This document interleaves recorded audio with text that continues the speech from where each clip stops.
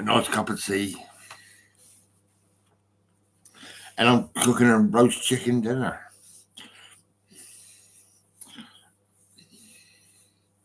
Roast chicken. I just had this feeling. I was like, shall I roast chicken?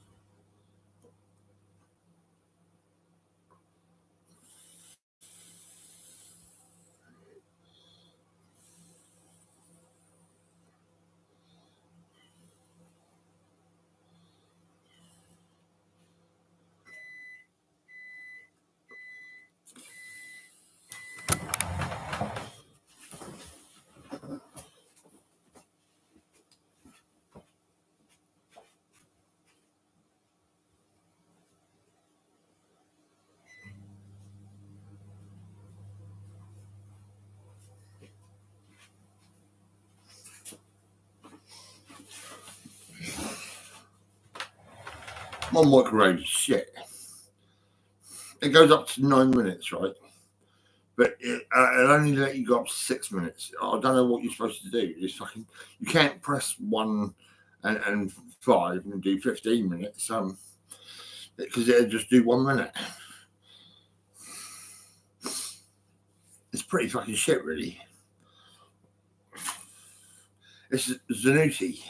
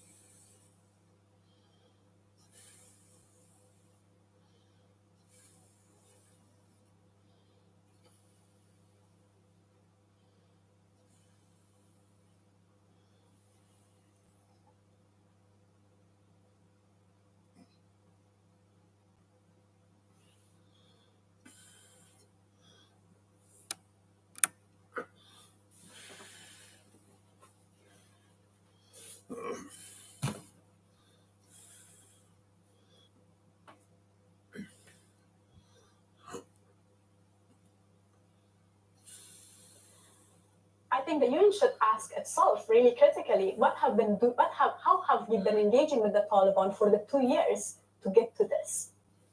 Because what's the purpose of engagement? The purpose of engagement is not only just delivery of humanitarian aid, but also upholding some principles, right? And if the engagement, the way it's going, is failing, what needs to be revisited?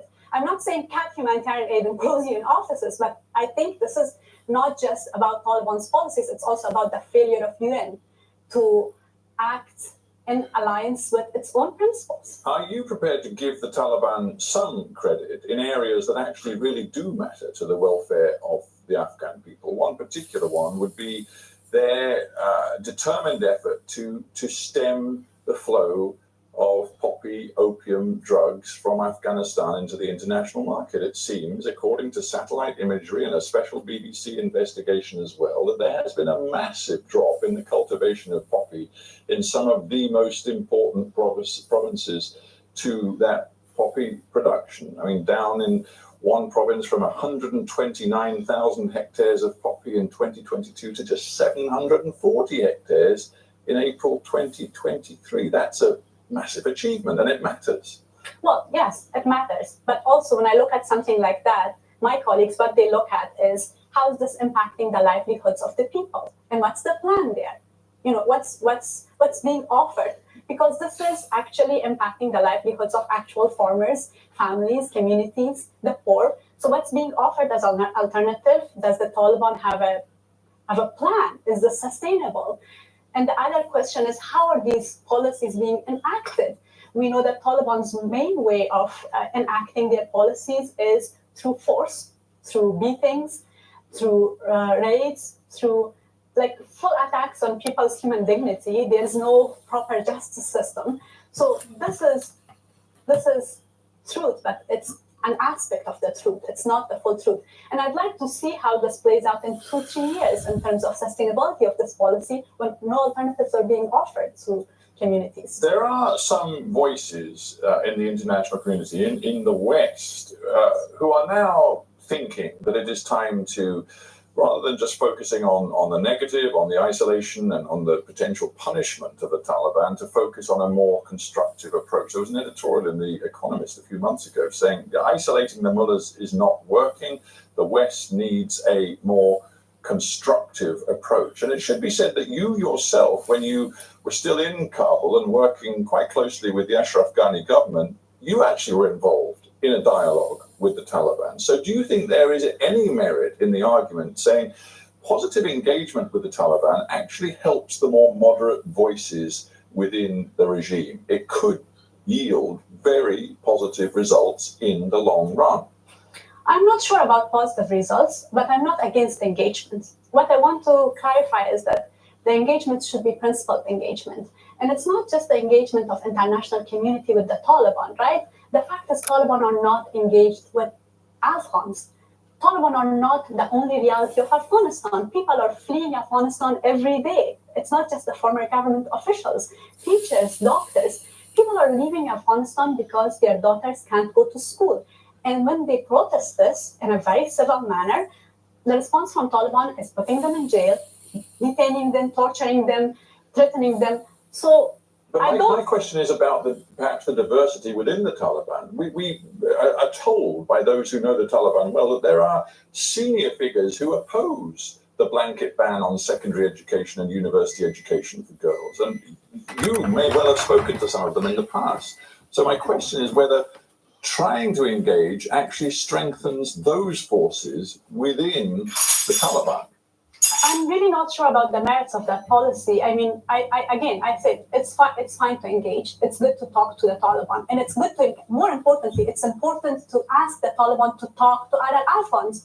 Why are these so-called more moderate voices so unwilling to speak with a wider group of Afghans?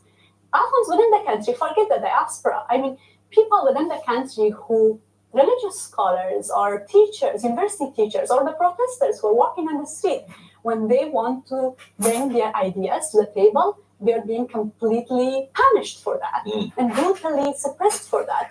So if these moderates are moderate in talking to the international community, why are they not moderate in engaging with Afghans, with a wide group of Afghans, diverse group of Afghans themselves? But do you think the diplomatic mood music is shifting? I'm sure you noted that at the very end of July, representatives of the Taliban met US officials for the first time, actually, since the Taliban takeover in the summer of 2021. Apparently, they discussed a way forward for their relations. They certainly didn't talk about normalizing relations, but they did, it seems, talk very broadly about how there might be a pathway to unfreezing some Afghan assets. Do you, as a senior human rights voice outside of the country right now, welcome that or view that with alarm? I view anything that US does in regard to Afghanistan with alarm. because I have a bad experience of the US policy in Afghanistan. I think US is only interested in its own, in its domestic, it has its own domestic political interest. I don't believe human rights is at the center of US's foreign policy, as the US government claims. I think Biden is very perhaps interested in Afghanistan being forgotten. So that maybe they're worried about China and the fact that, as we saw recently with a major mining deal where the Chinese companies appear to be desperate to get their hands on Afghan minerals, that the United States sees a geopolitical reason to begin to find a more creative relationship with the Taliban. It could be. I mean, I'm not an expert on any of this, but my sense, my response to U.S. engagement with the Taliban always is, I don't think that's going to be in Afghanistan's interest. I'm not sure. At the very least, I'm not sure it's in the interest of the Afghan people that's motivating this engagement. Is it about their hostages? Is it about some security concerns that they have? I genuinely don't believe that the human rights situation in Afghanistan is on top of the agenda in any of those discussions, genuinely. When you left in the summer of 21, you said, I hope to be back soon. The fact is, you've now set up a human rights organization in exile, Rawadari, which suggests to me maybe you've given up on the hope to be back soon, have you? I haven't given up. I don't think I can. I mean, I watch people's photos visiting Afghanistan this summer, and no, I haven't. I don't know when, but I'm really hoping that it will be soon and this will be short. There's part of me that's very rational, and I think about the fact that this will take longer than I hope and expect. And there's another part of me that thinks maybe I can do it. Maybe I can go back. Maybe it's going to be safe to be back. So, yeah. Shahrazad Akbar, we have to end there, but thank you for being on Hard Talk. Thank you for having me.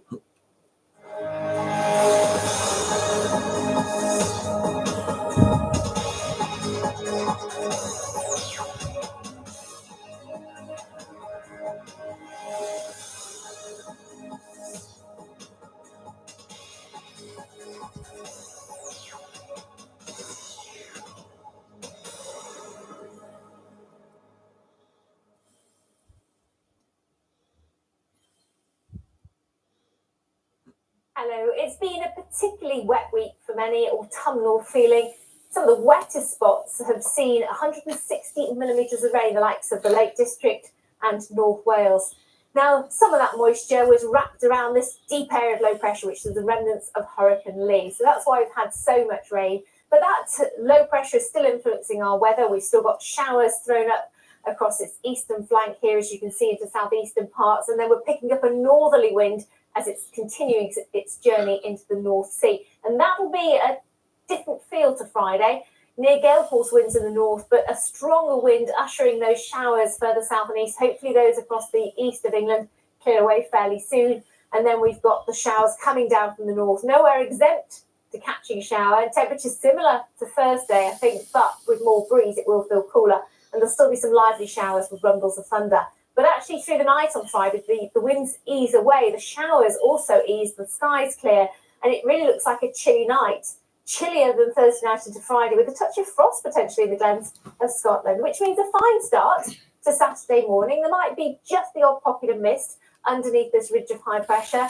But it's really just a brief window of dry weather because we already have this next low rolling in. This is the remnants of Hurricane Nigel, so more tropical air heading our way. But for the meantime, it's going to be chilly, as I say, to start Saturday morning.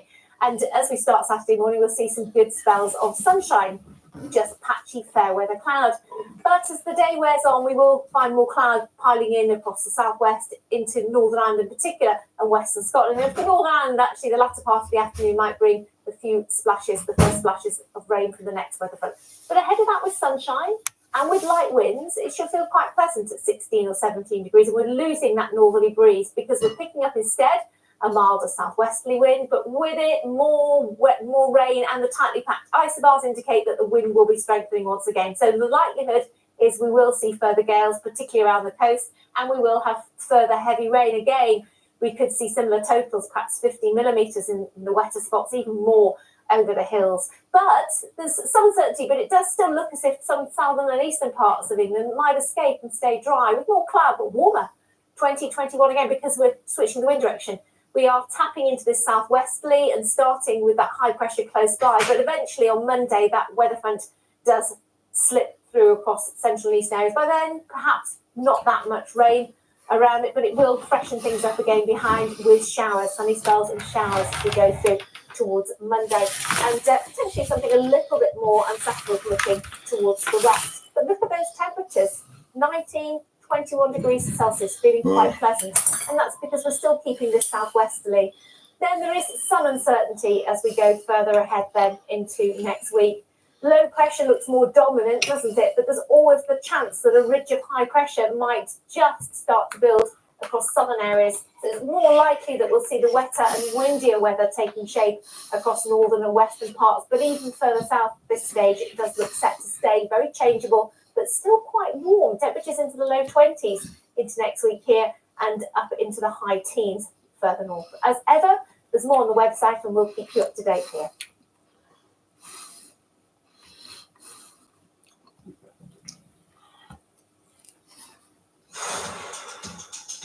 Are you a raver?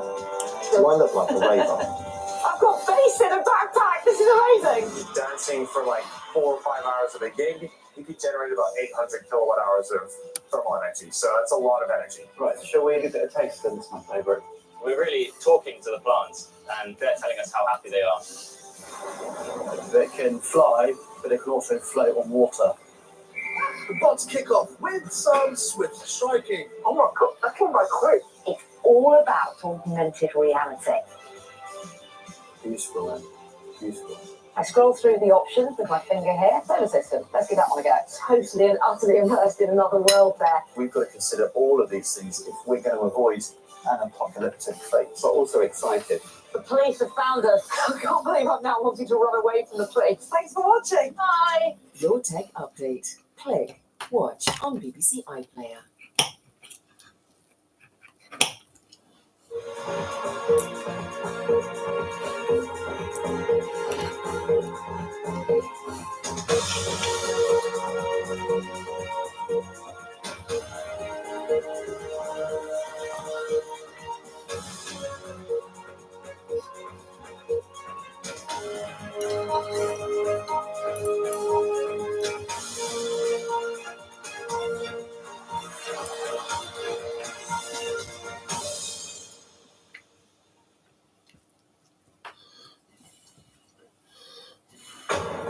Hello, live from London. This is BBC News. A woman has accused Russell Brand of exposing himself to her and then laughing about it minutes later on his Radio 2 show.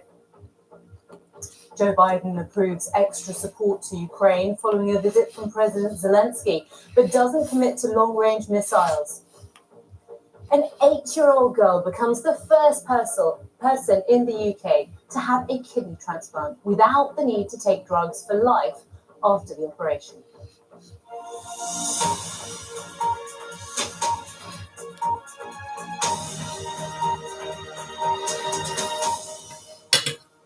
Hello there, I'm Victoria Valentine. The BBC is investigating a claim that the comedian Russell Brand exposed himself to a woman before joking about the incident just minutes later on his show on BBC Radio 2.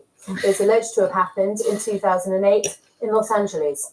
Now, the woman did not work for the BBC, but was employed in the building where the presenter, who has denied any wrongdoing, recorded his show. Graham Satchell reports. Russell Brand is facing a series of sexual assault allegations, including rape and emotional abuse. The latest is said to have happened in this building in Los Angeles in 2008, where the broadcaster was recording an episode of his Radio 2 programme. A woman who the BBC is calling Olivia claims Brand exposed himself to her in this bathroom. Brand then laughed about the alleged incident minutes later on his show with his co-host Matt Morgan. What made the BBC think that was appropriate to go out like that? I just don't understand why they didn't investigate this much sooner, given the raunchy, outrageous bits. In a statement, the BBC said, "We're very sorry to hear of these allegations and we will look into them. We are conducting a review to look at allegations of this nature, and if the woman who has shared her story is willing to speak to us, we would be very keen to hear from her." Russell Brand's co-presenter at the time, Matt Morgan, has also issued a statement. He says, "I was not aware until now of the nature of this encounter. I have expressed my regret now looking back at the impact of the show, and this is a further example. The recent coverage has been very distressing to read, and I reiterate my absolute condemnation of any form of mistreatment of women." It's the Russell Brand Show, and here's your host, I am! The latest claims follow an investigation by the Sunday Times and Channel 4's Dispatches programme in which 4 women alleged they were sexually assaulted by Russell Brand between 2006 and 2013. He has denied those claims, but has not responded to this latest allegation. Graham Satchell, BBC News. One of the most influential media bosses in the world, Rupert Murdoch, is stepping down from his news and sports empire. The 92-year-old will be succeeded as chairman of News Corporation and Fox by his eldest son, Lachlan Murdoch. Now, the company owns hundreds of local, national and international media outlets, including The Times, The Sun, The Wall Street Journal, Fox News and Fox Entertainment. And Mr. Murdoch will become chairman emeritus of both firms in mid-November. Our correspondent John Sodworth has this update from outside the headquarters in New York. From that first Australian newspaper, Mr. Murdoch has built up an extraordinary global empire. And although at the age of 92 there has long been speculation about this moment, now that it is here, there is still a sense of shock, not just from his employees like those here at Fox News, but around the world because of the huge political, cultural and social influence he was able to wield for so many decades across so many publications. In a statement sent to staff, he described his son Lachlan as a passionate and principled leader who would take the companies into the future. His brand of right-wing populist content, as well as his revolutionising approach to the media industry, made him a hero to some and the opposite to others, reinforced in recent years as a result of those scandals. The phone hacking scandal in the UK, as well as those claims of a rigged election here in America, for which Fox News eventually had to settle for almost 800 million US dollars. Although Mr. Murdoch steps down formally from the post of chairman, he stays on in an advisory role. And although this marks undoubtedly the beginning of the waning of his influence, it will not be gone entirely. Something hinted at by today's statement. My companies are in robust health, he said, and so am I. Well, live now to the media reporter Dylan Byers, the founding partner and senior correspondent at the news site Puck. Dylan, hero or villain? How will Rupert Murdoch be characterised in the story of his own life?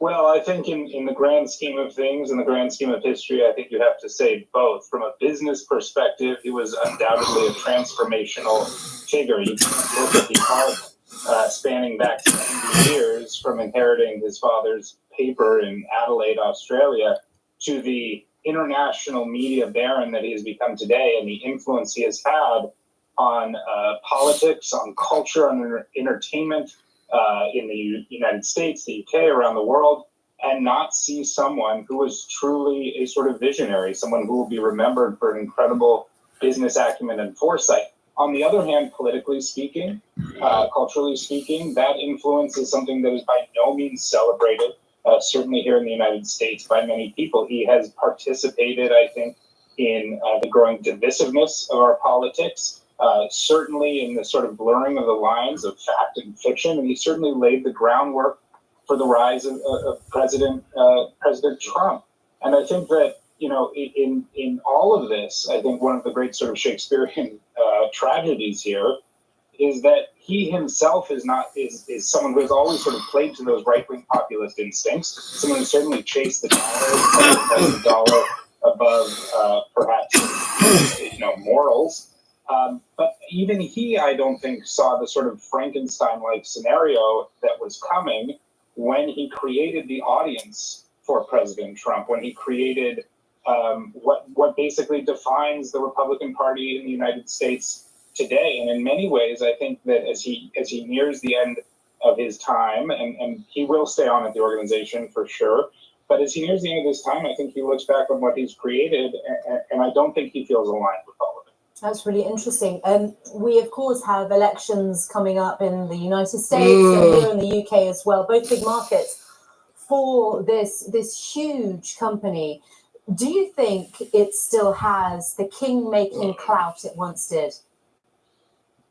Well, it's a very interesting question. I mean, on the one hand, you know, look, there have been, certainly in the United States, there have been a rise of alternate sources. I think politically, the Republican Party itself has become so fractured that it has no one voice that speaks for it. And at the same time, you know, the business model, the sort of influence of cable news and television generally is on the wane. All of that said, nothing has taken over for Fox News as the sort of preeminent voice on the right. And so I think that it remains an extraordinarily influential megaphone. But if the 2016 election proved anything and the 2020 election proved anything, it is that Rupert Murdoch and Fox News by no means control what is going to happen among conservatives, among the Republican Party. And so a lot of this has sort of gotten away from them, and they're holding on to it, again, you know, for a profit. But no, I think political forces, certainly the force of Donald Trump, has sort of grown to be bigger than Fox itself. That's fantastic and very interesting analysis there. Dylan, thank you very much for your time and your thoughts. Thank you. Thank you. Okay, I've got a phenomenal story to tell you. An 8-year-old girl here in the UK has become the first child to get a kidney transplant in Britain without the need for a lifetime of drugs to stop her body rejecting the organ. Aditi received both the kidney and stem cells from her mother, essentially reprogramming her body's immune system to accept the organ as her own. Here's our medical editor, Fergus Walsh. Aditi's health has been transformed by a double transplant, thanks to her mum and a team at Great Ormond Street Hospital in London. She has an extremely rare genetic condition which weakened her immune system and meant her kidneys were failing. So doctors took an unusual approach. First, Aditi had a bone marrow transplant using stem cells from her mum. This rebuilt Aditi's immune system. 6 months later, she had a kidney transplant, again donated by her mother, and her immune system accepted the organ as her own. Her immune deficiency had to be corrected by having mum's bone marrow first. And because Aditi was able to engraft and accept her mum's bone marrow, that therefore meant that her body could then see her mum's kidney when it was transplanted as being part of her. Within weeks of the transplant, Aditi was taken off immunosuppression, which means she doesn't risk the long-term side effects of these powerful drugs, which usually have to be taken daily to prevent organ rejection. The family is delighted. I feel so happy actually, yes. I given the blood cells and the kidney. I'm so happy, yes, of course. I feel perfectly okay, yes. I'm so proud of her. And she is amazing, she is doing very fine each and every day. And most of the support, I would say, is from her side. Yeah. Because if she was someone who was bogged down by the procedures or by what she listens to on the ward, it would have been much more difficult for us. On the other hand, she was one who was actually more outgoing. Aditi is back at school and both her immune system and transplanted kidney are working normally.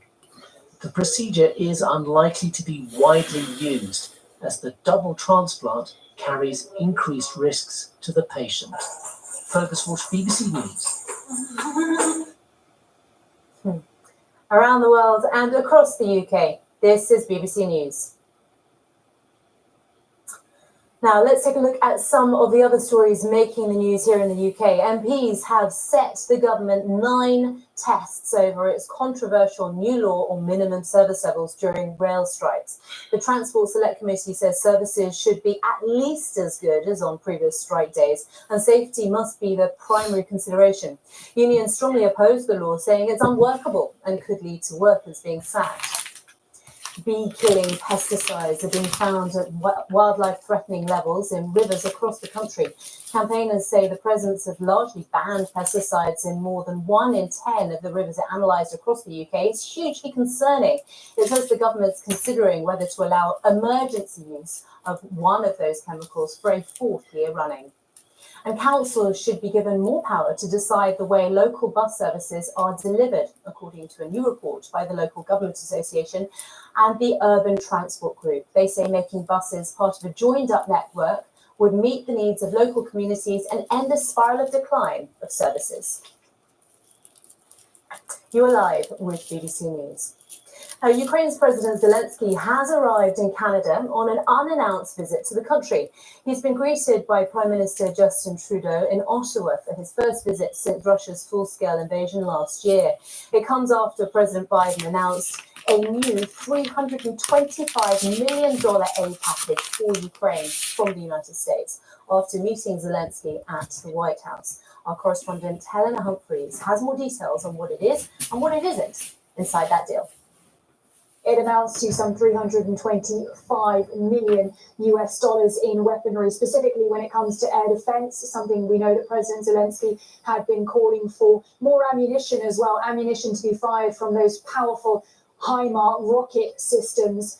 More Abrams tanks as well, or Abrams tanks which will be on the ground in Ukraine, we now understand from next week. Specifically, though, it didn't include those ATACMS longer-range missiles. Remember, President Zelensky has been calling for those, saying that they will be necessary, particularly with regards to efforts to retake any land in Crimea.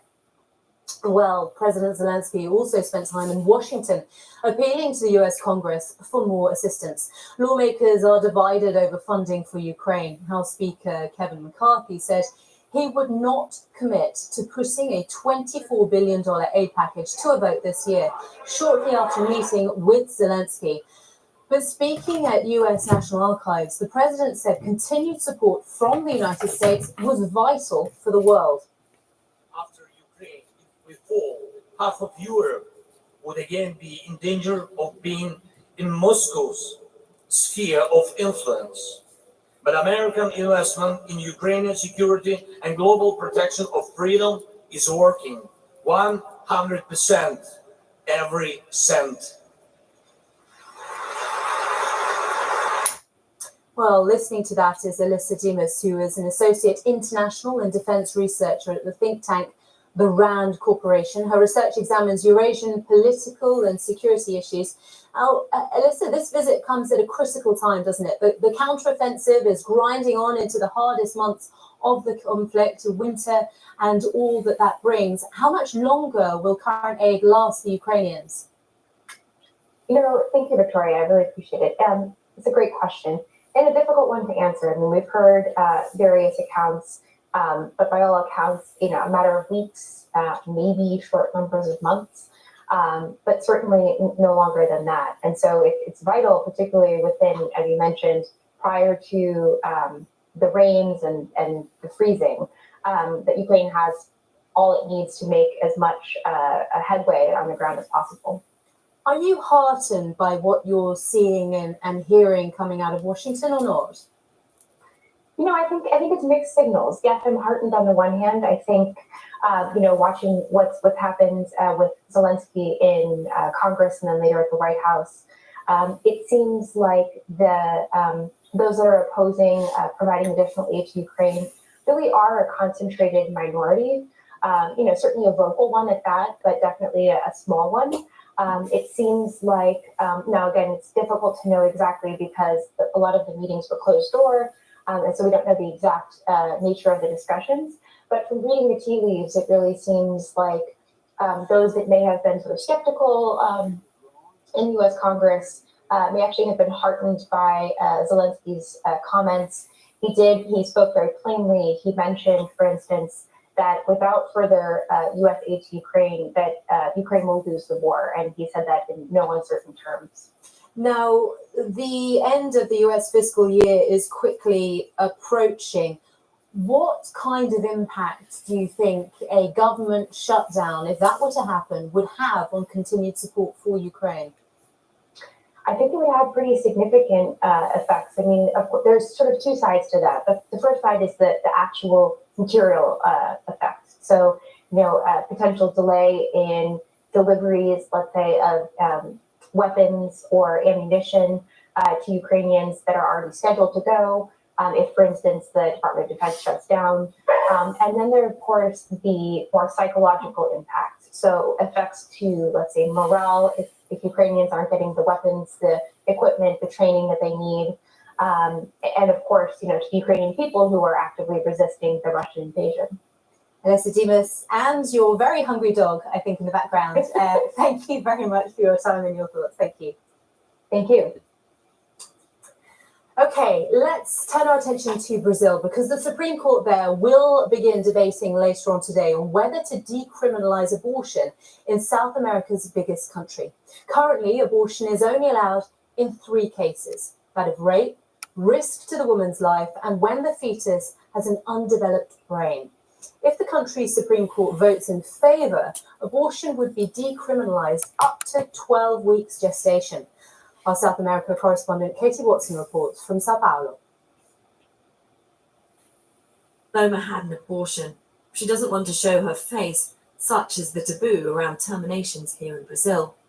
She shows me the scans revealing that the baby she was expecting had a rare condition that meant it wouldn't survive birth and could have risked her life too. Therein began a painful process to access a right she thought would be a given. I asked the doctor if my baby would survive, she told me. He said I had to wait for it to be born. The nurse who was with him said the baby's heart was beating, that I'd regret the decision in the future. Through tears, Paloma told them that the choice was hers. Only it wasn't. There are only 3 cases in which abortion is allowed: rape, when the woman's life is at risk, or in the case of anencephaly, when the fetus's brain is undeveloped. Paloma's case wasn't one of those. She was told, though, that with 2 supporting doctors, a judge would likely grant a termination. Her doctor refused, and it took 6 weeks to be granted one, jumping through hurdles all the while. I think I speak for everyone when I say that it was a nightmare, says Paloma. We aren't the owners of our own bodies, are we? It was something that could have been so simple, but they kept prolonging the suffering. This week, much could change. Brazil's Supreme Court will begin voting on whether to decriminalize abortion in the first 12 weeks of pregnancy. It comes after Mexico's Supreme Court recently decriminalized abortion across the country. It's estimated that by the age of 40, 1 in 7 women here in Brazil will have had at least 1 abortion. But while the procedure remains largely illegal, the risk of having a dangerous abortion remains high. Conservative groups are increasingly being challenged by doctors who say this needs to be a public health issue, that women will access abortion regardless, and the priority is keeping them safe. Natalia nearly had an abortion at 21 until her religious mother convinced her otherwise. Milena's 23 and gave birth 4 months ago, and she's pregnant again, saying that she wants to have as many children as God allows her. Both women are Catholic. They believe that life begins at conception, and they actively campaign against liberalizing abortion. They believe the move by the Supreme Court is purely political. We all know that President Lula has a leftist agenda, an abortionist agenda. Feminists defend freedom to abort.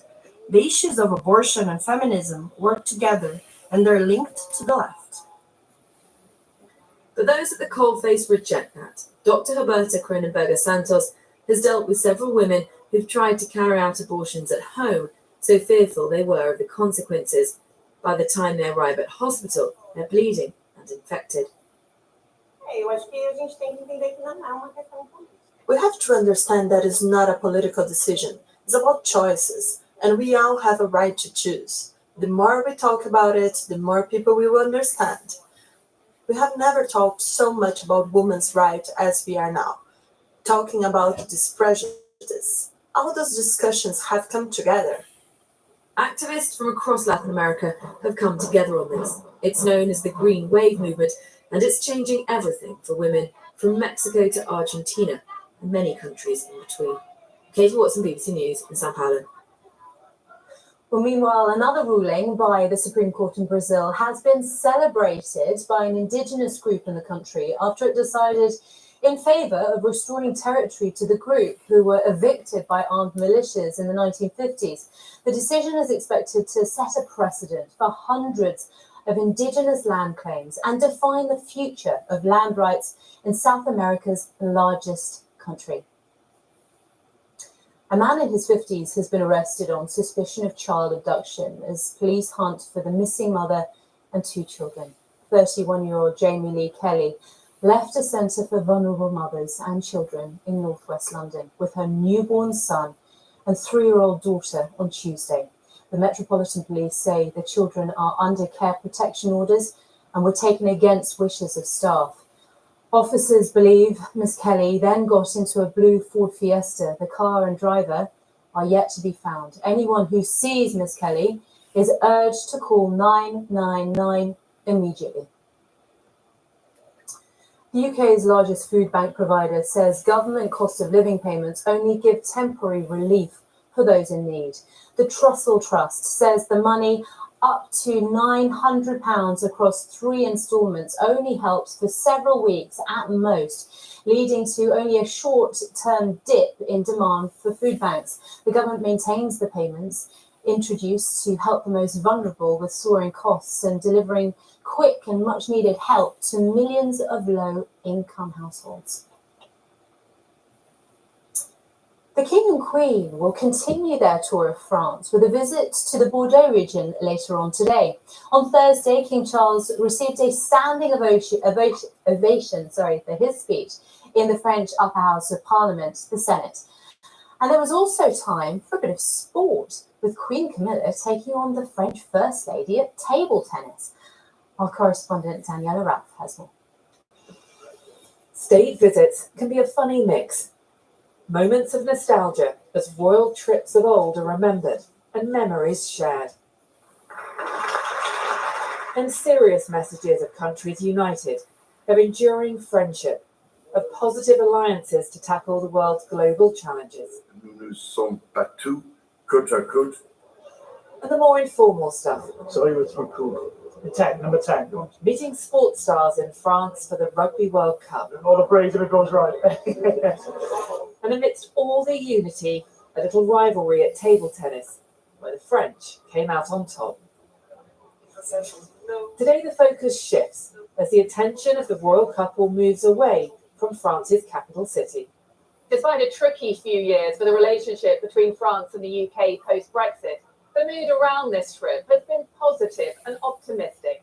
Today, the King and Queen leave Paris and head south to Bordeaux for the final day of the state visit. And there is something distinctly British about the weather forecast for Bordeaux, as a city which is twinned with Bristol prepares for its starring role in the state visit today. It will include a reception on board a Royal Navy frigate to highlight defence ties between the UK and France, plus a visit to an organic, sustainable vineyard. What's been noticeable during the week has been the obvious warmth and ease in the relationship between the King and the Queen and President Brigitte Macron. Last night, they said their goodbyes at the Élysée Palace, after a state visit where friendship and shared values have been the focus. Daniela Ralph, BBC News, Paris. We've got all your business news coming up very shortly. We're going to be looking at the state of the UK economy and what it means with interest rates staying where they are. Will they continue to stay there, and for how long? That's a big question. Do stay with us here on BBC News. So much more to come.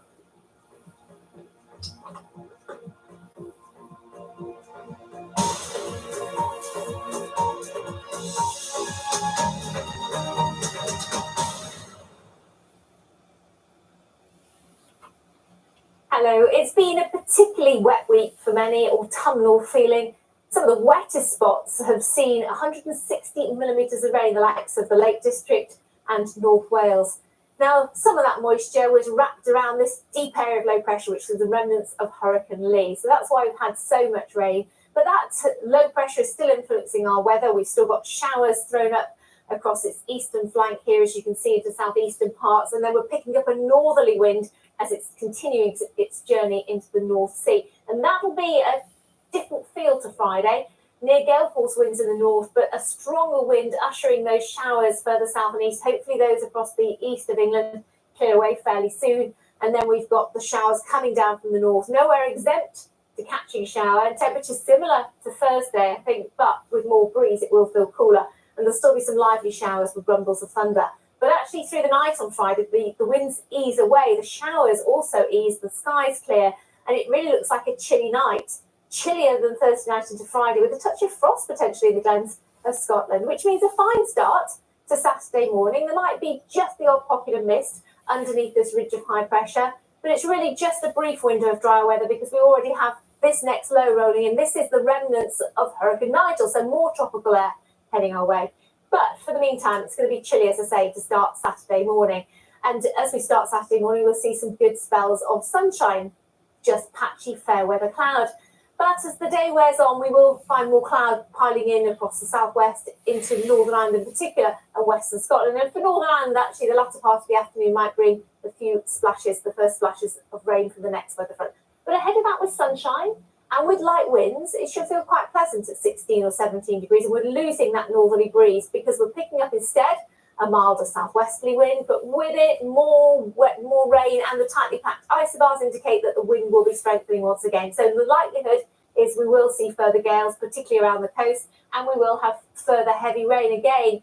We could see similar totals, perhaps 50 millimetres in the wetter spots, even more over the hills. But there's some uncertainty, but it does still look as if some southern and eastern parts of England might escape and stay dry with more cloud, but warmer.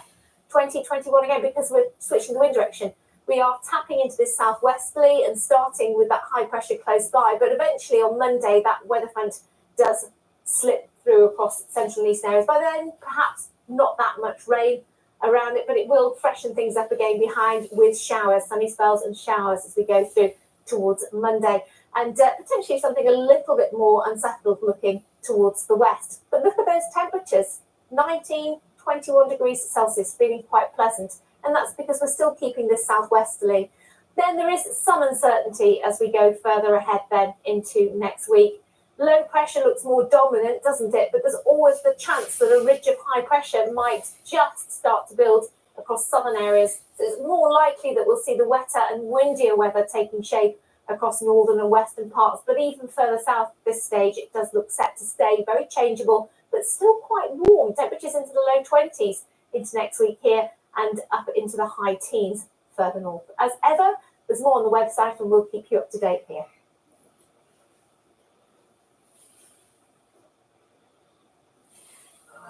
Your favourite radio show is now available on BBC News, so join me, Nikki Campbell, for the nation's phone-in, talking about the big topics of the day, giving you a voice. No judgment, just honesty. Nikki Campbell. Watch on BBC iPlayer.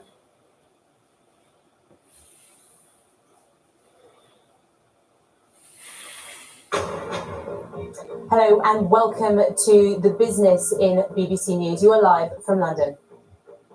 Holding pattern relief for UK borrowers as the Bank of England calls a halt to almost 2 years of interest rate hikes.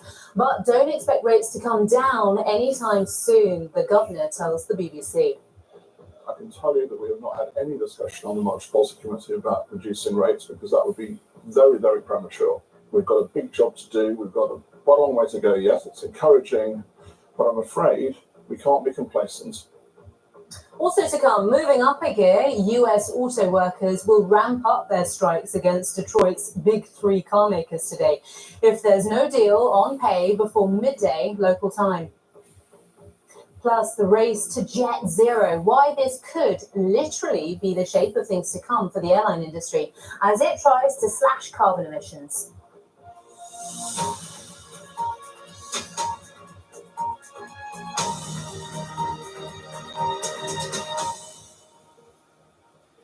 Hello, we start here in the UK, where the Bank of England has finally called a halt to almost 2 years of relentless interest rate rises. It left the cost of borrowing at 5.25% on Thursday, after a bigger than expected fall in inflation in August. Now, that figure is now being widely seen as the peak for UK rates, although the bank is warning they could still rise further if inflation begins to tick up again. The big question now for businesses in the UK and for millions of mortgage borrowers across the country is, when will rates start to come down? Our economics editor, Faisal Islam, has more. At his development near Grimsby, the slow burn impact of a relentless series of rate rises is hitting home and hitting house building in particular. A small development like this for us, 12 bungalows, would normally be fully reserved very early on in the build. However, even though inquiries are coming in at high levels every week, reservations have been very, very slow and impacted massively. The hold in interest rates goes down well in this sector. Very welcome news. Very welcome news. It will create some confidence in the market and hopefully kickstart some sales again. In just over 2 years, rates have risen 14 times as the world tries to cope with a series of inflationary shocks. Other nations across the world have also raised rates sharply, but are now on pause too. Governor, is this decision to pause rate rises a turning point? Well, it's a point when we've stopped tightening, because we've had very good news this week on the inflation front. Very welcome news. We could see that inflation was coming down, but this week's news is good, because it's a sign that we've had more than we expected, and that's very good. But of course, the job's not done yet. We can't be complacent about this. This is a pause, at least, in the sharpest series of interest rate rises we've seen in a generation. It was a knife-edge decision, reflecting the very delicate tightrope between inflationary pressures on the one hand and the overall health of the economy. And while if things remain as they are, we should expect that this could be the peak in interest rates. The central expectation of forecasters is that they'll remain around this level for some time to come, which offers some respite for borrowers from further rises. Just don't expect a cut in rates anytime soon. I can tell you that we have not had any discussion on the Monetary Policy Committee about reducing rates, because that would be very, very premature.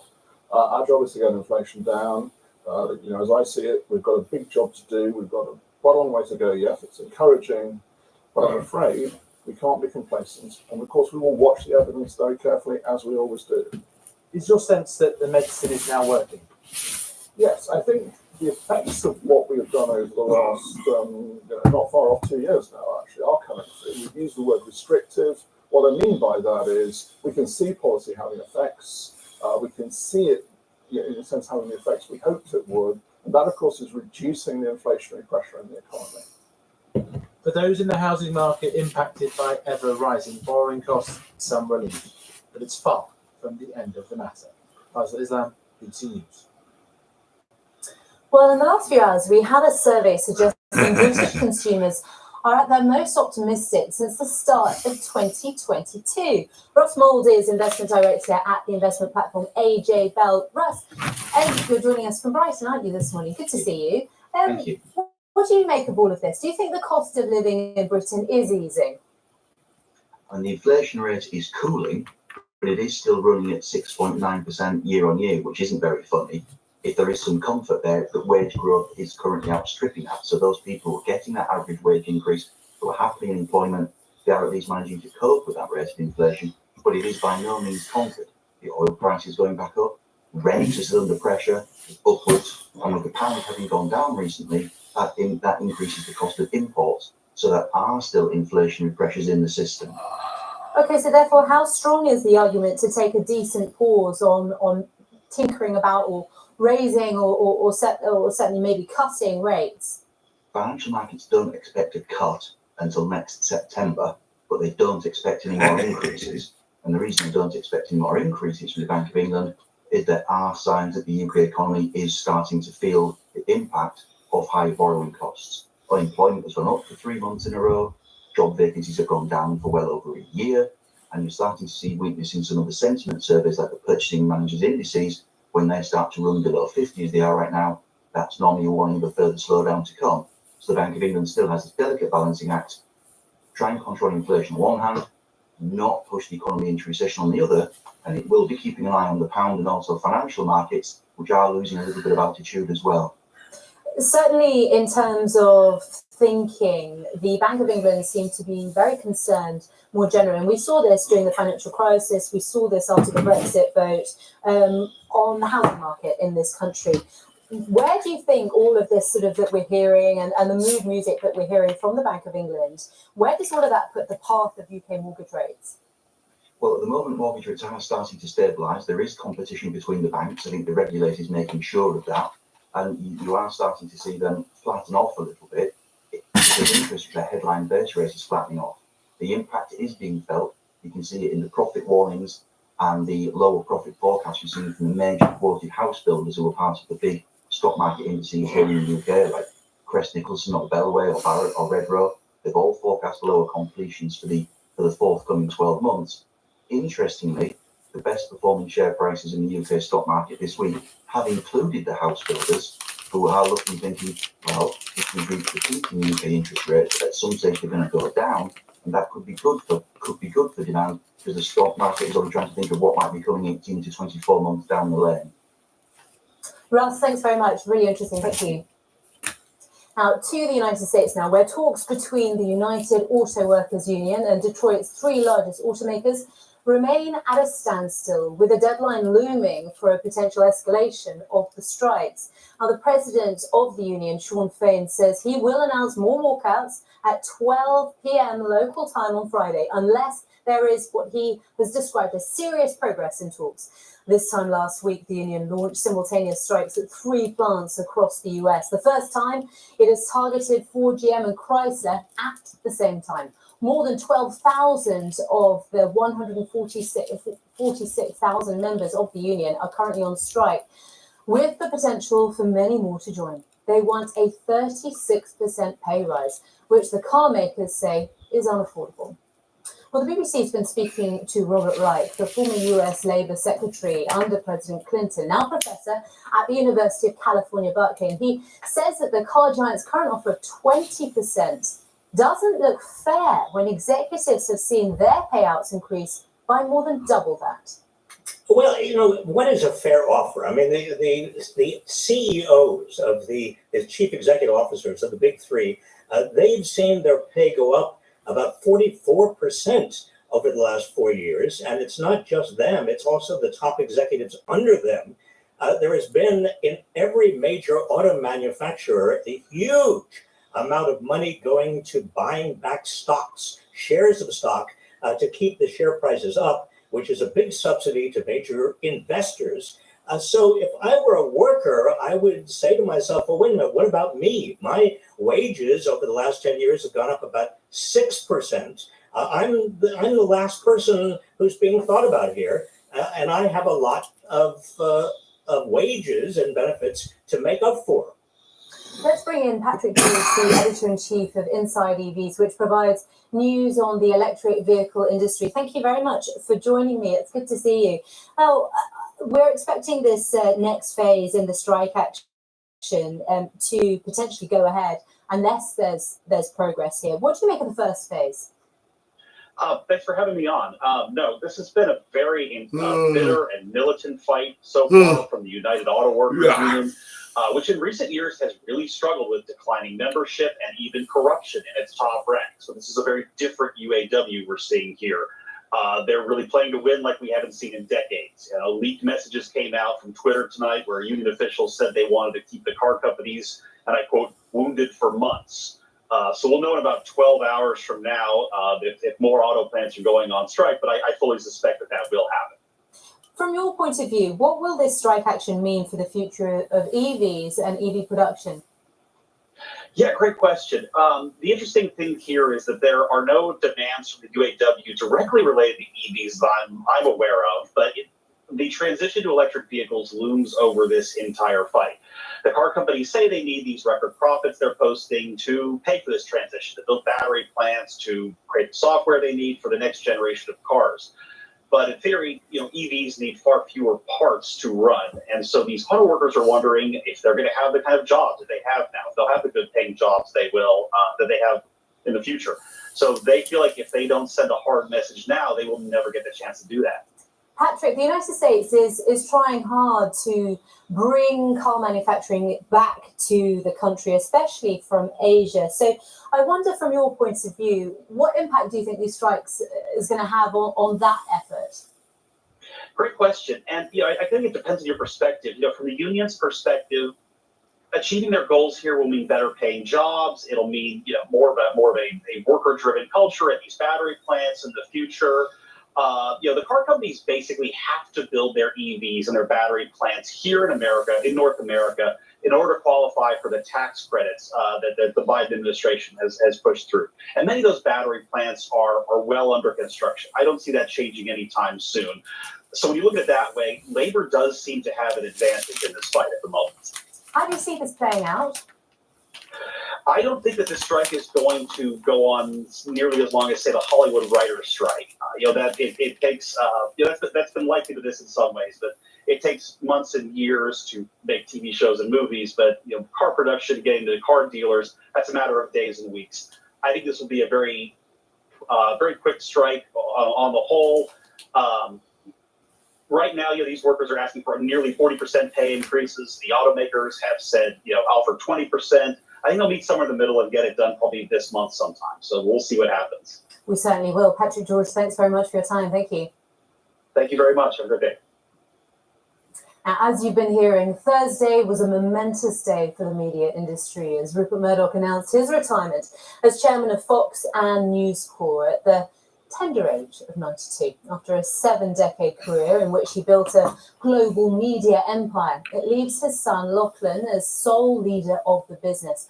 And as Erin Delmore reports from New York, he'll face an increasingly challenging environment. At 92 years old, Rupert Murdoch has been preparing for this day. His eldest son, Lachlan Murdoch, currently serves as chief executive of Fox, and his siblings have cleared the way. But the announcement nonetheless sent shockwaves through media circles. The elder Mr. Murdoch had been known to joke that he intended to leave his companies feet first. And perhaps in that spirit, Rupert Murdoch said he'll remain close at hand, keenly watching his media outlets' offerings and reaching out with thoughts, ideas, and advice. He'll become emeritus chairman of both companies in mid-November. It's hard to overstate Mr. Murdoch's influence on the media and political landscapes, both domestically and around the world. His news platforms capitalized on waves of right-wing populism in the United States and elsewhere that sometimes propelled conservatives to power and shaped public opinion in their favor, sometimes landing in legal trouble. Fox News, the crown jewel in Mr. Murdoch's portfolio, recently settled a defamation lawsuit stemming from the network's amplification of former President Trump's false claims about the 2020 election for a historic $787 million. With another lawsuit in the works, and with streaming and digital encroaching on Mr. Murdoch's cable and newspaper empire, the younger Mr. Murdoch will have his hands full. Australian unions have called off strikes at 2 of Chevron's liquefied natural gas, or LNG, projects after accepting proposals to end long-running disputes over paying conditions. The standoff has rattled global gas markets since early August on concerns it could disrupt global supplies. Europe has become increasingly reliant on LNG as it seeks alternatives to Russian gas.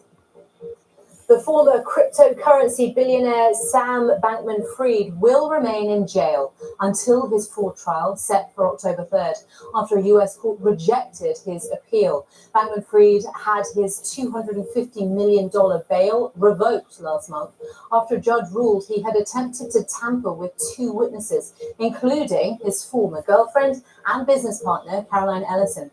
She has pleaded guilty to fraud and is expected to testify against him over the collapse of the FTX crypto exchange last year. And coming up, growth out of sight, how laser eye surgery has turned into a multi-billion-dollar business. Around the world and across the UK, this is BBC News. When I'm actually on the mat, there's so much adrenaline, it's always a bit of a blur. I love the pressure. Pressure's like, it's like rocket fuel for me. I just use it and channel it Tom Clem's drive to the top of the world rankings has been fueled by dedication and discipline. I started by winning a medal, and I thought, okay, I need to do it again. And then I was consistently being right up there with all the big hitters in my category. And now that I'm number one in the world, like I have to train like number one in the world. I have to eat, sleep, act like number one in the world. Let's go. Tom's commitment to train every single day around school and travel to be under the tutelage of Coach Sandy Scorda is reaping rewards. Last year, he won gold at the Commonwealth Karate Championships and has racked up nearly 1,800 points across 8 competitions in the past year and a half, taking him to world number 1 in his age group. The ultimate aim is to become world champion. That's the big goal, the big dream. For more stories from across the UK, head to the BBC News website. Hi there, welcome back. You are live with BBC News. To the airline industry now and the growing pressure to slash carbon emissions. Take a look at this. It could quite literally be the shape of things to come for aviation. That design is known as blended wing body. And a Californian company called Jet Zero claims it can cut carbon emissions by half. Well, Jet Zero recently got some major funding from the US government. The BBC's Aaron Hazelhurst has been speaking to the boss. He asked why this is taking off now, since the design has been around for years. The advent of all composite aircraft is probably the biggest thing. That's material. It's a great enabler of this particular shape. So we can build this shape, which is more efficient. What the world needs right now most is a step change in aviation. And that is exactly what this new airframe can provide. Well, if you're talking about the possibility of 50% savings in efficiency and fuel burn, I would only imagine, are airlines just knocking down your door? Absolutely. We're talking to all the major airlines globally because 50% has just not been on the table. They're used to ringing out a percentage point or two based on their configuration. So they're absolutely interested in this. I want to know. So I'm going to, without damaging it, pick the model up here. Mm-hmm. We can see the picture here. You've got the windows. Mm-hmm. But so what? The passengers sit along here and then inside the guts of this plane. Without a window, obviously. That's exactly right, for sure. Do we know? I know it's only early days, but do we have any idea what sort of passenger experience you get being on board this? Yeah, this is going to be a different shape of an aircraft, and so it gives us an opportunity to focus on all the improvements that shape enables. Right. So from the front of the aircraft, the windows are basically forward facing all the way to the aft of the aircraft, where we can create a more spacious environment. The possibilities are, amazing. I mean, it all sounds very promising. Let's talk about the reality of it. Where are we at? So you're going to build a prototype. When's it going to be in the air? Yeah, so first step, we're working with NASA and the Air Force to build a full-scale demonstration. We're entirely focused on demonstrating the capacity for performance with this airframe at full scale. That's a 4-year program. 2027, we fly that plane. A prototype then. Exactly. And then certification and scale to manufacturing. Bring it to the market, right? That's how you address it. Well, if you found that fascinating, there's a lot more of that on a special edition of Talking Business with Aaron Hazelhurst. He's looking at the future of air travel this weekend here on BBC News. The first airing here in the UK is at 11:30 on Saturday, and for the rest of the world, it's on from 22:30, so 10:30 GMT tonight. Finally, to an industry that has been growing literally out of sight. Laser eye surgery was developed in the 1990s as a permanent way to correct vision and remove the need for glasses and contact lenses. Since then, demand has surged, with annual sales hitting more than $3 billion, and that is set to continue as US doctors warn our use of electronic devices is fueling a rise in short-sightedness or myopia. Let's speak now to Dr. Jorgen Jorgensen, who is the CEO and founder of EuroEyes. It's one of the world's biggest independent clinic groups for laser eye surgery, which operates all over the place across Europe, and it's also now expanded into China. Thank you so much for joining us here on the program, Jorn. Why the boom in business, do you think? Well, so more and more people are getting myop, more and more people are needing glasses. And at the same time, we have seen a huge development of secure technology. You can do it today in a very safe way. And this has encouraged many people to do that. And also people wish to pamper themselves today. So Just going to get to the first bit of your answer. You said more people have myopia. Why are more people becoming short-sighted? we have seen during COVID where people were sitting indoors. We have seen children being indoors, not getting out, and reading on their cell phone the whole time. All in this has led to more myopia worldwide, also in the UK. So our own habits, our screen times, our devices, our computers, our FaceTimes, our Zooms, that is destroying our eyes. Yes, you can see it in this way. Children get more myopic, that get higher myopic, and we also see that by 45 plus, they get earlier presbyopic. So also they will need earlier reading glasses. So it's a whole group of patients. What should we be doing, therefore, to avoid this and to avoid having eye surgery in the first place? Because, of course, not everyone can afford this. I think what you can do it when you are father and mother, you can let children go out, you can get them out several hours a day to play outside and not sitting in front of the computer the whole day. And also, your eyes need a little rest. Not that they are looking at nearby things, books and iPads the whole time, but also looking in the far. That will relax the eye a little, and this will probably help the situation. That's really good, really useful advice. Thank you very much. If you are thinking about this surgery, is there a sort of an exploration for this? Is there a better time in your life to do it, and how long does it last? We have more and more patients who are 45 plus who wish to not have reading glasses and progressive glasses anymore. So they do that when they are 45 plus or 50 to have a life without glasses for far and for near. So this is the right patient. So you can say today, when it bothers you, the technology today is very safe. So I think this is the big news. Dr. Jon Jorgensen, thank you very much for your time. Really interesting. Thank you. Now, if you're watching on BBC One, this is the part where we part ways. I've been a journalist here at BBC News for 15 years. From financial crises to pandemics, wars, humanitarian and environmental disasters, cultural movements, landmark legal decisions, inspiring cases of triumph over the odds, innovation, as you've just heard, disruption to it, all comes across this desk. Here you've got a front seat to humankind, as ugly and as beautiful as that can sometimes be. And holding up that mirror for you, so you can see beyond, and appraise for yourself, to my mind, there is no greater privilege. Thank you. But before I go, I'd like to leave you with some words of my own. Abuse of power, position, inequality, negligence. We report on them daily here at the BBC. They exist all over the world, wherever you are now.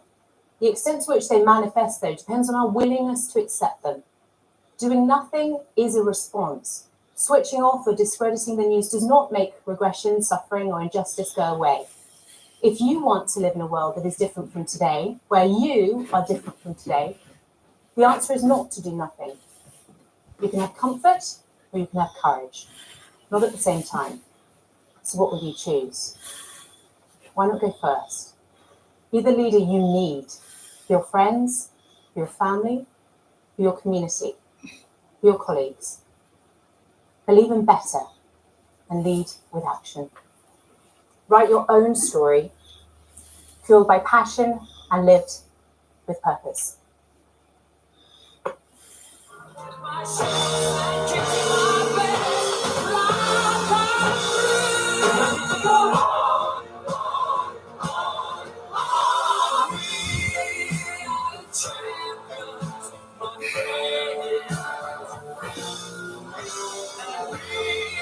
Keep on fighting to the end.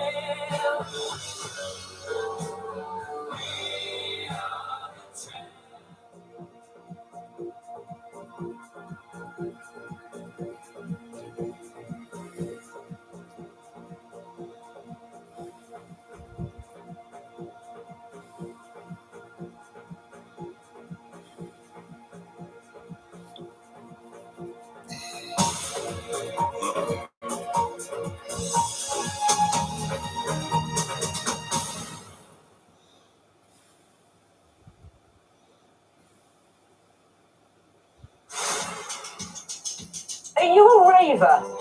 Do I look like a raver? I've got bass in a backpack. This is amazing. Dancing for like 4 or 5 hours. Are you a raver? Come on, tell me. So it's a lot I'm the real stoned raver. Oh my God, here we go, one song. talking to the plants, and they're telling us how happy they are. They can fly, but they can also float on water. About to kick off with some swift striking. Oh my God, that's all my quiz. It's all about augmented reality. Peaceful and beautiful. I scroll through the options with my finger here. Solar system. Let's give that one a go. Totally and utterly immersed in another world there. We've got to consider all of these things if we're going to avoid an apocalyptic fate, but also excited. The police have found us. I can't believe I've now wanted to run away from the police. Thanks for watching. Bye. Click tomorrow at 8:30 on BBC News and iPlayer. This is the first submarine known to have been used to bring cocaine from South America to Europe. It's homemade, and it travelled 4,000 miles across the Atlantic Ocean. The group has just arrived in Kiev, but this is just the very first stage of an extremely long and arduous journey to try and get their children back. I'd love for us to be in a position where we have a political system that represents our entire society, something that builds on the framework that was laid out by the Good Friday Agreement 25 years ago. Some of the migrants took with them samples of soil of their homeland. I can very much relate to that. I know how it feels to lose your home. Now, women also have an identity. Earlier, only men were known by their names. Now, women are identified as individuals too. Inspiring short films from the BBC. Watch on iPlayer. In 2022, His Majesty the King commissioned 10 artists to create portraits of the Windrush generation to commemorate these extraordinary people and their experiences. There was a shortage of workers here. England have the money, but Jamaica have the men. We see the special relationships between artist and sitter unfold. The idea is that these are kind of prompts for you to kind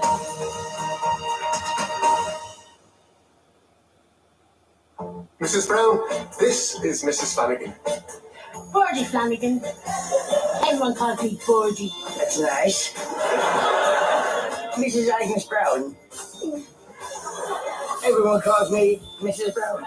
Brand new Mrs. Brown's Boys. Press red for all episodes on BBC iPlayer. What an elaborate tale.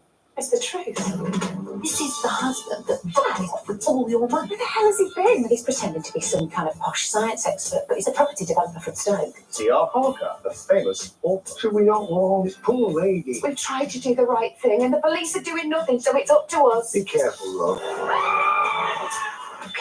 Can you feel it? The following events are based on a pack of lies. Press red for all episodes on BBC iPlayer. Blankety Blank is back, hosted by yours truly, yes, me, Bradley Walsh, with our incredible celebrity panel, and of course our eager contestants. Why, it's one of the contestants me 10 years ago. Do you do yoga, Amina? Absolutely not. Blankety Blank starts tomorrow at 9:35 on BBC One and iPlayer.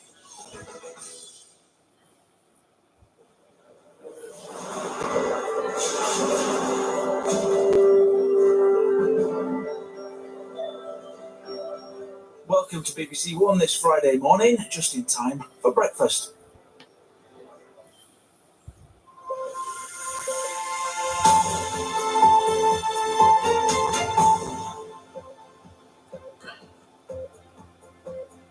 Good morning. Welcome to breakfast with Ben Thompson and Naga Munchesney. Good morning. Our headlines at 6 o'clock.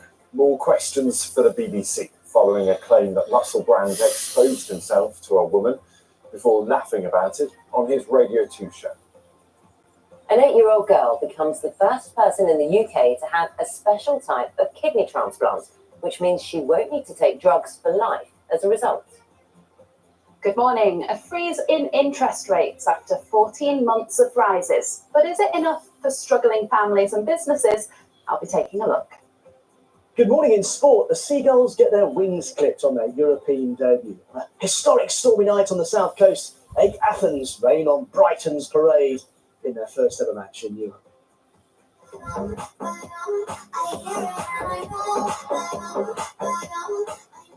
Kylie Minogue on 40 years of making music and life in the spotlight before the age of social media. If it was Neighbours hysteria time now, I mean, I dread to think what myself, Jason, and Guy would have got up to on TikTok. And good morning. We've got a mixed weekend of weather ahead, but for today it's a case of sunny spells, showers, and the odd rainbow or two. I'll have full details throughout the programme. Good morning. It's Friday, the 22nd of September. The BBC is investigating a claim that Russell Brand exposed himself to a woman before joking about the incident on his Radio 2 show. It's alleged to have happened in 2008 in Los Angeles. Now, the woman did not work for the BBC, but was employed in the building where the presenter, who's denied any wrongdoing, recorded his show.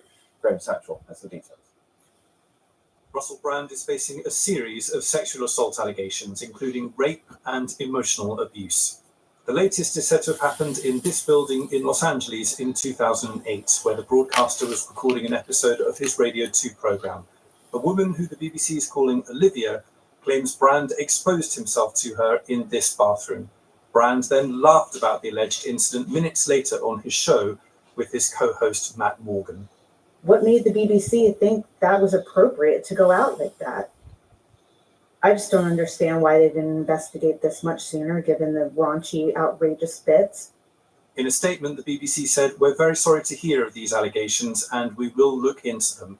We are conducting a review to look at allegations of this nature, and if the woman who has shared her story is willing to speak to us, we would be very keen to hear from her." Russell Brand's co-presenter at the time, Matt Morgan, has also issued a statement. He says, "I was not aware until now of the nature of this encounter. I have expressed my regret now looking back at the impact of the show, and this is a further example. The recent coverage has been very distressing to read, and I reiterate my absolute condemnation of any form of mistreatment of women." It's the Russell Brand Show, and here's your host, I am! The latest claims follow an investigation by the Sunday Times and Channel 4's Dispatches programme in which 4 women allege they were sexually assaulted by Russell Brand between 2006 and 2013. He has denied those claims, but has not responded to this latest allegation. Graham Satchell, BBC News. Let's talk to our entertainment correspondent, Colin Patterson, who's in London outside the BBC. Colin, this allegation, how does this fit, seeing as what we broke the story we saw the story emerge nearly a week ago?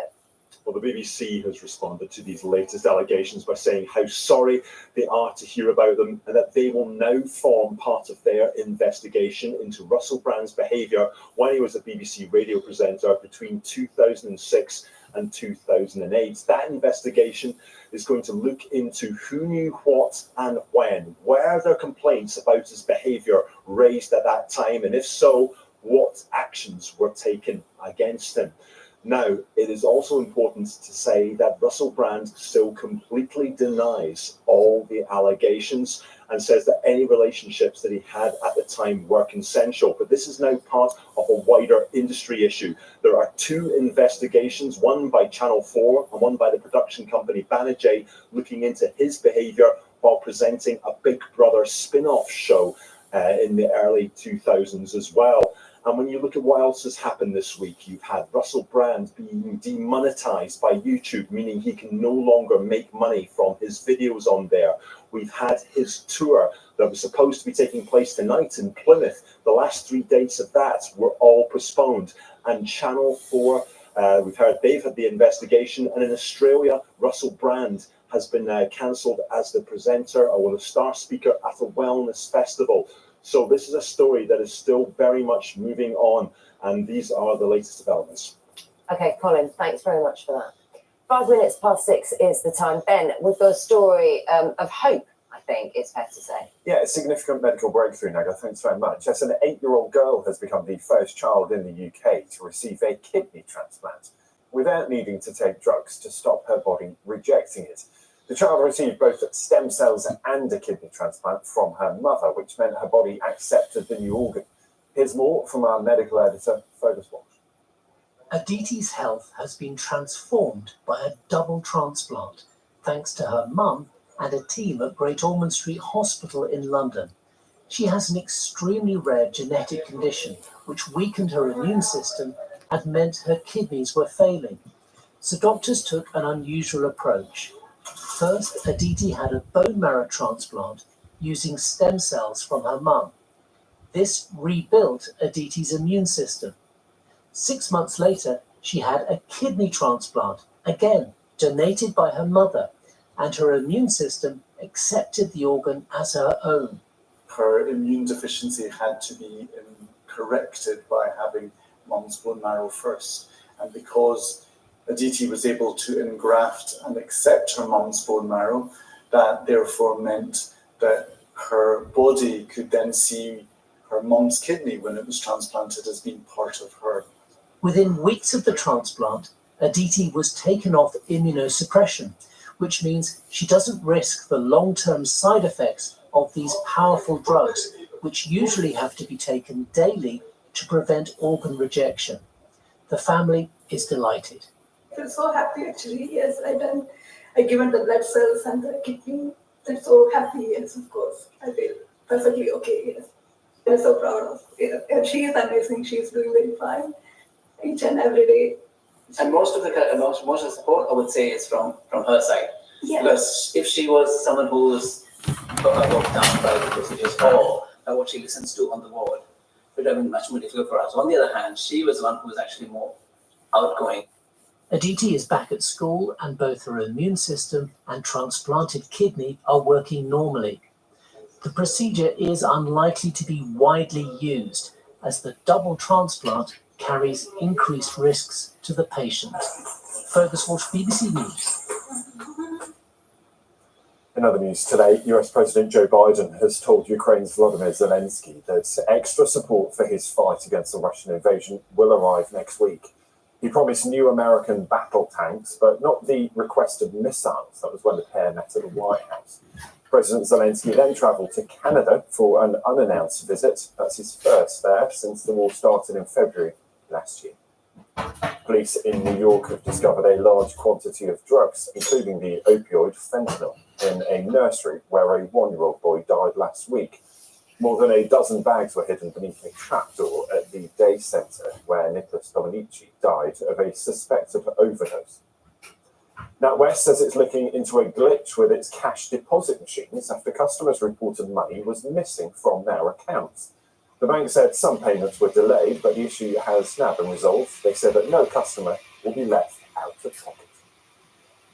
Now, King Charles and Queen Camilla will end their state visit to France in Bordeaux today. The royal couple will meet people affected by last year's wildfires. They'll also visit a sustainable vineyard. Our royal correspondent Daniela Welch has been travelling with them. State visits can be a funny mix. Moments of nostalgia as royal trips of old are remembered and memories shared. And serious messages of countries united, of enduring friendship, of positive alliances to tackle the world's global challenges. Nous sommes battus côte à côte. And the more informal stuff. Sorry, what's your code? 10, number 10. Meeting sports stars in France for the Rugby World Cup. All the praise if it goes right. And amidst all the unity, a little rivalry at table tennis, where the French came out on top. Today the focus shifts as the attention of the royal couple moves away from France's capital city. Despite a tricky few years for the relationship between France and the UK post-Brexit, the mood around this trip has been positive and optimistic. Today, the King and Queen leave Paris and head south to Bordeaux for the final day of the state visit. And there is something distinctly British about the weather forecast for Bordeaux, as a city which is twinned with Bristol prepares for its starring role in the state visit today. It will include a reception on board a Royal Navy frigate to highlight defence ties between the UK and France, plus a visit to an organic, sustainable vineyard. What's been noticeable during the week has been the obvious warmth and ease in the relationship between the King and the Queen and President Brigitte Macron. Last night, they said their goodbyes at the Élysée Palace after a state visit where friendship and shared values have been the focus. Daniela Ralph, BBC News, Paris. Now, she is known for lighting up the dance floor, but strictly professional Amy Dowden is currently undergoing treatment for breast cancer. She's been documenting her journey on social media. Now, this week, she took what she called the hardest step of her treatment so far, as Will Batchelor now reports. Amy Dowden at home, surrounded by her family and friends. One by one, they cut off a lock of her hair. As each member of her family takes their turn, you can see the emotional impact it's having. Amy is 33. She's been a dancer on Strictly since 2017. She was diagnosed with breast cancer earlier this year and has been charting the course of her illness on social media. In a breast cancer diagnosis and treatment, often it feels like you don't have control through how you'll respond to the treatment, everything that you have to go through, how your body changes. But her shaving her hair off is her sign of saying, I'm taking control and I'm going to put the time frame of when my hair comes out rather than it feeling like it's just happening to her. As the final lock of hair is cut away, Amy posted online that she wanted to help others, to share the truth and bring normality to what she called a beautiful bald head. She described this moment as a hurdle she'd not even been able to think NHS about. sectioned But me says for now 18 she feels years. proud So now, if I get cancer, so be it. And we wish Amy all the best, of course, with her ongoing treatment. Now, if you were watching us yesterday, you may have seen our interview with Peter Langford. Now, Peter made us feel rather sedentary, didn't we? He's aiming to become the oldest man. NHS have sent me a bowel cancer test, but I'm not interested. I don't want to know. John O'Groats in 31 days now. That in itself, a huge achievement. But it's the fourth time he's done it. The retired vicar from Suffolk previously did that exact journey at the ages of 75, at 80, at 85. Now, we did ask him yesterday. You did, didn't you? What about 95? He was like, absolutely not. Absolutely not. Don't blame him. Don't blame him. But well done. Well done. Congratulations. 13 minutes past 6. We're sitting comfortably. We'll make Simon do a bit of standing up, shall we? Good morning. Good morning. I bet he was cycling through a load of weather as well, wasn't he? The heat wave, beginning of September, wet weather, end of August. Load of wind this week. Not personally, just Listen, it's going to be unsettled, not only today, but over the weekend as well. We've got a whole range of weather in the forecast. It's quite chilly out there this morning. Temperatures currently down into single figures across many parts of the UK. But as we go through today, we're going to see a mixture really of sunny spells, showers, and that would, of course, bring us some rainbows as well. Plenty of those spotted yesterday. Now, this is the satellite image. You can see here with the swirl of cloud here. That's giving us the unsettled weather today. Then a window of fine weather. That's tomorrow's weather. And then this is Hurricane Nigel out in the Atlantic. That's going to move in for Sunday, but weaken considerably. It won't be a hurricane anymore. For today, we've got some showers across northern and western areas of the UK. Some of those could be quite heavy. They'll move their way a bit further south and east, but so by the afternoon, all of us at some point could catch the odd shower or two. Quite windy conditions in the north, and temperatures 12, 14 Celsius in northwestern Scotland. That's about 15 to 18 Celsius the further south and east you go. Now, through tonight, we've got this little ridge of high pressure, this bulge here. Now, what that does, it kind of squeezes down on the atmosphere. It removes all the showers, or most of the showers, and tends to clear the clouds as well. So another fairly chilly night, especially so for central areas of Scotland, 3 or 4 degrees Celsius here, about 7 or 8 degrees further south. So again, quite a chilly start on Saturday morning. Lots of sunshine though. 1 or 2 showers just affecting parts of East Anglia, the southeast of England. Later in the day, we're going to see that increasing. Maybe some spots of rain as Northern Ireland is the far southwest of England tomorrow, and temperatures 14 to 18 Celsius. Simon, thanks very much. Now, stargazers will have their eyes on the skies above the US state of Utah this weekend when a very special capsule is due to come back to Earth from space. I'm fascinated by this. I can't wait to hear about this. So it's a capsule which contains rocks and dust, and the rocks and dust are from an asteroid. And so it took 4 years to reach that asteroid, and then it did a little quick land grab, didn't it? Of the stuff. Of stuff. Yeah. About 250 grams worth of stuff. And yeah, it's small, and loads of scientists are waiting for this to come back to Earth. And the idea is that there could be vital clues about the formation of our planet more than 4 billion years ago from the dust and rocks that have been gathered. Just from that little bit, you can find out so much. With the details, here's our science editor, Rebecca Morel. Asteroid Bennu, a 500-metre wide rock hurtling through space. With its boulder-strewn terrain, it tops NASA's list of space rocks that pose a danger to our planet. But it could also shed light on our very beginnings. So NASA decided to get up close and personal with it. After a 2-year journey, captured on camera, this was the moment the OSIRIS-REx spacecraft collected a sample in a smash and grab that lasted just 5 seconds. These bits of Bennu were safely stowed in a capsule, and now they're heading back to Earth. We're looking at material that existed before our planet did, before the origin of life. In fact, some of it may have been from even before the solar system formed. So we're looking at the beginning of our story. How did our solar system form? How did asteroids come together? And did asteroids like Bennu literally make the Earth a habitable world? For the landing site, they've chosen a vast wilderness. After travelling for billions of miles through space, the capsule is going to land somewhere over here in the Utah desert. Scientists think there's about 250 grams of rock and dust inside. It doesn't sound like much, just a handful of so, but every single grain of this is precious, and scientists will study it to reveal the story of our solar system. The return won't be easy. The capsule will speed through the Earth's atmosphere at more than 27,000 miles per hour, experiencing temperatures of 3,000 degrees, before descending down to the ground, slowed by parachutes.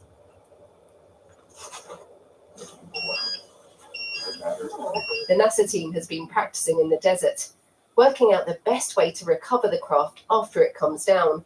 The most important thing is to keep the extraterrestrial material inside free from contamination. Of course, we study meteorites here on Earth, and there's a lot we can learn from those meteorites, but they have gone through Earth's atmosphere and potentially had some contamination from Earth. So that's why we need a pristine sample from an asteroid. Bennu's already thrown up some surprises. It's not a solid rock, it's a loosely held together pile of rubble. And some surprising people have also been involved in the mission along the way. So Brian May helped the team to choose the best place to take a sample by making stereoscopic 3D images of Bennu.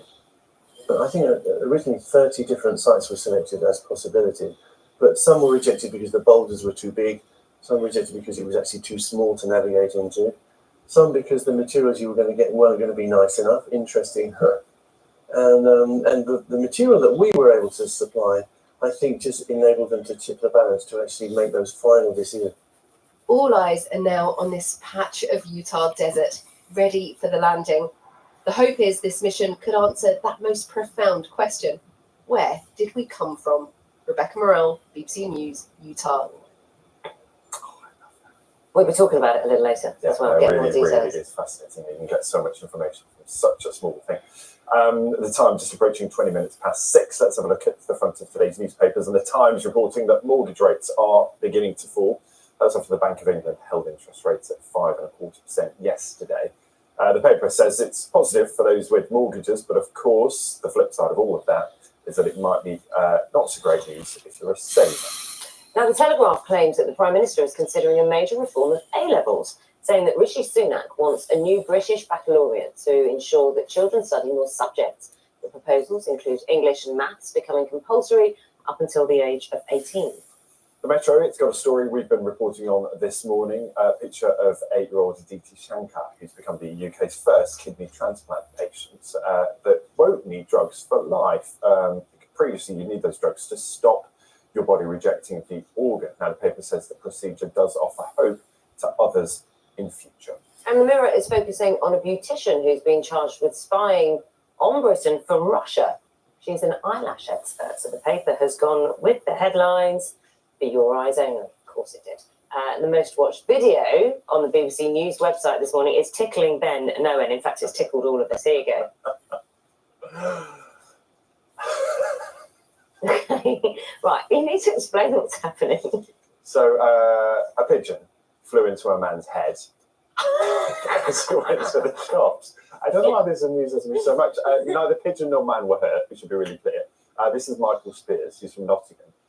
He described it as being like being whacked full pelt with a feathered pillow. in his it was common gold, too good not to share.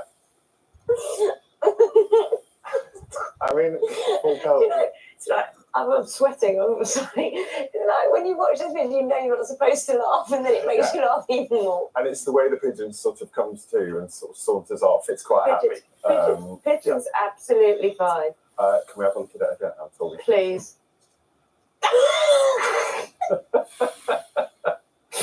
The pigeon's quite happy, look. The pigeon's happy. I'm sweating. I love that we get it from every angle as well. I'll tell you what, though, as well. There's really good CCTV coverage. It's better than some of the filming that we do. I'm really hot. We have to get makeup in to sort this out. You're right. That's really tickle you, doesn't it? The pigeon and the man are fine, we should say. Although we've spoken to the man, we haven't spoken to the pigeon. The pigeon just... The pigeon walked off. Yeah. We hope the pigeon's fine. Yeah, we'll try and get a quote. We'll leave that. For I you promise you. I promise. I'm going to put it on my phone. Just, you know, when you need a pickup. That's going to be my video. And we are going to show it again on this programme because it's brought untold joy just to us. I hope it has to you as well this moment. It's the simple things. It is. We don't know. It's the simple things. Okay. Normal service resumes. 22 minutes past 6 is the time. Finding an old wartime letter tucked inside a second-hand book. Sounds like it could be the start of a mystery novel, doesn't it? But for Bernard Duff, it was even better than that. Yeah, in an extraordinary coincidence, he recognised the name of the letter writer. That helped him rekindle a friendship dating back more than 90 years. Crispin Rolfe has the incredible story. What would you do if I sang out of tune? They lived on the same street, Would you stand up and walk out on? grew up together, Lend me your ears and I'll sing you a song. and lived through the war. I will try not to sing out of key.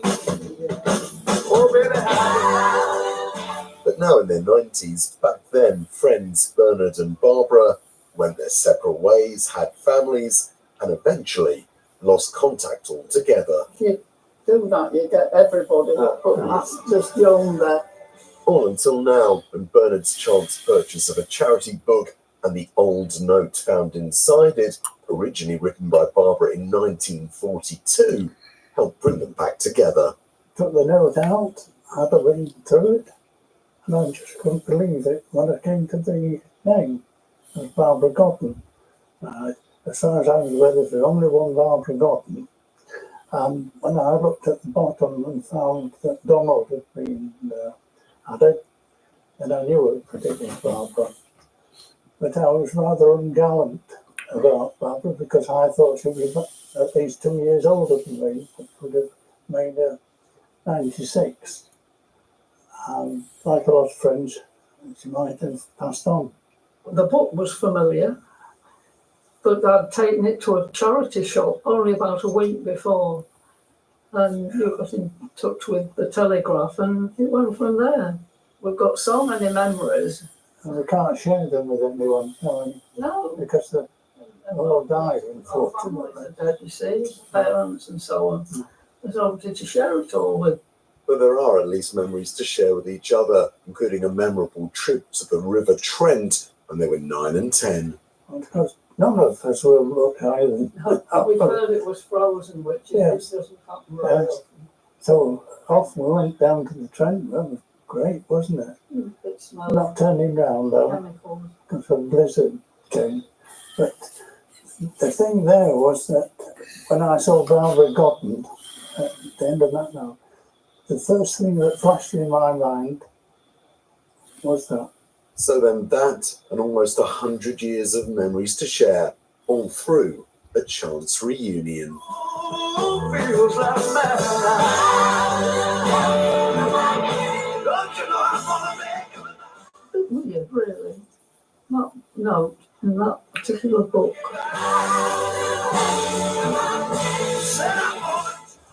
mysterious. Isn't it?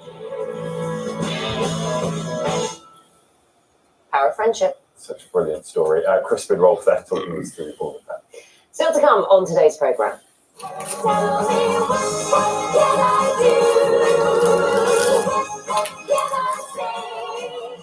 Northern Seoul's most famous nightclub is celebrating its half-century this weekend. We'll be there with some devoted fans who've been keeping the faith for 50 years. We're off to watch the pigeon video again while you get some news, travel and weather where you are.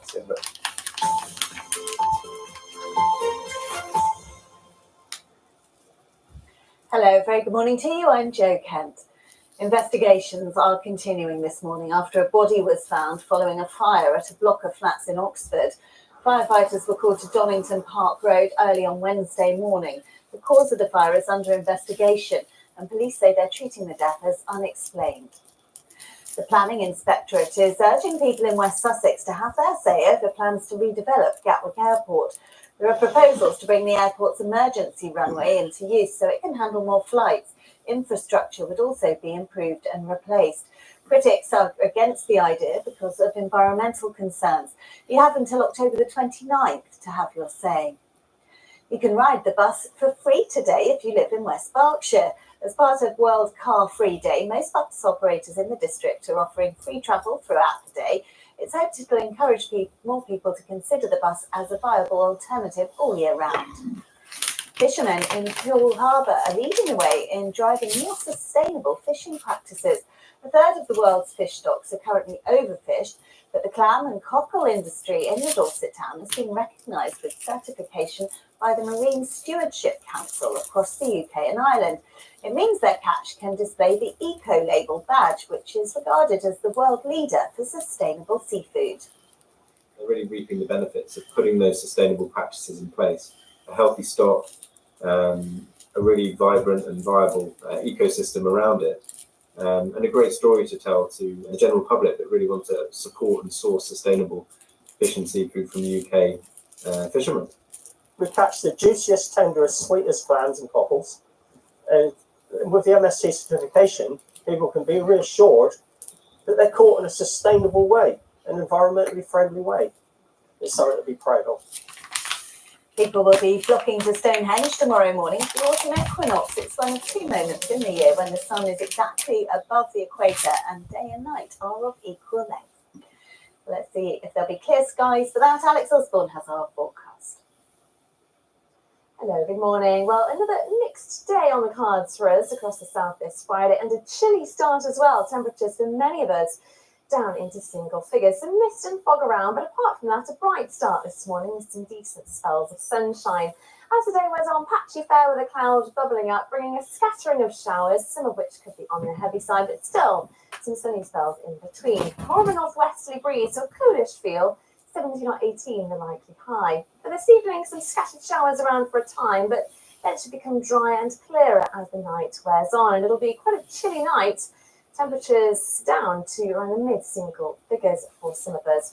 So a chilly but otherwise sunny start to Saturday. Plenty of sunshine around in the morning. Just a few patches of cloud into the afternoon, but it should remain mainly dry. On Sunday it turns windier, but also a bit warmer. Just looking at travel in Oxfordshire, the A34 is partially blocked northbound. That's between the Milton and Marcham interchanges. That's all for now. I'm back in half an hour. See you then.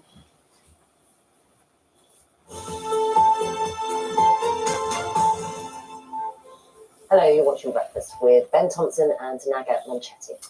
Good morning, the time is 6:30 and it's been a long time coming, but there was a bit of good news yesterday for anyone with a mortgage. The Bank of England, as we reported, keeping interest rates on hold for the first time in nearly 2 years. Hannah's going to tell us more. I mean, there was a lot of speculation, wasn't there, Hannah, because we'd had that inflation figure recently as well, just showing a slight drop, but it had given a hint, hadn't it, that we may see the first pause for quite a while. I mean, as you say, it's been a long time coming. In some ways, yesterday was the moment that we kind of been building up to, a really kind of significant moment as part of this story.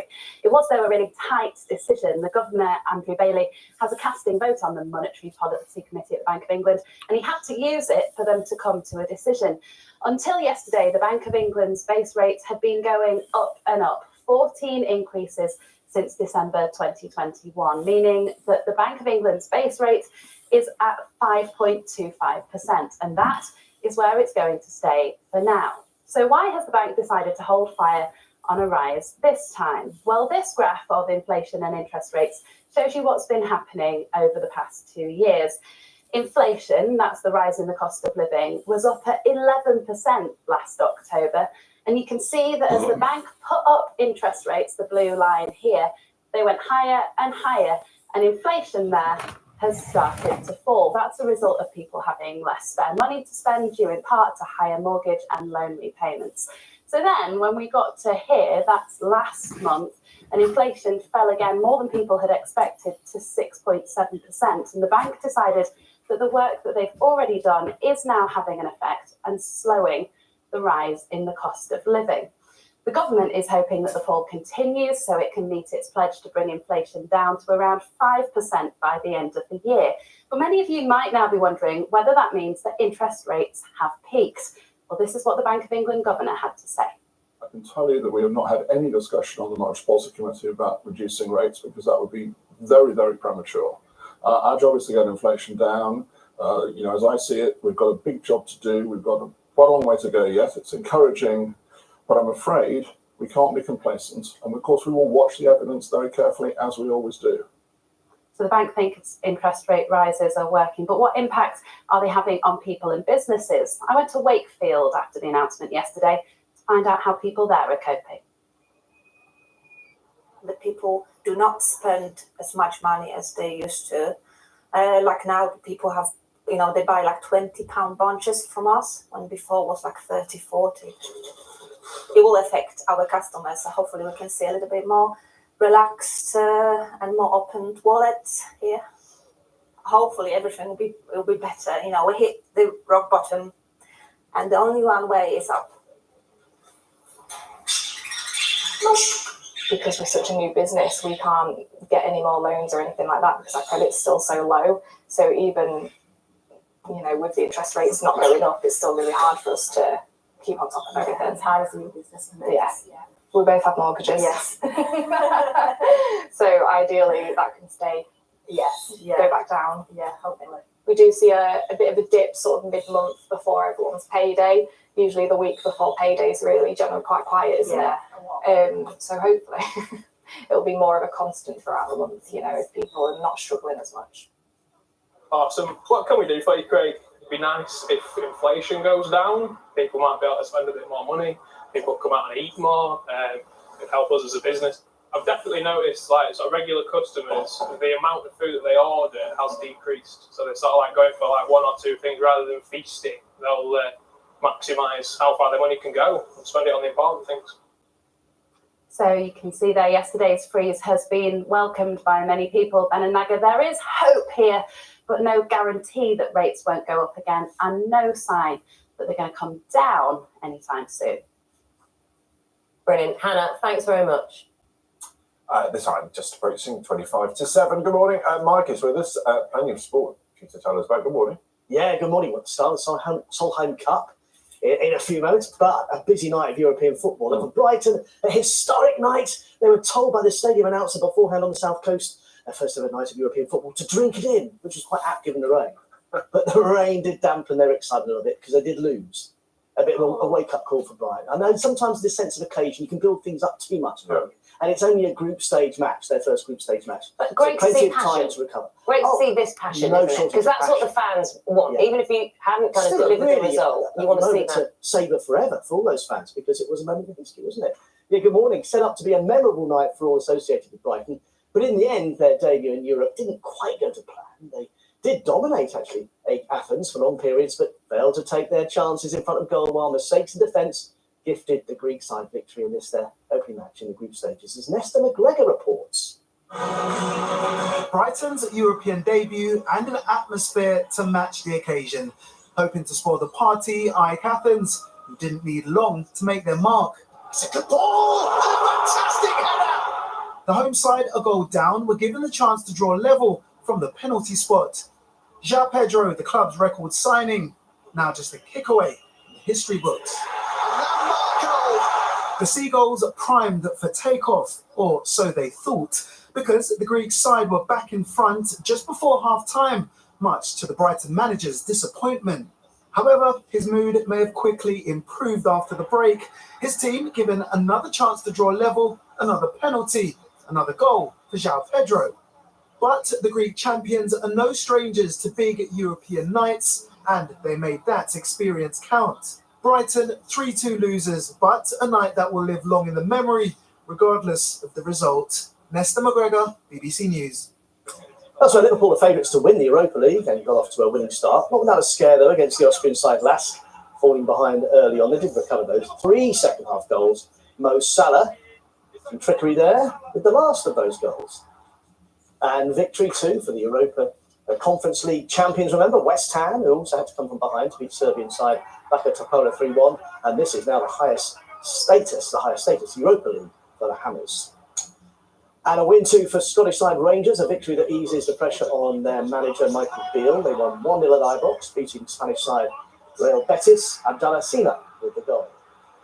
So a mixed night then for the British teams in the Europa League, but it was a bad night for the 2 teams from Britain in the Europa Conference League, the one that West Ham won. In their first European match in 13 years, Aston Villa twice came from behind. They still lost 3-2 against Legia Warsaw in Poland. The Villa manager, Unai Emery, saying it was a learning curve for the side. And defeat as well for Aberdeen, as they were beaten in Germany, losing 2-1 against Eintracht Frankfurt in Aberdeen's first appearance in a European group stage match for 15 years. Now, a huge weekend ahead at the Rugby Union World Cup, with 2 of the favourites, Ireland and South Africa, clashing tomorrow, while hosts France, well, they've made it 3 wins out of 3 after demolishing Minnows Namibia 96 and 9-6-0. But their victory, though, could come at a cost, a huge cost as well. The French were ruthless on the easiest of nights and in Marseille, Damien Penaud with a hat-trick. But captain and 2021 World Player of the Year, Antoine Dupont, was taken off with a head injury. It was after a red card tackle from Namibia's captain. Now, there are fears it could be a fractured jaw. That would almost certainly rule him out for the whole of the tournament.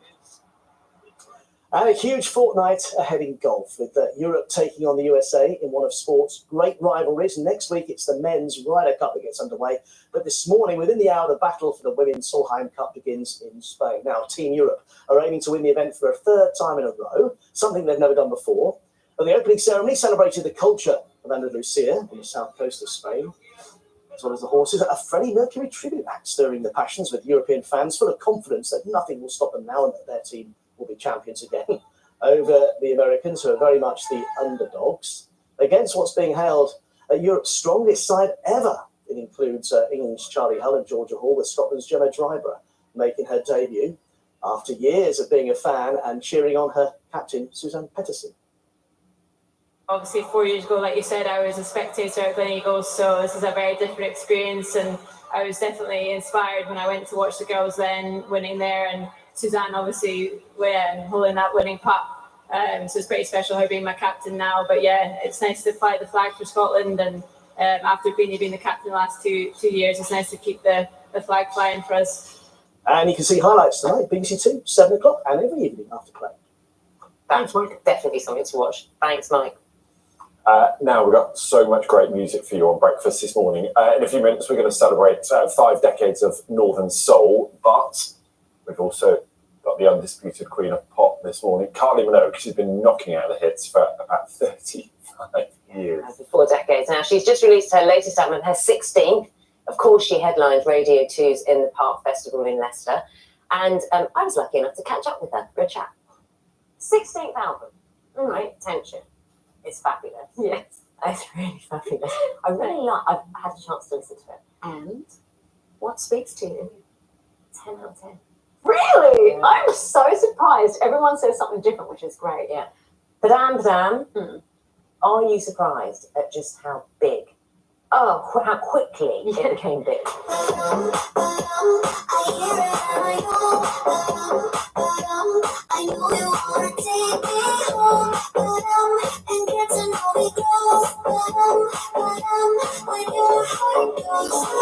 I reacted to the song. That was a song that came in. So I heard it as a demo and flipped the second I heard it. I was like, yes, when can I get my vocals on it? Like, get me that song now. And we lived with it for about a year. I recorded my vocals in a hotel room, which I've done a lot of on this album, wherever I happen to be. But the way that it took off and just became this thing. And it's the first time in my career that I've been able to see it unfold right in front of me, day by day by day. The thrill never goes away, does it? No. And I had the performance last weekend for Radio 2 In in the Leicester. park, which was unreal.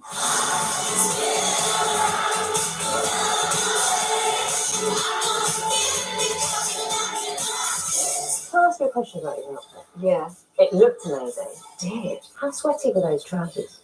It was, let's put it this way, quick change was necessary. Was a struggle.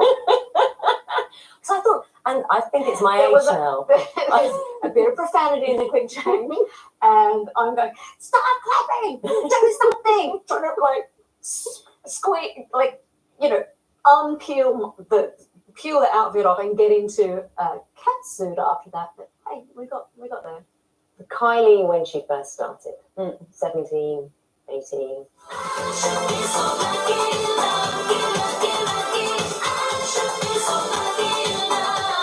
What would you say to that Kylie to make sure, because you're in a fantastic place now, that you get here to this moment of happiness? Oh man, that's an emotional question, isn't it? I would, aside from, you know, the throwaway answer, just keep a diary, which I wish I had. I would say, just don't be so hard on yourself. Believe, have fun along the way. But I'd like to at least advise her that it's okay. All these things are normal, what you're going through. And I say, hey, you're going to have a great time. It's not all going to be great, but overall it's going to be great. And I'll say, you won't believe it. You are going to get to meet so many amazing people. You're going to sing incredible songs and you're going to play a part in people's lives. So enjoy it. And lucky you. She's in such a good place. I'm so jealous that you got to. Yes, you should be. Yes. Yes, you should be. The full interview, much longer part of the interview, just after 8:30, and Kylie's new album, Tension, is out. Came out overnight. I know so many people who were listening to it overnight or on the way into work today. And you can watch her headline set from Radio 2 in the park. It's on the BBC iPlayer and on BBC 2 tomorrow night. I'm not going to forgive you for forgetting to interview Kylie, but anyway. I'll live with it. About that. Simon, how are you doing with the weather? Hello, good morning. Morning. A mixed weekend. Beautiful. Lovely start to the day, actually. Yeah, it's quite chilly out there, though, mind you. So if you are stepping out in the next couple of minutes or half an hour or so, bear that in mind. Temperatures down into single figures for some parts of the UK. But yes, a lovely, clear start to the day. That's the scene in Essex at the moment. But as we go through today, there'll be some clouds building up, showers developing quite widely into the afternoon, a few rainbows to be spotted. This is the satellite image. You can see this is the swirl of cloud here that we've got the unsettled weather for today. And then this clear spell here, a window of fine weather for Saturday before this, which is Hurricane Nigel out in the Atlantic. That's going to move in for Sunday, but it won't be a hurricane by the time it reaches us. It was weakened considerably. But today, showers with northern and western areas this morning. Those will drift their way further south and eastward. So by this afternoon, all of us at some point could catch a shower or two. Strong winds in the far northeast of Scotland. Temperatures 12, 13 degrees in the northwest, 15 to 18 degrees further south and east. Now, through this evening and tonight, we've got this little ridge of high pressure, this bulge here in the pressure pattern. Now, what that does, it squeezes down on the atmosphere, high pressure, moving down. So it kind of clears the showers, clears the cloud, and again, another chilly night. Temperatures down to 3, 4 Celsius in central areas of Scotland, even across the south, temperatures 7 or 8 degrees. Yep, first thing tomorrow morning, bear that in mind. But like today, lots of clear skies, lots of sunshine, just 1 or 2 showers coming into parts of Norfolk and Suffolk. Those could continue into the afternoon, but lots of sunshine. The cloud, though, will gradually start to increase from the west with that some outbreaks of rain late in the day in the far west. Maximum temperatures 14 to 18 degrees. And then into Sunday. I mentioned Hurricane Nigel, but as I said, By this stage, it won't be a hurricane, but it is a big area of low pressure. It's out to the northwest of the UK, and you can see here the isobars and wetlands becoming closer together, stronger winds developing, with that some aberrations of rain as well. So gales expected around the Irish Sea coast. With that as well, some pretty heavy rain throughout the day, especially from Northern Ireland through Wales into northwest England. Eventually, that rain pushes its way up into Scotland as well. I think for the Midlands, eastern and southeast England, it should remain largely dry with some sunny spells, but windy here. And you notice the temperature's a little bit higher actually on Sunday because we've switched that wind direction to a southwesterly. Temperatures are once again back up to about 18 to 20 degrees Celsius. Now, as we go into next week, it's going to remain fairly unsettled. Temperatures, though, will remain about that 17 to 19, maybe 21 degrees Celsius, so just above the average for the time of year because we keep that southwesterly wind, and there will be further showers or longer spells of rain at times throughout the week. So you notice it is quite unsettled going into next week. It's not going to be a washout. There will be some spells of sunshine with that, and when you do get some sunshine coming through, the sun is still fairly strong at this time of year to give it fairly nice conditions for some of us for a time next week. I like the suns. That's all I'm looking at there. Thank you. Well, actually, remember it's the equinox on Sunday. Worst day of the year. Worst day of the year. Oh, okay. We'll explore that later on, shall we? It's a whole load of psychology. To be continued. Thanks, Simon. Now, it's 13 minutes to 7. One of Northern Seoul's most famous clubs is celebrating its 50th anniversary this weekend. Yes, the Wigan Casino no longer exists in physical form, but its spirit lives on in Blackpool. Well, our arts correspondent David Solito is there. David, morning to you. Show us around because we said it lives on in spirit, and that's what this is all about, the spirit.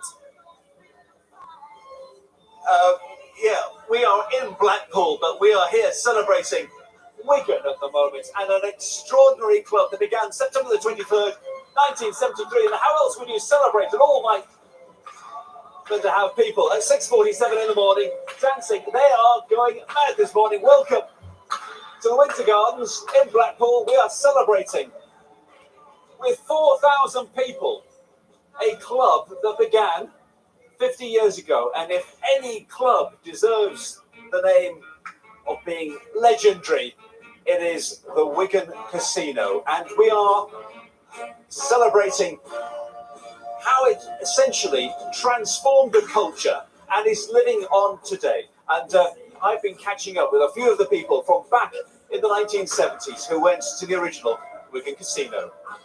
If you want me to get down on my knees, thank you, baby, please cry a million tears. The fabled Wigan Casino in its 70s heyday, and one of the few nights a camera was allowed in for a film about young people who travelled from across the country to dance all night to what had become known as Northern Soul.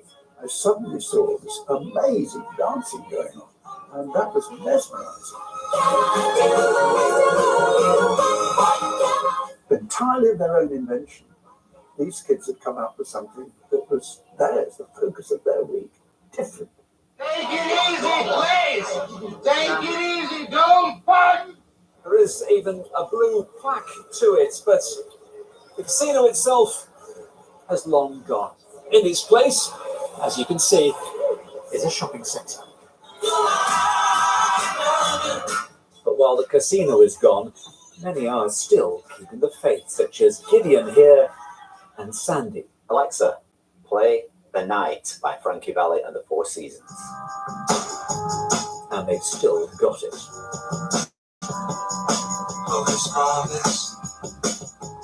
It was Wednesday, and when I first walked in, I was like, whoa. What was different about it when you walked in?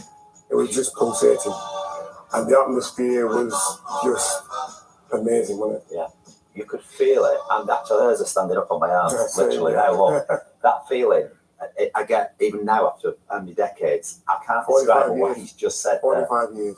There'll never be another Wigan Casino, never, ever.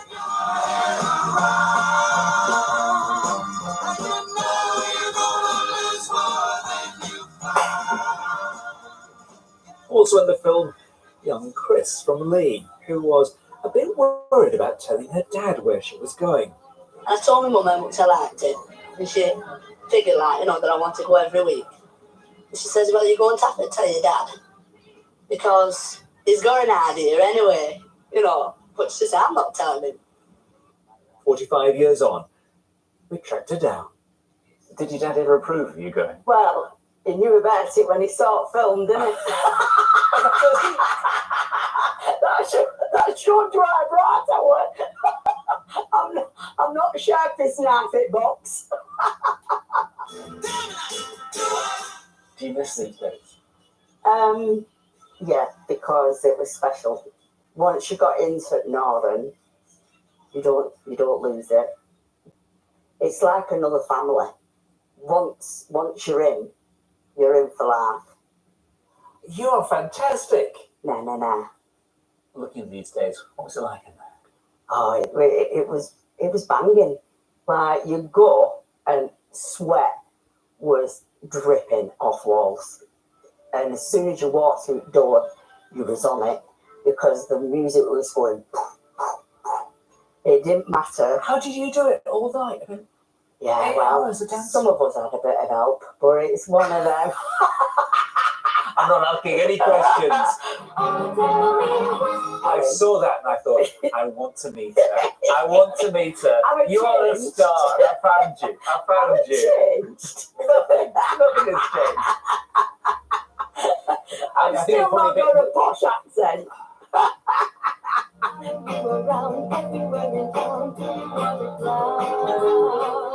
Northern Soul. It wasn't just Wigan. It was a family, a community. And 50 years on, thousands are still keeping the faith.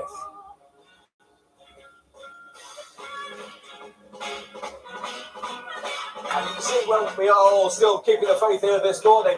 I cannot believe how much energy everyone's got here.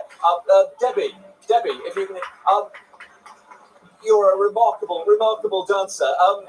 You're way too young to remember Wigan, I'm guessing. Not at all, no. I'm 63 next year, and my years at Wigan from 75 to 78.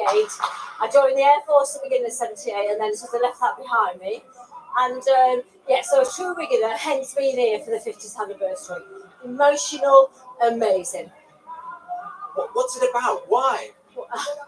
I think back in the 70s when they had these sort of depression times, and then obviously we had the infamous guys going over to America and bringing back all those sort of singles that weren't sort of linked to Motown, linked to whatever they were.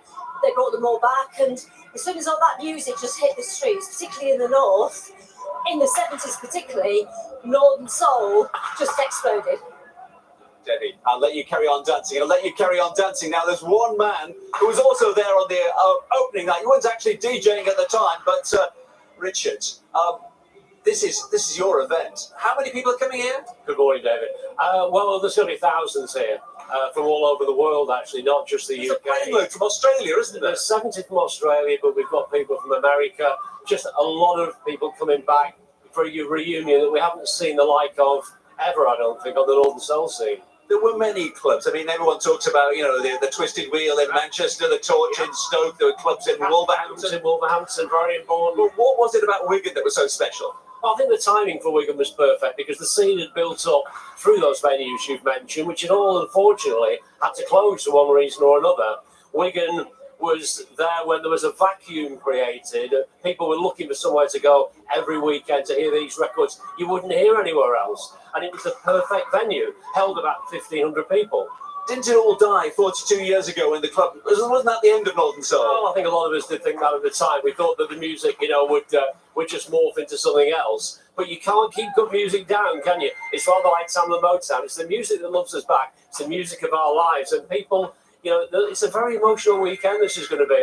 The music's very important, but also the reunion, meeting old friends, is going to be pretty special here in Blackpool. There are a lot of people who are also remembering, lost friends. They've been going to funerals. There was a chap called Wayne Hackett was mentioned, and they said everyone had been going to, they wanted their last respect. And we've lost some fantastic DJs that would be here this weekend. John Poole from Nottingham, Steve Whittle from Wigan, and Chris King from Nottingham. I'm getting emotional just talking about those guys. If you saw them on stage, they'd blow you away. And they're no longer with us. We haven't got them anymore. So we've got to soldier on without them, but in their memory.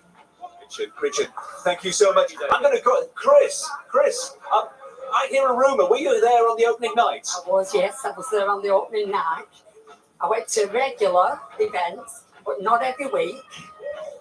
Because So, I had September the a young 23rd, 1973, you were there? Yeah, we're there. What does this mean to you? Oh, I can't believe it's still going. And I'm still here at this age to enjoy it. You're a fantastic dancer, and it keeps you young. Keeps you young. Well, so they say. I'll let you go. I'll let you go back. Well, there it is. If you want to stay young, I have the perfect recipe for you. Northern Soul. There's going to be 4,000 people here, and I think the only thing you can say at the end of it, they talk about keeping the faith. This lot, Julie Neal, all of them, they are truly keeping the faith. I'm loving the moves there and loving the vibe of this. What time we go? Look at that. That's very impressive. Exhausted just looking at that. Makes me want to dance. 4 minutes to 7. It does not make me want to dance in the spot. There you go. Yin and yang. It's time to find out what's happening where you are. We'll be back with the headlines at 7.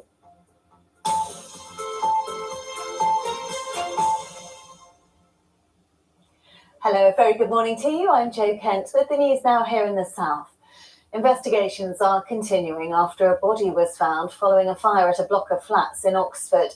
Firefighters were called to Donington Park Road early on Wednesday morning. The cause of the fire is under investigation and police say they're treating the death as unexplained. The Planning Inspectorate is urging people in West Sussex to have their say over plans to redevelop Gatwick Airport. There are proposals to bring the airport's second emergency runway into use so it can handle more flights. Infrastructure would also be improved and replaced. Some critics are against the idea because of environmental concerns. People have until October the 29th to have their say. You can ride the bus for free today if you live in West Berkshire. As part of World Car Free Day, most bus operators in the district are offering free travel throughout the day. It's hoped it'll encourage more people to consider the bus as a viable alternative all year round. A fire that left a Dorset golf club badly damaged was an accident and caused by an electrical fault. Dorset and Wiltshire Fire and Rescue Service sent 9 crews and took 2 hours to tackle the fire at Christchurch Golf Club on Monday. An electrical box had satellite to a caravan which spread to the nearby driving range. Nobody was hurt in the fire and the club has now reopened. Football, and it was a disappointing night for Brighton and Hove Albion as they failed to kick-start their Europa League campaign with a win. The Seagulls were defeated 3-2 by AEK Athens at the Amex in their first ever game in a European competition. VAR checks gave Brighton 2 penalties and Pedro scored them both, but the Greek side secured the winning goal with 6 minutes to go. People will be flocking to Stonehenge tomorrow morning for the autumn equinox. It's one of 2 moments in the year when the sun is exactly above the equator and day and night are of equal length. Well, let's see if it'll be clear skies for that. Alex Osborne has our forecast. Hello, good morning. Well, another mixed day on the cards for us across the south this Friday and a chilly start as well. Temperatures for many of us down into single figures. Some mist and fog around, but apart from that, a bright start this morning with some decent spells of sunshine. As the day wears on, patchy fair with the clouds bubbling up, bringing a scattering of showers, some of which could be on the heavy side, but still some sunny spells in between. More of a northwesterly breeze, so a coolish feel, 17 or 18 the likely high. For this evening, some scattered showers around for a time, but then it should become drier and clearer as the night wears on, and it'll be quite a chilly night. Temperatures down to around the mid-single figures for some of us. So a chilly but otherwise sunny start to Saturday. Plenty of sunshine around in the morning. Just a few patches of cloud into the afternoon, but it should remain mainly dry. On Sunday it turns windier, but also a bit warmer. Couple of bits of travel in Oxfordshire. The A34 is partially blocked northbound. That's following an earlier accident between the Milton interchange and the Marcham interchange.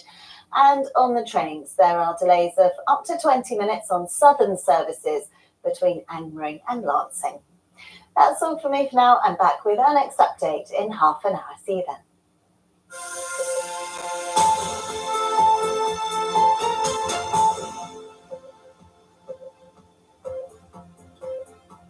Good morning. Welcome to Breakfast with Ben Thompson and Naga Monchetti. Good morning. Our headlines at 7 o'clock. More questions for the BBC following a claim that Russell Brand exposed himself to a woman before laughing about it on his Radio 2 show. An 8-year-old girl becomes the first person in the UK to have a special type of kidney transplant, which means she won't need to take drugs for life. as a result. The real cost of shop crime, as the Co-op reveals it's lost more than £30 million this year. We look at how businesses are tackling shoplifting and theft. Good morning in sport. The Seagulls get their wings clipped on their European debut. On a historic stormy night on the south coast, AEK Athens rain on Brighton's parade in their first ever match in Europe. And it's a quiet but chilly start to the day. We'll have some sunshine, but the clouds will build up into the afternoon. With that, some showers moving in. Risk of 1 or 2 rainbows as well. I'll have the full forecast throughout the programme.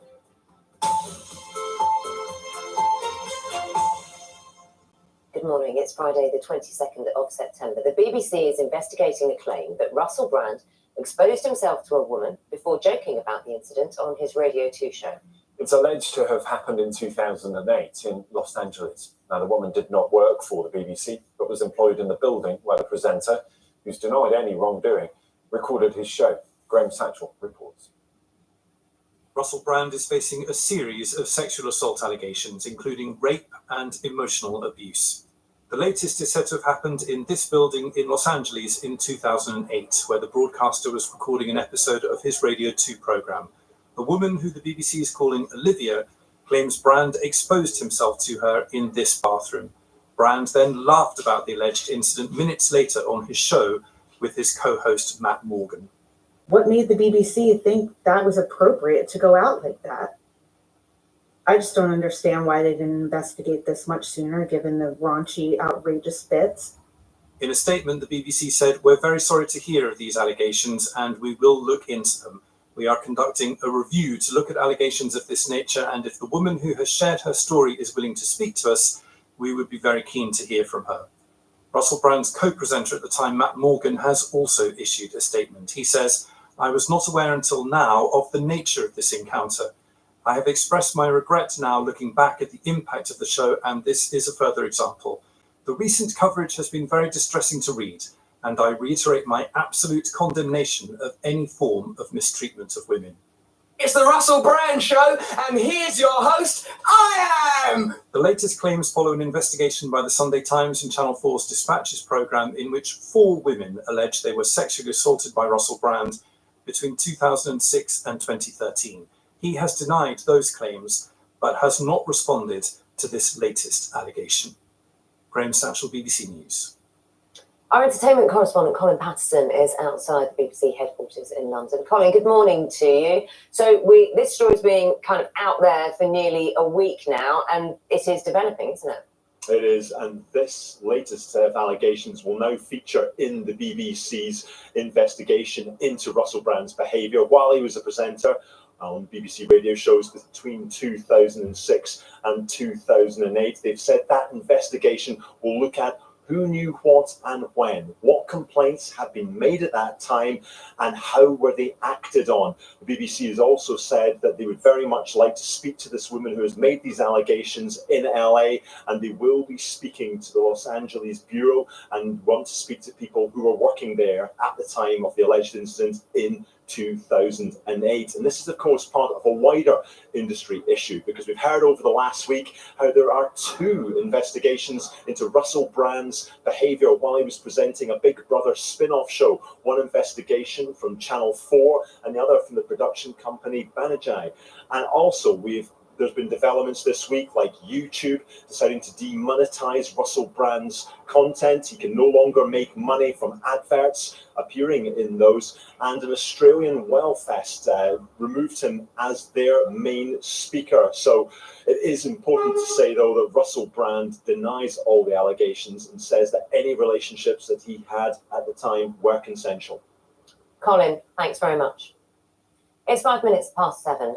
Ben, we have a story of medical advances and a story of hope. Yeah, really lovely scientific breakthrough, and it could be great, game-changing. You're right, Naga. Thanks very much. Yes, this is the story of an 8-year-old girl who's become the first child in the UK to receive a kidney transplant without needing to take drugs to stop her body rejecting it.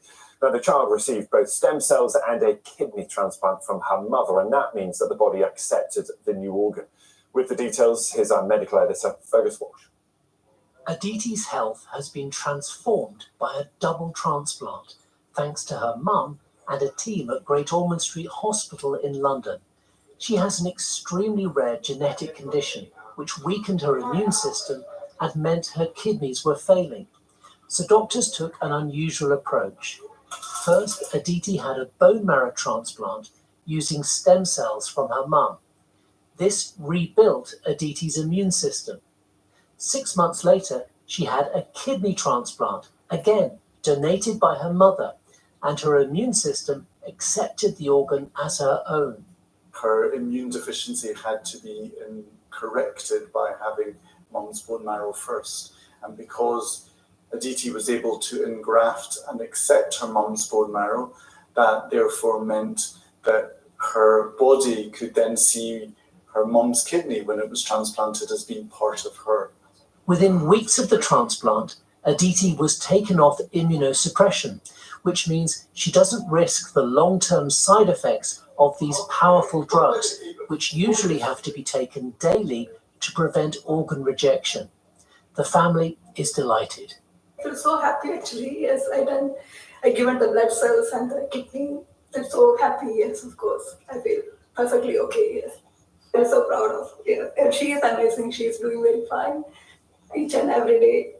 And most of the support I would say is from her side. Yeah. Because if she was someone who was bogged down by the procedures or by what she listens to on the ward, it would have been much more difficult for us. On the other hand, she was the one who was actually more outgoing. Aditi is back at school and both her immune system and transplanted kidney are working normally. The procedure is unlikely to be widely used as the double transplant carries increased risks to the patient. Fergus Walsh, BBC News. In other news today, US President Joe Biden has told Ukraine's Volodymyr Zelensky that extra support for his fight against the Russian invasion will arrive next week. He's promised new American battle tanks, but not at the request of missiles. That was when the pair met at the White House. President Zelensky then travelled to Canada for an unannounced visit. That's his first since the war started in February last year. Police in New York have discovered a large quantity of drugs, including the opioid fentanyl, in a nursery where a 1-year-old boy died last week. More than a dozen bags were hidden beneath a trapdoor at the day centre where Nicholas Dominici died of a suspected overdose. The Strictly Come Dancing professional Amy Dowden has released a video of her head being shaved as she undergoes treatment for breast cancer. The 33-year-old invited family and friends to each cut off a lock to reveal what she called a beautiful bald head. She said she'd been scared to even think about it, but now feels proud for taking control of the process. Now, King Charles and Queen Camilla will end their state visit to France today. They'll be in Bordeaux. Well, let's speak to our correspondent, Hugh Schofield, who's there. And Hugh, maybe just explain what the plan is today and how this trip's gone down there. Well, yeah, you join us in wine country, Bordeaux wine country, a rainy morning here, but we're at the Chateau Smith au Lafitte, which is where the King and Queen Camilla will be coming this afternoon to hear about the organic methods which are pursued here in this very well-known chateau. And I'm very pleased to be joined here by Florence Catiat, who is the owner of this chateau. Florence Catiat, hello. Welcome. Bonjour and welcome. Thank you. You'll be seeing the King and the Queen this afternoon. You met them before. Tell us about why you feel so close to the ideas that the King propagates. Because I always thought he was ahead of his time.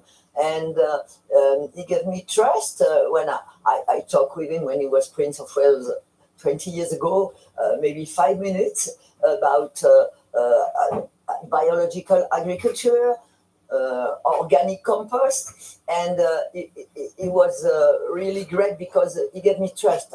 I thought in myself, well, this prince has not 200 gardeners. He put his hands in the dirt and he manages. Because, you know, we have an English weather in Bordeaux, which gives finesse to our great Chateau Smith au Lafitte wines. But the yields are low, the costs are high. So sometimes you are... and so he became an icon for me. And what will you be saying to him briefly this afternoon? But his reserve duty will not keep him to prevent him to say what he thinks about the protection of the planet, because the Earth is spoiled. She cannot cure by herself. Thank you very much. That's Florence Katia, the owner of Chateau Smith au Lafitte, where the King and Queen will be arriving this afternoon on the last leg of their state visit to France. Hugh, for now, thanks very much. We'll talk to you later. Thank you. 7:10 is the time. In the last few minutes, we've had the latest UK retail figures. Hannah, these are the figures for August and how we're spending. Absolutely, yeah. So these are, we're talking about the volume of sales, the amount of stuff we're spending rather than the amount of money that we're spending. The figures compare August to July, and they show that sales volumes grew by 0.4%. But we already know that July wasn't a particularly good month either, so no one's necessarily going to be jumping for joy at that kind of figure. Looking slightly longer term, they're up by 0.3% in the 3 months to August. I think it's perhaps best summarised by the Office for National Statistics, who said that sales remain subdued, which I thought was quite a good word for the mood of these figures, perhaps. And we know so many of these things are influenced by the weather, whether there's a bank holiday, whether people are going away, whether there's a big national event, be it a sporting event, things like that. That has a real power to determine these figures. And people in August might have been spending on kind of things for the holidays, if they were doing them, that kind of thing. And it does make a big difference, as you say. We also know that August was the month that Wilko announced that it was going into administration. I mean, only yesterday I was actually in a toy shop, and the staff there, while I was buying something, were saying, oh, haven't you noticed this is closed, that's closed, the other. I walked down the high street where I was, and it was just kind of shut shop. And that mood, and when you notice that mood, it permeates your own mood, doesn't it? And whether or not you're spending as well. So I think subdued is a really good word. Yeah, and I mean, we're still going through these figures this morning. We'll look out for any sort of signs of hope that might be in there. I mean, they're not awful. There is some growth, but they're not particularly brilliant. What toy did you buy, Ben? I was buying bubble wands. Bubble wands? Yeah, so you wave them up? Yeah. Oh yeah, I totally have that. Yeah. We should get some in the studio. That would work a treat. Let's do that. You put that to the editor. Yeah, Bubbles and all the electrics in here. Probably not a good combination. Anna, thanks very much. It's 13 minutes past 7. The weather's been quite changeable, hasn't it? Anyway. Say that again. Yeah. So Anna's going to tell us what we can expect, I think, over the next couple of days. Morning, Simon. Morning. Hello, morning, everybody. Yes, absolutely. It's a quiet start today, but look at this lovely photograph from Perth this morning. Not only have we got a lovely sunrise, but we've got a lovely rainbow there as well. And that kind of sums up the forecast for today, really. A mixture of sunny spells and showers. I think you'll see a lot more of these rainbows as we head through into the afternoon. But I want to start off with the satellite image, because it tells a really good story for the weather over the next few days. Today, this area of low pressure giving us those sunny spells and showers. Then this clear spell here, this is Saturday's weather. And then on Sunday, we've got this area of low pressure, which is actually Hurricane Nigel, but it's going to weaken out considerably. It won't be a hurricane by the time we get to Sunday, but it will bring us wet and windy weather. Today, those showers initially towards northern and western areas, towards the south and the east. A bit drier this morning with some sunshine, but we'll see those showers moving into the afternoon. Quite windy conditions in the far northeast of Scotland, and maximum temperatures, generally speaking, about 14 to 18 degrees Celsius. It might feel a bit fresh out about this afternoon. Through this evening and tonight, we've got this ridge of high pressure. This is the window of fine weather moving in. It kind of clears away the showers, clears away the cloud. Quite a chilly night to come. Temperatures getting down into single figures across most parts of the UK to start off on Saturday morning. But Saturday is going to start off on a lovely note. Lots of sunshine, 1 or 2 showers affecting parts of Norfolk and Suffolk. Later in the day, we'll see the cloud increasing towards Northern Ireland, southwest England, with that some outbreaks of rain starting to move its way in. But for most of the day, for most of us, it's a dry, sunny day. Maximum temperatures again about 14 to 18 degrees Celsius. Those temperatures are fine. That's okay, yeah. A little bit low below the average. But are they? Yeah. Well, we've had above. But then you sneak in that map with like a big bit of rain coming in. Well, yeah, I wasn't going to get to this, but this is Hurricane Nigel. Nigel? Yes. You just forgot to tell us. It'll be ex-Hurricane Nigel by the time it gets to us on Sunday. Wet and windy weather. We'll have more on that in half an hour, more details. Okay. Just, tease us with the exciting stuff. See you, Simon. The time now is 7:15. Good morning. We've been talking a lot lately, haven't we, about the issue of shoplifting. It's risen dramatically during the cost of living crisis. Another major retailer has given us an idea of just how the situation is developing. The Co-op has revealed that its food business lost £33 million this year to crimes including shoplifting and fraud. Yeah, all that coming after the boss of John Lewis, that's Dame Sharon White, said shoplifting was a terrible scourge, with incidents doubling over the last 12 months. The British Retail Consortium says shops are reporting 8 million incidents of customer thefts in a year, with rates still rising. And of course, it's not just the big retail chains which are feeling the impact. Small independent firms, well, they can be even more vulnerable. They don't have the luxury of security, for example, and maybe even CCTV. Andy Gill reports now from Liverpool. A customer at Shared Earth gift shop in Liverpool earlier this month. He takes an object from the shelf with his right hand and pockets it. Moments later, it's the left hand in use. Again, he pockets the item. We're losing a significant amount that it is affecting us. And, this is our livelihood. We don't, we need that money because our rents are going up, our rates are going up, cost of stock is going up. So when people take stuff, it really does affect us. People have less disposable income. The disposable income they have, they're really choosy about what they spend it on. But also people they still want things. They'll take a £15 candle, but they'll buy a £1.50 pack of incense at the till. So they're taking what they want without paying for all of it. And that happens all the time now. Shared Earth is on Bold Street, home to many of Liverpool's independent retailers. Across the way at Resurrection, they have noticed an increase in shoplifting lately. And today they were putting in a new CCTV system to fight back. We had about £1,000 of stock taken just a couple of weeks ago. It's really tough at the moment. We're obviously trying to make a lot of money because we're an independent business. We've got people like livelihoods here. We want people to be able to be paid at the end of the month. Another Bold Street independent is Grin. Here they noticed a drop-off in shoplifting after the end of COVID lockdowns, but now it's back up again. After COVID, there was a lot less. Everyone seemed to be a lot more supportive of small businesses. But now I don't think anyone cares. I think it's gone back to previous levels and people that want to steal will steal. The body representing city centre businesses runs an app and a radio link to share information about criminals. It's not a victimless crime. It's especially in an area like Bold Street where we do have a lot of independent businesses and family-owned businesses. It's something that needs to be addressed, and we're doing the best we can to support them. Merseyside Police say they take all business crime, including shoplifting, extremely seriously, and any incident, no matter how small, will be thoroughly investigated. Andy Gill, BBC News, Liverpool. Well, let's talk now to Paul Jarrett, who's with us. He's from the Co-op. Paul, morning. We saw there just how bad this is. We're seeing this all over. Big retailers, small retailers, all over the country. And this problem seems to be getting worse, is it? It is. In the first 6 months of this year, we saw a 35% increase. And by the time we got to the first 8 months of the year, that's up to 41% more incidents in our store. We've seen a 25% rise in violence and a 25% rise in abuse. We see 1,000 incidents every day in our store.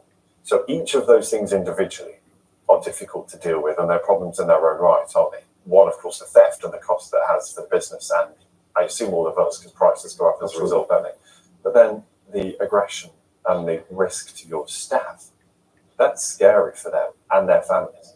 It absolutely is, because these individuals and gangs are coming in intent on stealing large volumes of product. It could be meat, it could be chicken, it could be fish, it could be household goods. And is it just stuff that's got a resale value? Absolutely. What's driven that 41% increase in the first 8 months isn't people stealing a loaf of bread to make ends meet. It's people stealing large volumes of product that they're going to resell in pubs, clubs, markets, out the back of cars. Those people who are that intent on that, if we, there's also a level of violence and abuse that comes with that. And that's not for my colleagues, because my colleagues who kept the shops open during the pandemic deserve a bit better than that. Okay, what do you think personally is driving it? So the rises across the board. So I think there's a couple of things. I think undoubtedly the cost of living crisis is creating an end market where people are looking for this product, and it's absolutely true. The people who are consuming those stolen goods aren't people who are stealing it, though. That's the first point. Second point, I think, and it is true, is that over the last 10 years, shop crime has been decreasing criminalised. We did a freedom of information request a few months ago, and we only report serious incidents to the police, large-scale theft or violence, and the police nationally do not attend in 73% of cases. Why do you think that is?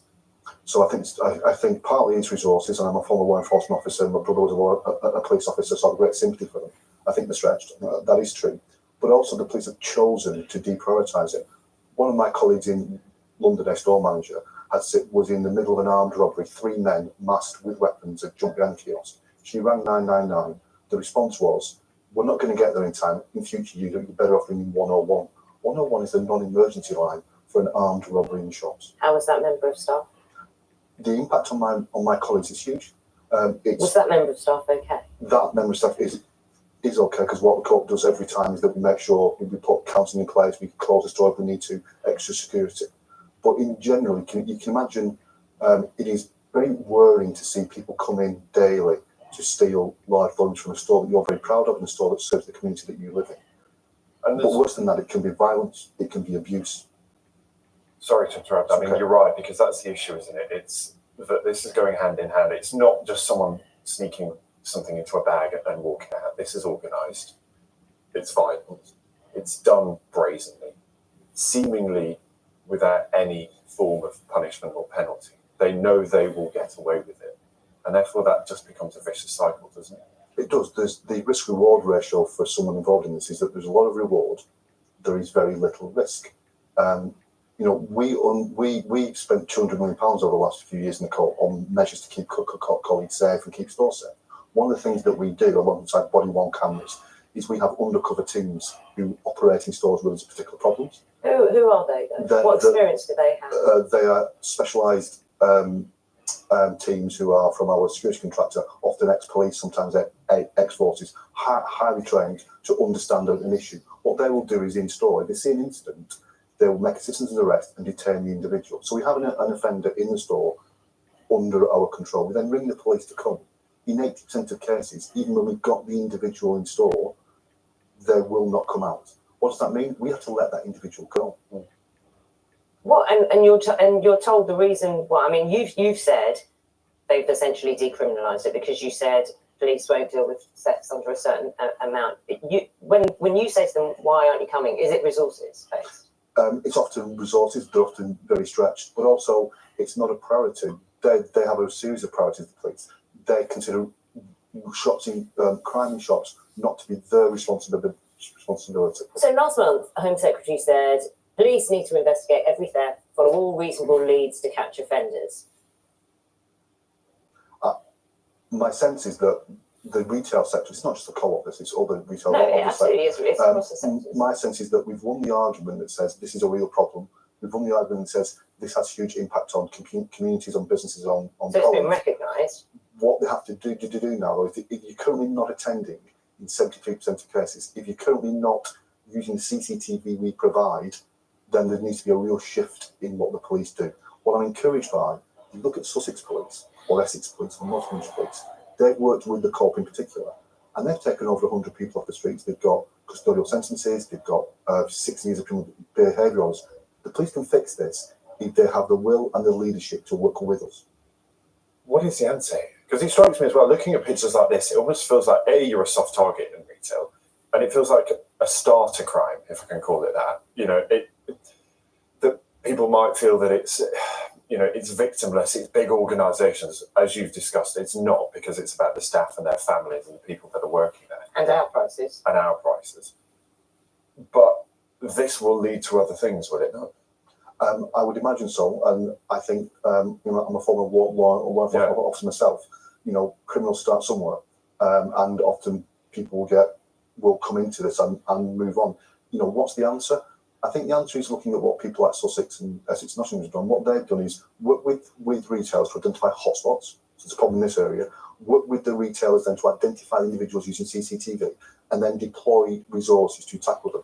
The vast majority, there's 1,000 incidents in our store. The majority of those are done by the same people. It's a small number of prolific and persistent offenders. If you target them, you can take them off the streets, and that will have a huge impact on the crime, on my colleagues, and on the communities that my colleagues serve. It's a reassuring note to end on. Thank you. We wish you well with it. It's a big challenge, but thank you. Thanks, Jim. Paul Gerard, their Director of Public Affairs at the Co-op. Still to come on Breakfast, we're going to be hearing from Kylie Minogue about all sorts of things, from her new album, Tension, to a recent wardrobe malfunction. I'm going, stop clapping, do something, trying to like squeeze, like, unpeel peel the outfit off and get into a catsuit after that. But hey, we got there. That was the Queen of Pop talking to me about headlining Radio 2's Party in the Park in Leicester. You can hear the full interview at 8:30. Time now, though, to get the news, the travel and the weather where you are. See you soon.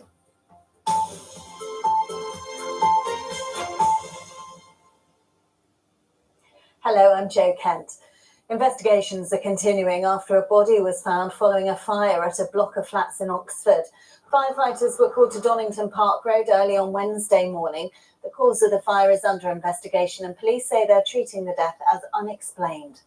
The Planning Inspectorate is urging people in West Sussex to have their say over plans to expand Gatwick Airport.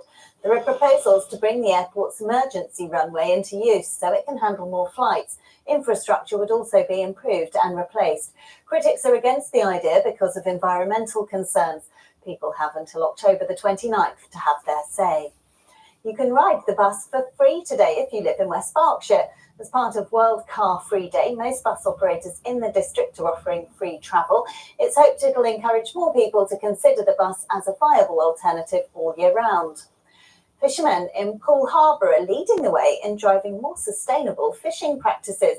A third of the world's fish stocks are currently overfished, but the clam and cockle industry in the Dorset town has now been certified by the Marine Stewardship Council. It means their catch can display the Eco-Label badge, which is regarded as the world leader for sustainable seafood. They're really reaping the benefits of putting those sustainable practices in place. A healthy stock, a really vibrant and viable ecosystem around it, and a great story to tell to the general public that really want to support and source sustainable fish and seafood from UK fishermen. We catch the juiciest, tenderest, sweetest clams and cockles. With the MSC certification, people can be reassured that they're caught in a sustainable way, an environmentally friendly way. It's something to be proud of. People will be flocking to Stonehenge tomorrow morning for the autumn equinox. It's one of two moments in the year when the sun is exactly above the equator and day and night are of equal length. Let's see if it'll be clear skies for that. Alex Osborne has the forecast. Hello, good morning. Well, another mixed day on the cards for us across the south this Friday, and a chilly start as well. Temperatures for many of us down into single figures. Some mist and fog around, but apart from that, a bright start this morning with some decent spells of sunshine. As the day wears on, patchy fair with the clouds bubbling up, bringing a scattering of showers, some of which could be on the heavy side, but still some sunny spells in between. More of a northwesterly breeze, so a coolish feel, 17 or 18 the likely high. For this evening, some scattered showers around for a time, but then it should become drier and clearer as the night wears on, and it'll be quite a chilly night. Temperatures down to around the mid-single figures for some of us. So a chilly but otherwise sunny start to Saturday. Plenty of sunshine around in the morning. Just a few patches of cloud into the afternoon, but it should remain mainly dry. On Sunday it turns windier, but also a bit warmer. Travel on the Isle of Wight, there's a burst water main on St John's Road in Ryde. That's affecting traffic in both directions from the station to the High Street. And on the trains, delays of up to 15 minutes on southern services between Angmering and Lancing this morning. That's all from me for now. I'm back with our next update in half an hour. See you then.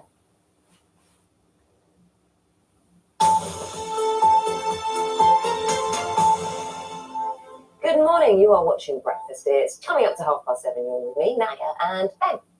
Good morning.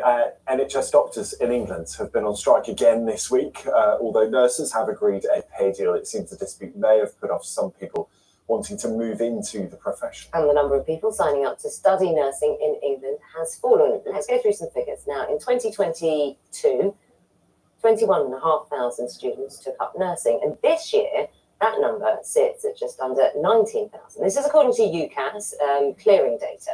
That's a drop of 12%. Well, the government says the latest acceptance numbers are still 5% higher than in 2019 for England. So let's talk now to Jasmine Pierce, who's due to begin her nursing course next week. And also joining us is Nicola Ashby from the Royal College side of nursing. Good morning to both. Thank Morning. you for being here.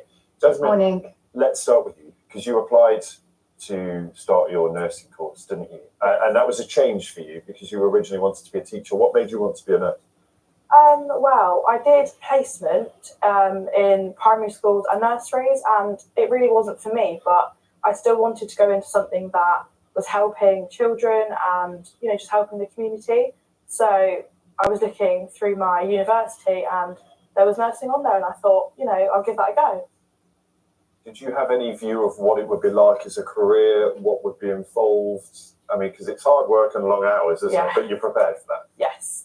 I did know about the hours, and of course they are long and night shifts, but for me that wasn't really an issue, but I can understand why for some people it would be. Dr. Nicola Ashby, morning to you. So here we go. We've got Jasmine here on the sofa. Fantastic. Someone who wants to go into nursing, work with children, work hard. Great. But there are fewer of Jasmines around, aren't there, at the moment? And what is the knock-on impact of that? I think what we need to remember is the people that are joining today are the people that we will see entering the workforce in 3 years.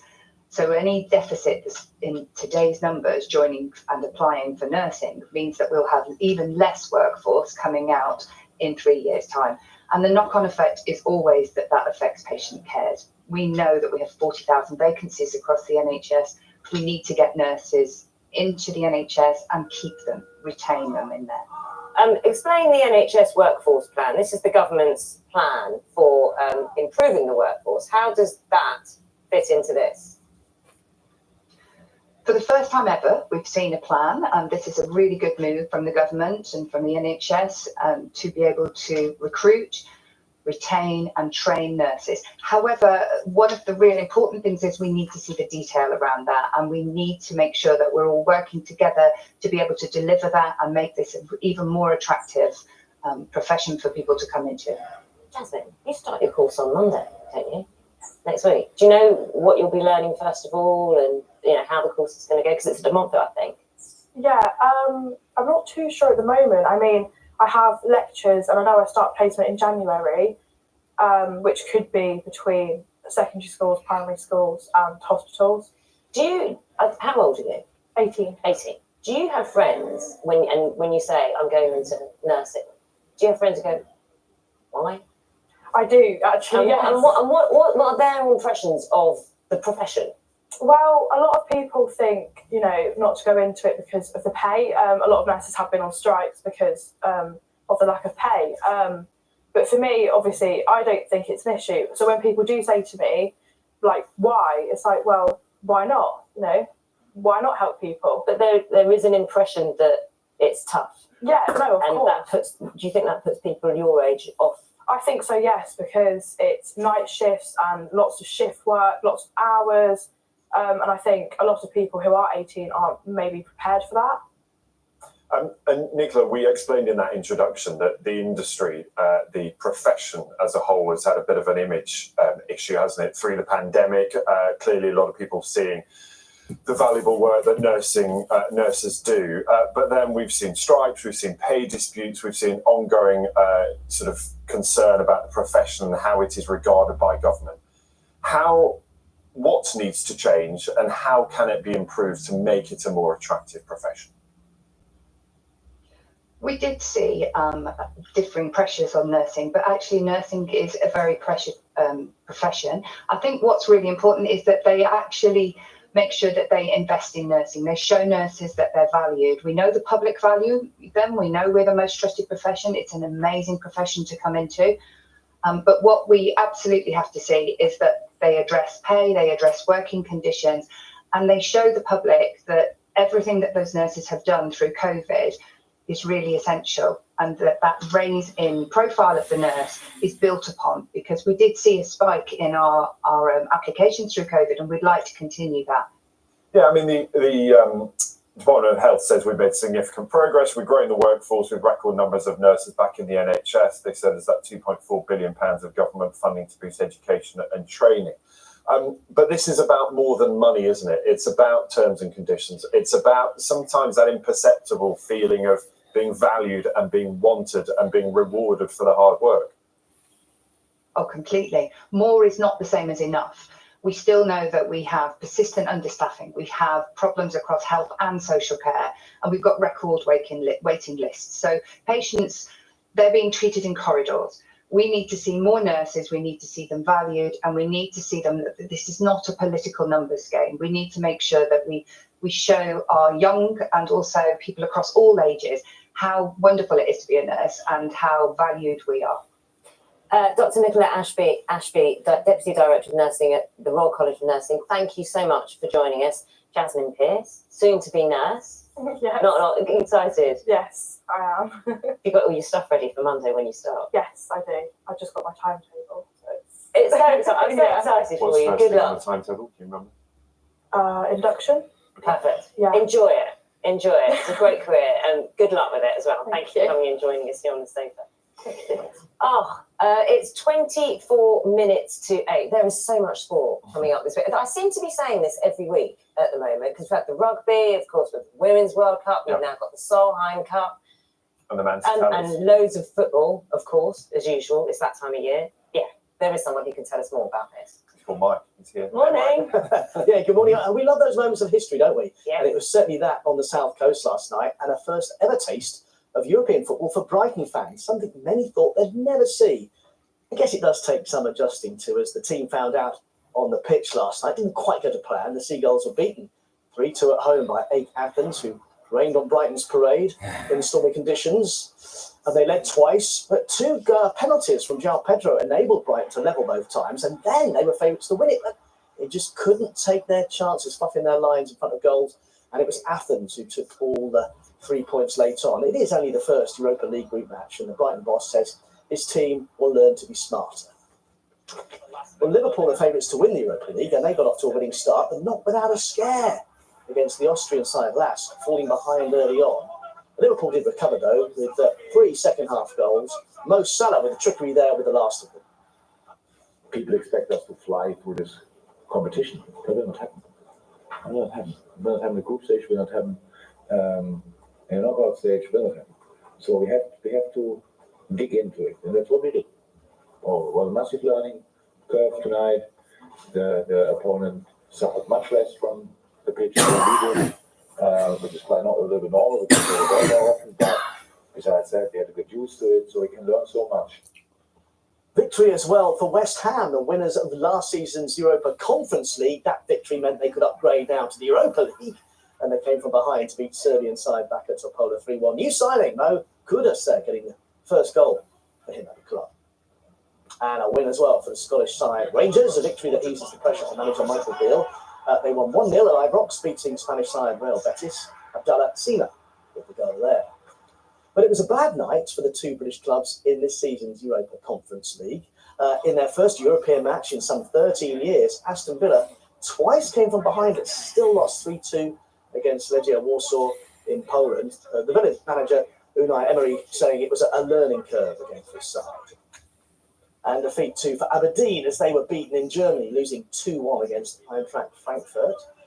In Aberdeen's first appearance in a European group stage match for 15 years.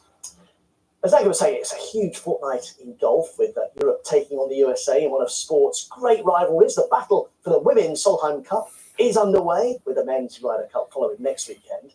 Well, the Solheim Cup is taking place in southern Spain, and Team Europe are aiming to win the event for a third time in a row, something they've never done before. Well, the USA had the honour of teeing off first. You can watch all the highlights on BBC Two tonight at 7 o'clock. Now to the Rugby World Cup. After serving a 4-match ban, England captain Owen Farrell will come straight back into the team for their next World Cup match tomorrow. Farrell will play at fly half for the pool match with Chile. England very much favourites for this one, with head coach Steve Borthwick making 12 changes in total. Fellow fly half Marcus Smith will play at fullback, while George Ford, remember the hero, against Argentina, dropping to the bench. And Ireland are also back in action tomorrow. Wow, this is huge, against the defending champions, South Africa. 2 of the favourites going head-to-head then, this early stage of the competition. Andy Farrell has made just 1 change to the team that beat Tonga, with Jamieson Gibson-Park replacing Conor Murray. Wales and Scotland both play on Sunday. Now, the host of the Rugby Union World Cup, France, have been dealt a potentially massive blow. Okay, they have made it 3 wins out of 3, demolishing Minnows Namibia 96-0, but the victory could come at a huge cost potentially because, oh yeah, the French were ruthless on the easiest of nights in Marseille, Damien Penaud with a hat-trick, but captain and the World Player of the Year back in 2021, Antoine Dupont, their talisman was taken off with a head injury. It was after a red card tackle from Namibia's captain. There are fears it could be a fractured jaw. That would almost certainly rule him out of the whole tournament. Now, it is the most exciting finale to a Rugby League Super League season this century, with 3 teams all vying to finish top of the league in the final set of matches tonight. So this will be the end of the regular season before the playoffs decide the actual champions. Now, the reigning champions, St Helens, start the day in 3rd, but are only behind Catalans Dragons and leaders Wigan on points difference. There are so many permutations. St Helens host Hull FC. Okay, that's the easiest looking game on paper.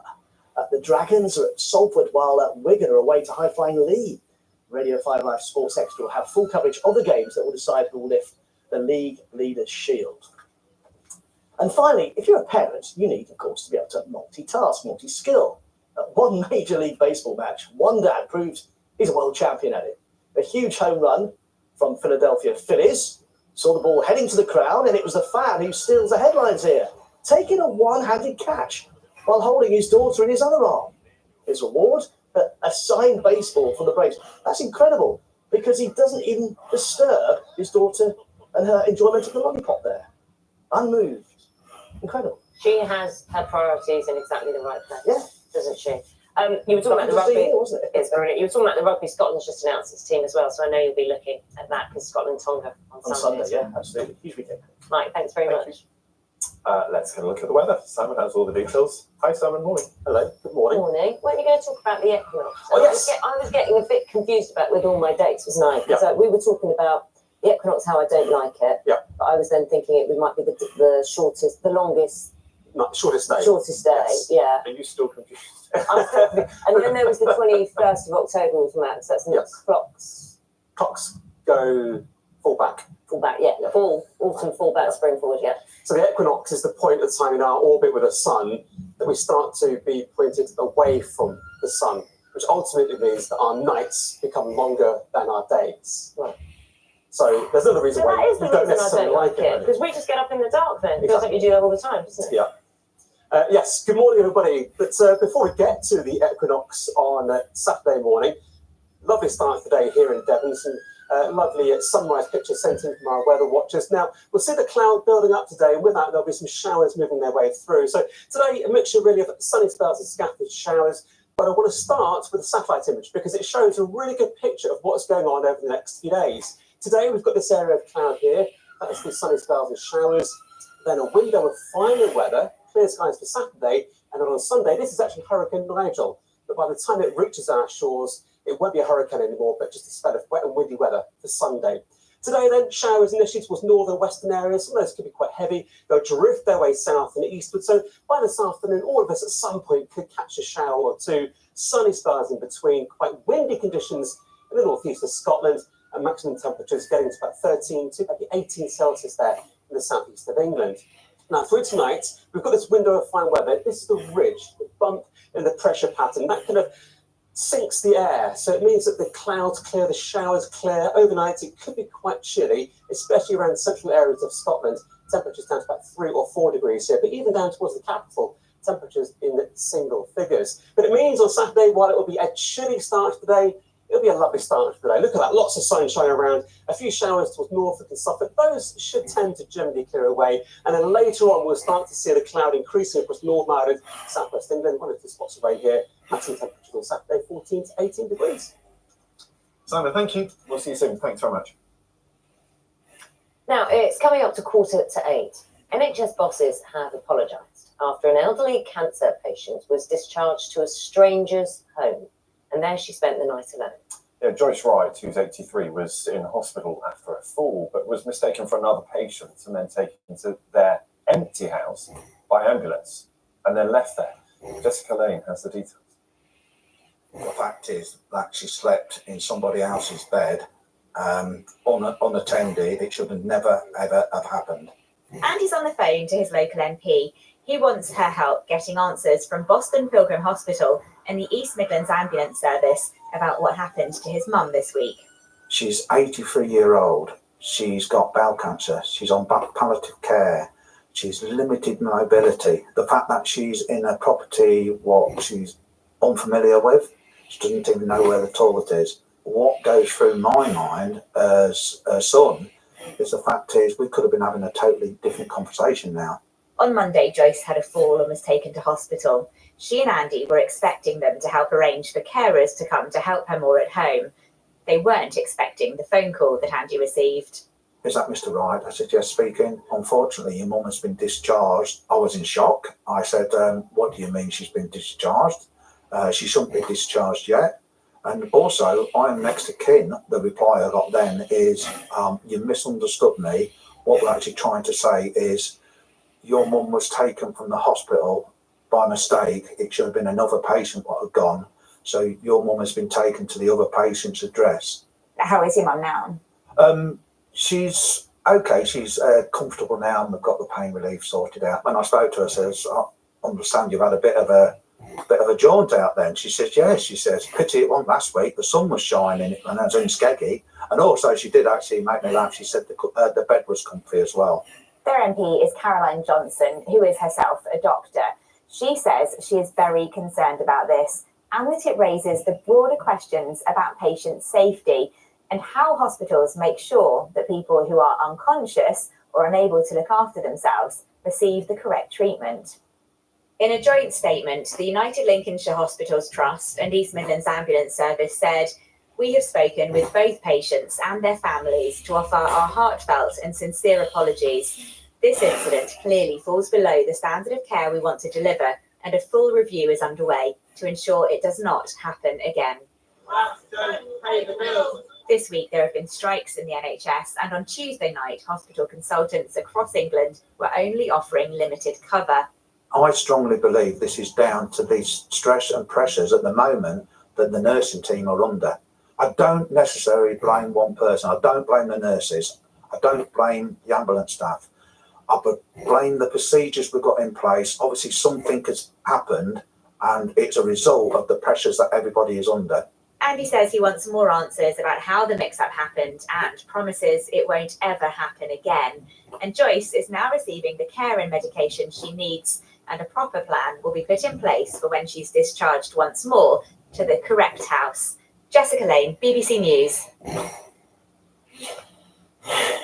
Time now is 12 minutes to 8. We're taking you somewhere. Can you guess where? Stargazers are going to have their eyes on the skies above the US state of Utah this weekend because a capsule, and it's a rather special capsule, is due to land on Earth after returning from space. Yeah, inside are rocks and dust that they come from an asteroid. It actually took 4 years to reach, and all of that inside could give clues about the formation of our planet more than 4 billion years ago. Our science editor, Rebecca Morrell, has the details. Asteroid Bennu, a 500-metre wide rock hurtling through space. With its boulder-strewn terrain, it tops NASA's list of space rocks that pose a danger to our planet. But it could also shed light on our very beginnings. So NASA decided to get up close and personal with it. After a 2-year journey, captured on camera, this was the moment the OSIRIS-REx spacecraft collected a sample in a smash and grab that lasted just 5 seconds. These bits of Bennu were safely stowed in a capsule, and now they're heading back to Earth.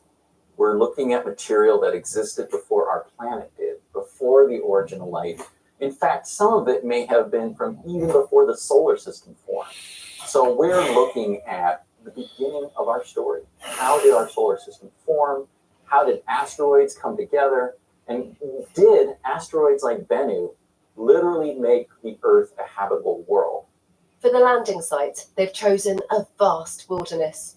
After travelling for billions of miles through space, the capsule is going to land somewhere over here in the Utah desert.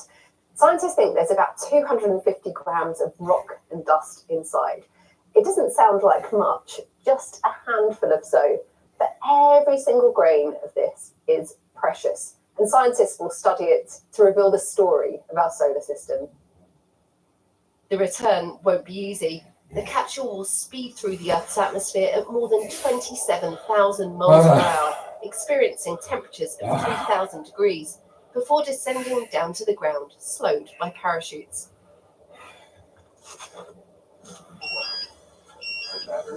The NASA team has been practicing in the desert, working out the best way to recover the craft after it comes down. The most important thing is to keep the extraterrestrial material inside free from contamination. Of course, we study meteorites here on Earth, and there's a lot we can learn from those meteorites, but they have gone through Earth's atmosphere and potentially had some contamination from Earth. So that's why we need a pristine sample from an asteroid. Bennu's already thrown up some surprises. It's not a solid rock, it's a loosely held together pile of rubble. And some surprising people have also been involved in the mission along the way. So Brian May helped the team to choose the best place to take a sample by making stereoscopic 3D images of Bennu. I think originally 30 different sites were selected as possibility, but some were rejected because the boulders were too big, some were rejected because it was actually too small to navigate into, some because the materials you were going to get weren't going to be nice enough, interesting, and the material that we were able to supply, I think, just enabled them to tip the balance to actually make those final decisions. All eyes are now on this patch of Utah desert, ready for the landing. The hope is this mission could answer that most profound question: where did we come from? Rebecca Morrell, BBC News, Utah. We're joined now by Dr. Sarah Crowther, who's a planetary scientist at the University of Manchester. Good morning to you. Good morning. So I'm excited, but I think it's kind. So what are you excited about? So this spacecraft's been to an asteroid, as we just saw in the video. And a smash and grab. And it's collected material from that asteroid, and it's bringing it back to Earth for us to study, to try and understand more about the asteroid and the wider solar system. So, but what is in this bit, the smash and grab bit, which is what's tiny amount, and we can talk about that in a moment, that you are hoping to see? So we think that asteroids like this one could have delivered some of the ingredients that are key to life to Earth. So things like water and organic compounds. So by studying asteroids like this, we can understand more about how life might have developed on Earth, or even before that, how planets like Earth formed and evolved. Because the record here on Earth from when it first formed 4.5 billion years ago has all been wiped out by things like earthquakes and volcanoes. But it's retained on these asteroids. So they're essentially a time capsule from the start of the solar system. When you say organic, what did you say? Organic compounds. Compounds, you did, yeah.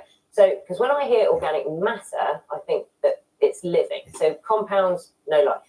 Well, not necessarily, but things like amino acids that we know are key to life here on Earth have been found in meteorites. So we hope to find things like that in this asteroid. So it's taken 2 years to get back.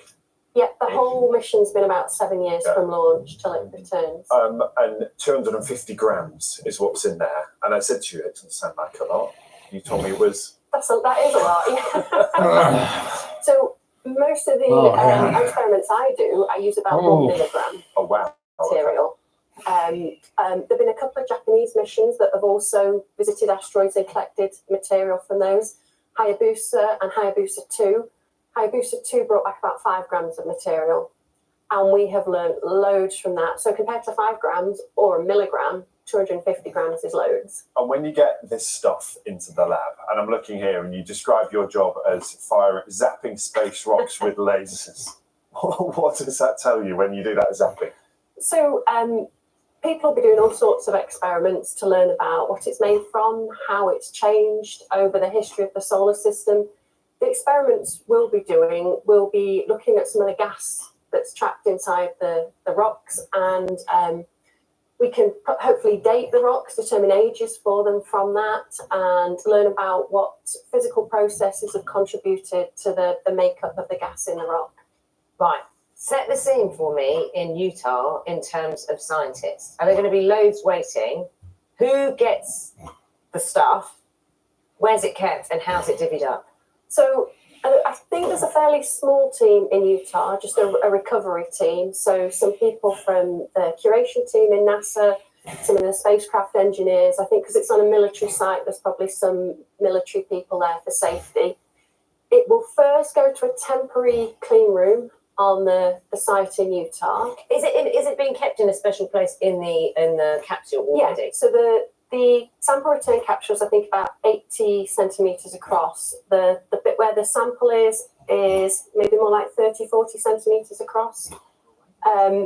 So it lands on Sunday. It goes straight to a temporary clean room in Utah. Then on Monday, it's due to fly back to Johnson Space Center in Houston.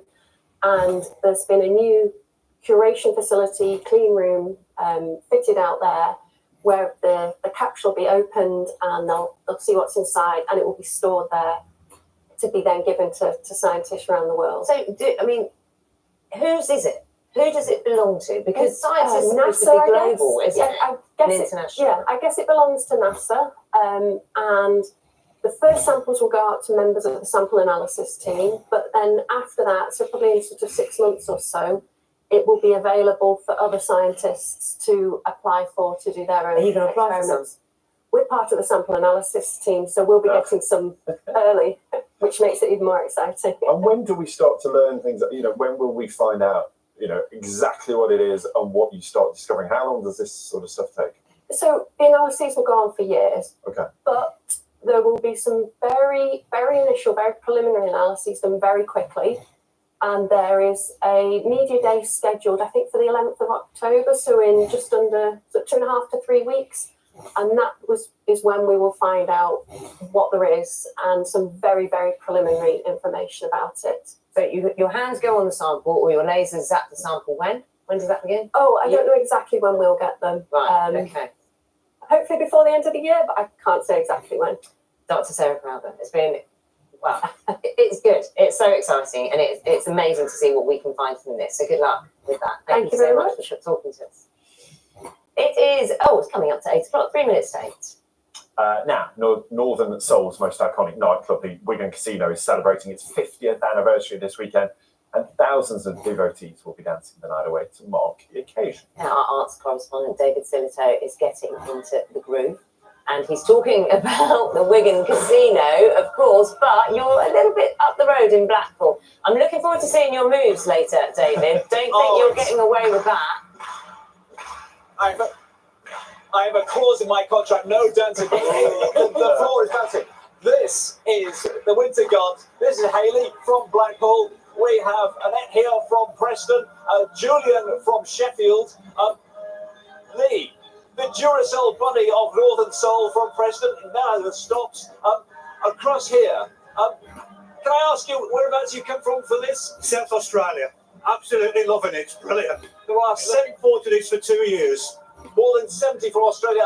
From Australia again, and we've got Alex and Doris here. You're from Austria. Vienna. Yeah. Austria, Vienna. Why are we here?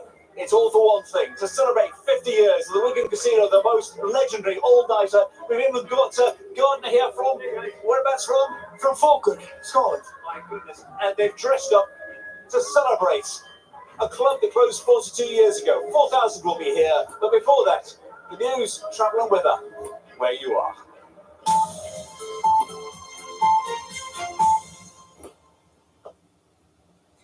Hello, very good morning to you. I'm Jo Kent with the news in the south.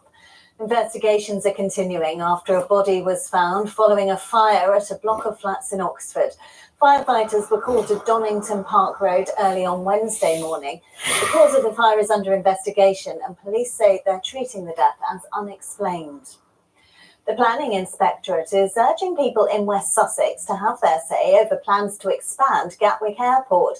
There are proposals to bring the airport's emergency runway into use so it can handle more flights. Infrastructure would also be improved and replaced. Critics are against the idea because of environmental concerns. People have until October the 29th to have their say. You can ride the bus for free today if you live in West Berkshire. As part of World Car Free Day, most bus operators in the district are offering free travel. It's hoped it will encourage more people to consider the bus as a viable alternative all year round. A quick look at our weather today. A dry and sunny start, but it will cloud over this afternoon with some scattered showers developing, and we may hear the odd rumble of thunder as well. There should be some sunny spells in between the showers though, with a top temperature today of 18 degrees. And looking at travel, and on the Isle of Wight, there is a burst water main on St John's Road in Ryde.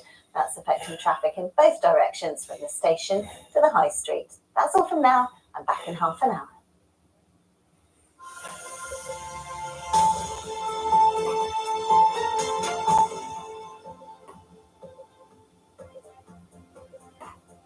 Good morning. Welcome to Breakfast with Ben Thompson and Naga Manchetti. Good morning. Our headlines at 8 o'clock. More questions for the BBC following a claim that Russell Brand exposed himself to a woman before laughing about it on his Radio 2 show.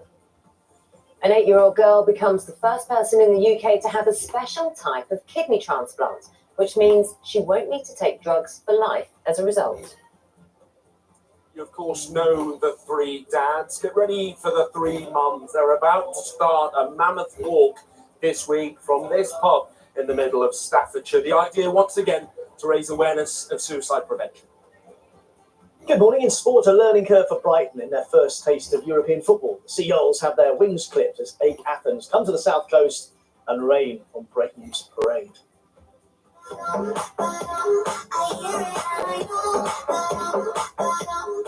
Kylie Minogue on 40 years of making music and life in the spotlight before the age of social media. If it was Neighbours hysteria time now, I mean, I dread to think what myself, Jason, and Guy would have got up to on TikTok. It's a fine, calm start to the day, but there'll be some scattered showers developing into the afternoon. The weekend is going to be a mixture of sunshine and wet and windy weather. I'll have all the details throughout the programme. Good morning. It's Friday, the 22nd of September. The BBC is investigating a claim that Russell Brand exposed himself to a woman before joking about the incident on his Radio 2 show. Yes, it's alleged to have happened in 2008 in Los Angeles. Now, the woman did not work for the BBC, but was employed in the building where the presenter recorded his show. He's denied any wrongdoing. Graham Satchell has the details. Russell Brand is facing a series of sexual assault allegations, including rape and emotional abuse. The latest is said to have happened in this building in Los Angeles in 2008, where the broadcaster was recording an episode of his Radio 2 programme. A woman who the BBC is calling Olivia claims Brand exposed himself to her in this bathroom. Brand then laughed about the alleged incident minutes later on his show with his co-host Matt Morgan. What made the BBC think that was appropriate to go out like that? I just don't understand why they didn't investigate this much sooner, given the raunchy, outrageous bits. In a statement, the BBC said, "We're very sorry to hear of these allegations and we will look into them. We are conducting a review to look at allegations of this nature, and if the woman who has shared her story is willing to speak to us, we would be very keen to hear from her."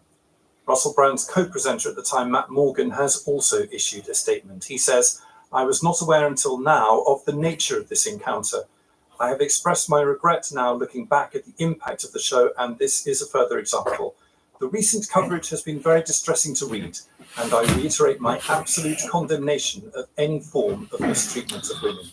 It's the Russell Brand Show, and here's your host, I am! The latest claims follow an investigation by the Sunday Times and Channel 4's Dispatches programme in which 4 women allege they were sexually assaulted by Russell Brand between 2006 and 2013. He has denied those claims, but has not responded to this latest allegation. Graham Satchell, BBC News. Our entertainment correspondent Colin Patterson is outside the BBC headquarters in London. Colin, morning to you. So it's been about a week, hasn't it, since this story or these allegations have been coming out. How does this kind of fit into that pattern? The BBC have said that these new allegations will feature in their inquiry into Russell Brand's behaviour while he was a radio presenter at the BBC between 2006 and 2008. This inquiry is going to be looking at who knew what and when. Were there complaints about Russell Brand raised at the time? And if so, how were they acted on? And when it comes to these new allegations, they want to speak to the woman in LA who has made them and speak to people who are working in the BBC LA bureau at that time. And this is happening around the industry as well. There are not one but two investigations into Russell Brand's behaviour when he was presenting a Big Brother spin-off show, an investigation, one from Channel 4 and another from Banijay, the production company that now owns Endemol, who made that programme. And what a week it has been. In the last week, we've seen Russell Brand's stand-up tour postponing the final 3 nights. He was supposed to be playing Plymouth tonight. We've seen an Australian well-being festival remove him from being their headlining act. That was to be taking place next year. And YouTube have decided to demonetize Russell Brand's content on there, meaning he can no longer make money from it. Has to be said, though, Russell Brand has denied these allegations and said that all his relationships were consensual. Colin, thanks very much. Colin Patterson there for us. 6 minutes past 8 is the time. Ben, there is a story of hope, medical advancement, and a lovely little girl who's benefited from this. Yeah, it's a really important scientific breakthrough, Naga. Thanks so much. Let me explain. An 8-year-old girl has become the first child in the UK to receive a kidney transplant without needing to take drugs to stop her body rejecting it. And that's because the child received both stem cells and a kidney transplant from her mother, so it means that the body accepts the new organ. There's more from our medical editor, Fergus Walsh. Aditi's health has been transformed by a double transplant, thanks to her mum and a team at Great Ormond Street Hospital in London. She has an extremely rare genetic condition which weakened her immune system and meant her kidneys were failing. So doctors took an unusual approach. First, Aditi had a bone marrow transplant using stem cells from her mum. This rebuilt Aditi's immune system. 6 months later, she had a kidney transplant, again donated by her mother, and her immune system accepted the organ as her own. Her immune deficiency had to be corrected by having mum's bone marrow first. And because Aditi was able to engraft and accept her mum's bone marrow, that therefore meant that her body could then see her mum's kidney when it was transplanted as being part of her. Within weeks of the transplant, Aditi was taken off immunosuppression, which means she doesn't risk the long-term side effects of these powerful drugs, which usually have to be taken daily to prevent organ rejection. The family is delighted. I feel so happy actually. Yes, I given the blood cells and the kidney. I'm so happy. Yes, of course. I feel perfectly okay. Yes, I'm so proud of her. And she is amazing. She is doing very fine each and every day. And most of the support I would say is from her side. Yes. Because if she was someone who was bogged down by the procedures or by what she listens to on the ward, it would have been much more difficult for us. On the other hand, she was the one who was actually more outgoing. Aditi is back at school and both her immune system and transplanted kidney are working normally. The procedure is unlikely to be widely used as the double transplant carries increased risks to the patient. Fergus Walsh, BBC News. In other news for you today, US President Joe Biden has told Ukraine's Volodymyr Zelensky that extra support for his fight against the Russian invasion will arrive next week. He promised new American battle tanks, but not the requested missiles. That was when the pair met at the White House. President Zelensky then travelled to Canada for an unannounced visit. That's his first there since the war started in February of last year. Police in New York have discovered a large quantity of drugs, including the opioid fentanyl, in a nursery where a 1-year-old boy died last week. More than a dozen bags were hidden beneath a trapdoor at the day centre where Nicholas Dominici died of a suspected overdose. King Charles and Queen Camilla will end their state visit to France with a trip to Bordeaux today. The 3-day visit has already seen King Charles meet with footballers and address the Senate, that's the upper house of the French Parliament. The royal couple also attended a formal banquet at Versailles. She's known for lighting up the dance floor, but Strictly Professional Amy Dowden is currently undergoing treatment for breast cancer, and she's been documenting her journey on social media. Well, this week she took what she called the hardest step of her treatment so far. as Will Batchelor now reports. Amy Dowden at home, surrounded by her family and friends. One by one, they cut off a lock of her hair. As each member of her family takes their turn, you can see the emotional impact it's having. Amy is 33. She's been a dancer on Strictly since 2017. She was diagnosed with breast cancer earlier this year and has been charting the course of her illness on social media. In a breast cancer diagnosis and treatment, often it feels like you don't have control through how you'll respond to the treatment, everything that you have to go through, how your body changes. But her shaving her hair off is her sign of saying, I'm taking control and I'm going to put the time frame of when my hair comes out rather than it feeling like it's just happening to her. As the final lock of hair is cut away, Amy posted online that she wanted to help others, to share the truth and bring normality to what she called a beautiful bald head. She described this moment as a hurdle she'd not even been able to think about, but says now she feels proud to have taken control. Will Batchelor, BBC News. And we wish Amy well, of course, as she continues with her treatment. 11 minutes past 8 is the time. Now, the prevalence of CCTV cameras has long been a source of debate. Some argue they create a surveillance society, which erodes personal privacy.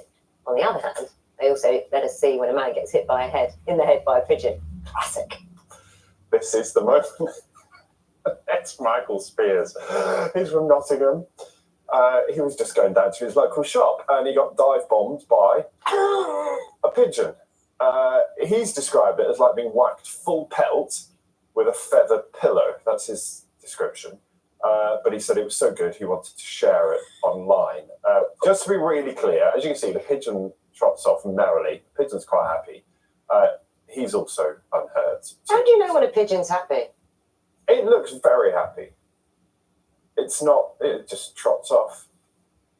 I think Michael was a little... What I love is the various camera angles. Yeah, you can see it all the way around. CCTV. I mean, obviously for security. Here we go. There's one from that angle. There's a better angle. It's this one. This is it. Wait for it. Boom! Brought me untold joy, Simon, this morning. It honestly has. I mean, I love how he just stands there for ages, like stretching his head. What on earth is just happening? I'm not sure if he's rubbing his head better from the thwack or if he's just perplexed and confused. Either way, best video of the day. That's what you need for a Friday morning, isn't it? Oh, I tell you what, though, you're challenging the images Do you know what? I looked at that picture this morning. I thought that's just like a painting, isn't it? Isn't it? Where Gorgeous. is it? You know? Yeah, that's in Kent this morning. So we've just got some shower clouds starting to build up on the coast there this morning. The colours are amazing. Lovely, aren't they? Tells a good story though, because yes, we've got a fine start today for many of us. You can see those clouds building up in the sky. It's a case really of sunny spells and showers. So those showers will come and go as the day goes on. Sunny spells in between. You might even catch a rainbow or two, just like we saw yesterday. Now I want to start off with a satellite image because it paints a really good picture for what's going to happen over the next couple of days. For today, it's a case of the swirl of cloud in the northeast of the UK, giving us the unsettled feel. Then we've got this clearer window here, cloudless skies. That's Saturday's weather. And then Sunday's weather is this thing here. This is actually Hurricane Nigel. It's going to weaken considerably before it moves close to our shores. It'll be an ex-hurricane as we go into Sunday, to bring wet and windy weather. But today, scattered showers towards northern western areas this morning. Those will drift their way to the southeast. Sunny spells in between. All of us at some point this afternoon could catch a shower. Strong winds in the far northeast of Scotland. Maximum temperatures here about 12, 13 degrees Celsius. To the southeast, 15 to 18 degrees. And then through tonight, this is the window of fine weather. It's actually a ridge of high pressure. It's going to move in. It squashes out all the showers. The clouds disappear, and then there'll be some clear skies to take us into Saturday morning, which does mean it will be quite chilly first thing on Saturday. Temperatures 3 or 4 degrees in central areas, 8 or 9 degrees further south. But a lovely start today on Saturday. Great start to the weekend. Saturday is certainly the better day of the weekend with that sunshine. Gradually, the cloud increases in the southwest. A bit of rain later on in the day as well. But by Sunday, as I said, it's only wet and windy. Okay, Simon, thanks very much. We'll get a long forecast in about half an hour. Thank you. The time just about to turn 8:15. Good morning. The radio DJ and TV star Roman Kemp has spoken openly for several years about his own mental health issues and the need for more people to get help, particularly young people. And earlier this week, he posted an open letter on social media. He received a response from a government health minister, Maria Caulfield, saying that she'd like all school pupils in England to have access to a mental health support team. So let's have a look at the scale of the problem right now. According to the latest NHS figures, nearly 70,000 people aged 19 and under in England were referred to child and adolescent mental health services in April of 2021. Now that's up 109%, so more than double, compared to pre-pandemic levels. Now, between 2021 and 2022, almost 200,000 young people aged between 10 and 19 were taking antidepressants. Roman joins us now. Morning, Roman. Good to see you. We should explain where you are. You've put a pause on your programme, I think, haven't you, to be able to talk to us, so thanks very much. No worries. Yeah, morning. I am literally playing the songs as we speak. So yeah, no, all good to chat. There's a lot of good multitasking going on as well. Thank you very much for that. On a more serious subject, I mean, you posted this open letter. What were you hoping to kind of achieve by posting that? And, where were you coming from in that moment? Well, I think in the letter that I've posted, as you were talking about those statistics there, more than doubling, over 109%, in terms of people asking for that help for children. It's because what the current kind of system, how it is that it is incredibly difficult for children to have access to any form of mental health. And sometimes the best form of help that they can have is in their own school. They are in schools all the time. And I think what a mental health support team in a school is something that is like gold dust at the minute. And it's a mental health professional that can help with teachers, it can help with parents, it can help the pupil obviously directly, and alleviate some of those waiting time lists that we're seeing as well, because you're accessing the problem straight away. Now, the current people in power, they were like, yeah, okay, we're going to roll out these mental health support teams. And our target for how many we want to see was 36%. And that means 36% of schools in the UK will have a mental health support team. Now, a target, in my opinion, should always be 100%. You should always be looking to provide that to every child, because you can't divvy it up. How can you decide? So my open letter went out, and I was asking to just move that target, from 36% to 100%. Tell people that your goal is to do that in every single school. That's what I was asking for. Shortly after that letter went out, a new target was posted, and that target was then 50%. And that to me still is just so horrendously disappointing. As you mentioned before, I wrote this open letter to all MPs and government, and the mental health minister, Maria Caulfield, she obviously came back and she has responded to me in the last week, both publicly on Twitter and also privately. But I also, the letter that she did reply with and the things that she did come back and say, I can't help but say I'm not heavily disheartened and disappointed by her response, given that technically they're just saying, yes, we're happy with 50%. And that to me is crushing once again, because that means that, 1 in 2 children are going to miss out on very important care. And that was my main problem with it. And so I'm still pushing for that 100% promise. Yeah, it's interesting. We've looked at that letter, Roman. It's a stark reminder, isn't it, of the work that needs to be done. Maria Caulfield saying, I would like to see all pupils in schools in England having access to a mental health support team. But you've also said you see very little point meeting with her if they're not going to change that target. Is that right? Well, yeah. I tried to meet Maria before. It wasn't allowed to happen. She's obviously come back and asked me for that meeting. But I also feel like there's very little point in meeting. If her stance is, as she says, they're happy with 50%, then I need to go somewhere else, clearly. And, I am having conversations with very, very senior MPs from both parties, about promising that 100%. And it does look good. This is something that ministers out there, they do want to do. They want to be able to say, Our target is 100%. So as I say, it's just extremely disappointing, and I think such a disservice to the children out there that require this help, to say to them, half of the country, we will try to get you help. You know, my main goal is just give people that hope. Say 100%. You know, Maria, if she's saying that she wants it to be in all schools, then why can't she tell us that it will be 100%? You know, that's what I'm asking for. Roman, you've had a critically acclaimed film, Our Silent Emergency, where you personally explore mental health and mental health pressures and suicide as well. What response have you had from young people? Because you're reaching an audience, you know, we reach a morning audience, perhaps kids going to school, but on your radio show, you're reaching a different audience. What are they saying to you now that the topic of mental health is spoken about so much more? Well, that's exactly it. I think, you know, I was really it was really hard for me to you know, bring out that film and have this whole thing of being open and talking about how we're feeling, and seeing us as, you know, the British public get so much better at being open about our mental health, about asking twice, you know, are people okay? You know, really checking in with one another. But I was always seeing those numbers just get higher and higher and seemingly get worse and worse. But what I wasn't doing is flipping those numbers on their head and realizing, hang on a minute, us as the general public, we are doing our bit. The young people of this country, they are doing their bit. You know, all we've asked for them so far is to talk more and to be more open. And now they're saying, look, we've spoken more, we are talking, and yes, we do need the help. And now it's time for the people in power to provide that help. Because if we now just leave these people, you are leaving them hopeless. Roman, it's good to talk to you. Thanks so much for coming on Breakfast and in the middle of your own radio show. What song's on now? I think we're going to go into some Olivia Rodrigo. Just bring the mood up a little bit.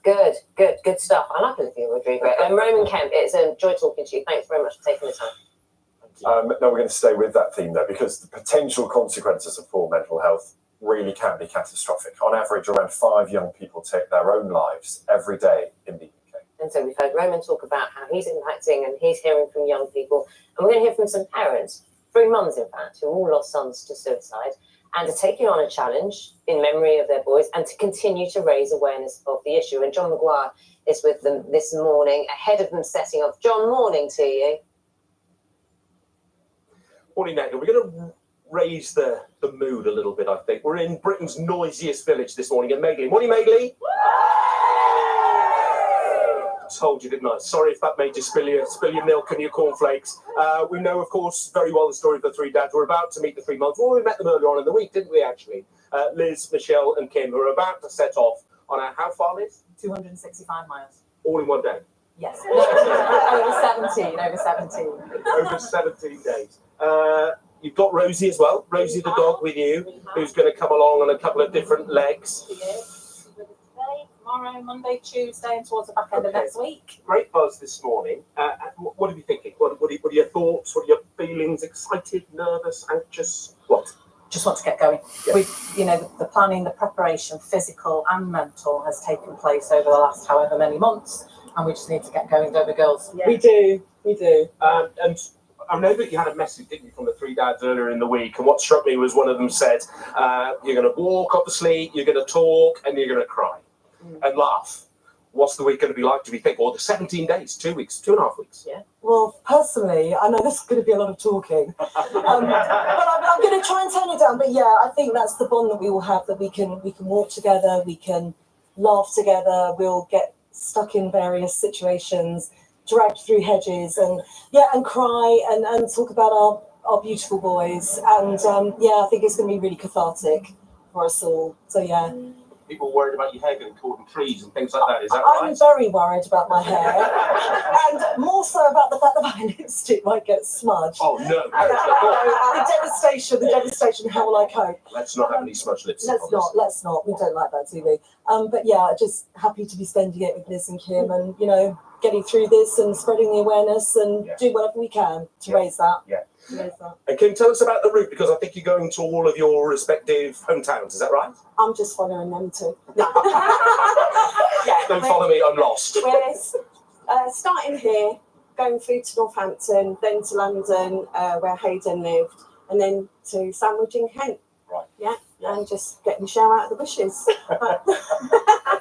What brought you together? You were inspired, I think, by the three dads. Is that right? What brought you together? What made you think you'd like to do this? I got in touch with Papyrus, and then they got back in touch with me and said there was a mum that was looking for another mum to do a walk, and that's what brought us all together. Yeah. Let's talk to Papyrus. Hazel, how much difference have you seen in the awareness of suicide prevention, especially since the three dads started their incredible walks, but also now building up and what we'll hopefully see in the next few weeks? Our profile's definitely risen massively in the last few years, thanks to Three Dad, but thanks also to all the other people out there who every day are going out and doing things to raise money for Papyrus. And the love and positivity around these three ladies is just wonderful, and we're so happy to be able to support them and very grateful to them as well, because all the money that they raise will go to help us develop and expand the organisation and to be able to reach more young people and their families and hopefully make a big difference. Yeah, very important. Mike, just step in for us quickly, sir. Advice for the three mums? Oh, look after your feet. Yes, look after your feet. And don't send us any pictures. Yeah.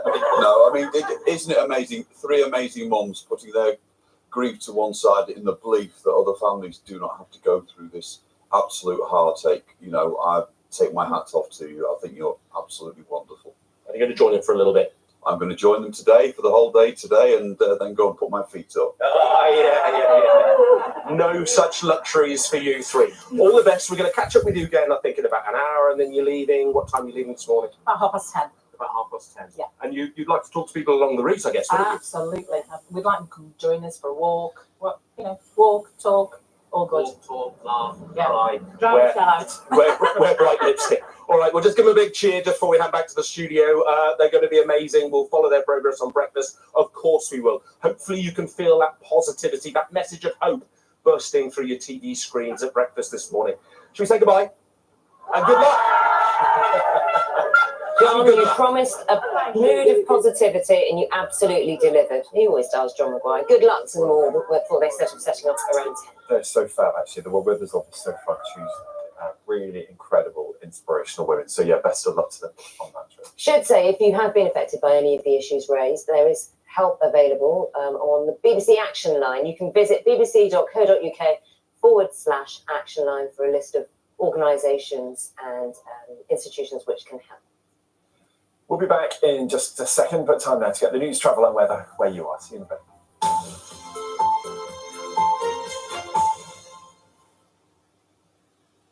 Hello there, I'm Jo Kent. Investigations are continuing after a body was found following a fire at a block of flats in Oxford. Firefighters were called to Donington Park Road early on Wednesday morning.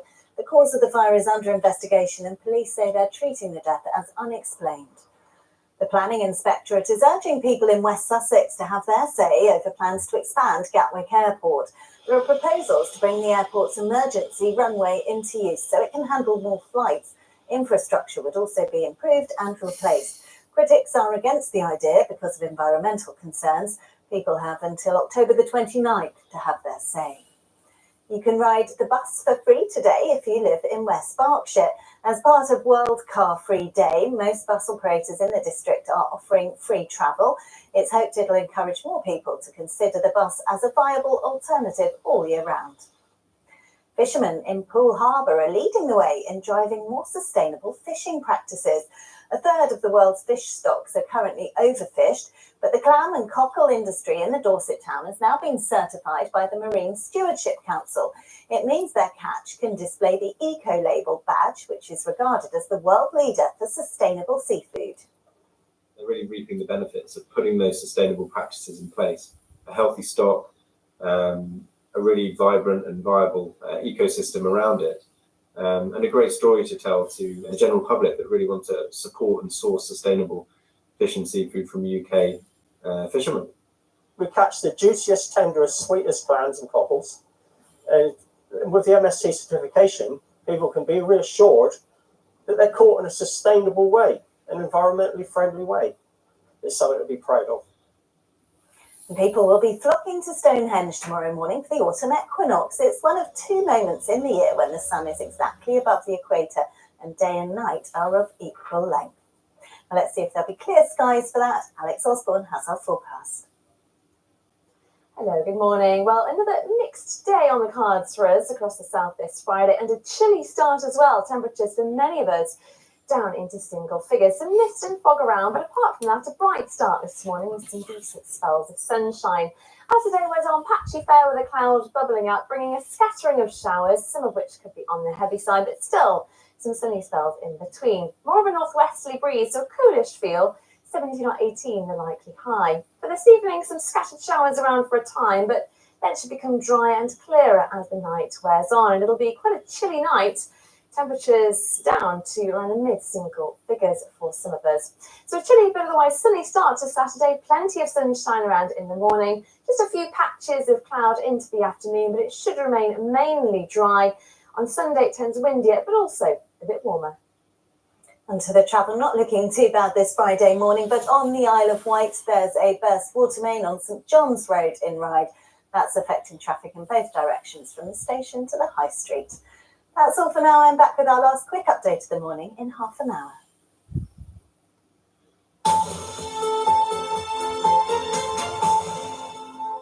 Good morning. You're watching Breakfast with Ben Thompson and Naga Monchetti. It's just after 8:30. Good morning. Morning Live is after us on BBC One this morning. So let's say good morning to Kimberly and Mark. Hi. Morning. Morning, Good guys. morning. Hi, both. Coming up on the show today is one of the world's most effective antibiotics, but nearly 3 million people are actually allergic to penicillin. Yes, Dr. Ranj tells us how a new study has shown there could be ways to spot deadly reactions faster. Yes, you probably don't know, but 95% of people who think they're allergic to penicillin actually aren't. And whilst it is possible to get tested, it's not currently widely available. So we're going to talk about the symptoms of an allergy and what your alternatives might be. And September is one of the busiest months for divorce. Family lawyer Amanda McAllister explains why quickie online splits can leave you financially tied to your ex. Yeah, also on the show, there's not a single river in England or Wales that's classified as being in good overall health. And this is due to sewage, plastic and other pollution. Now, Reece Stevenson's finding out how you can play a part in changing that. And all you need is 15 minutes of your time. That's it. Sounds good. Plus, it's Friday, so cooking up a fakeaway, Chef John Gregory Smith has a butter paneer. And let me tell you, Ben and Naga, it smells absolutely delicious. You're missing out. And it will feed the family for around a tenner. It smells so good.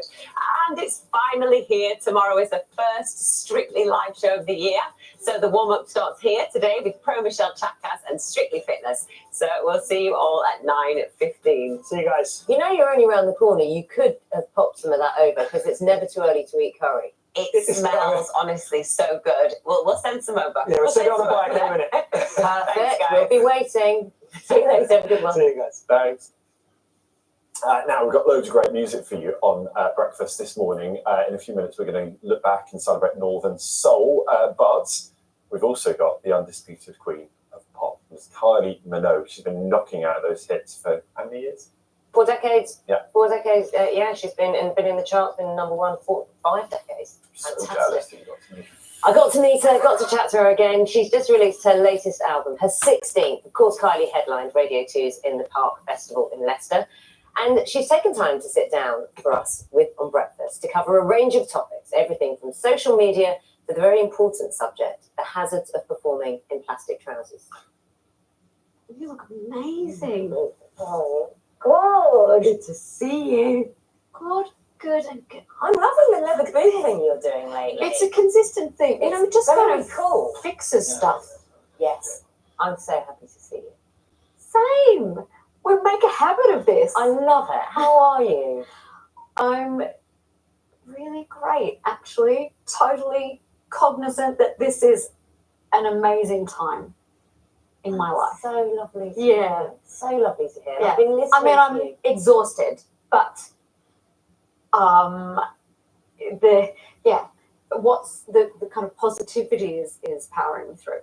That's it. 16th album, right? Tension. It's fabulous. Yes. It's really fabulous. I really like. I've had a chance to listen to it. And what speaks to you? 10 out of 10. Really? I'm so surprised. Everyone says something different, which is great. Yeah. Badam, are you surprised at just how big? Oh, how quickly it came big.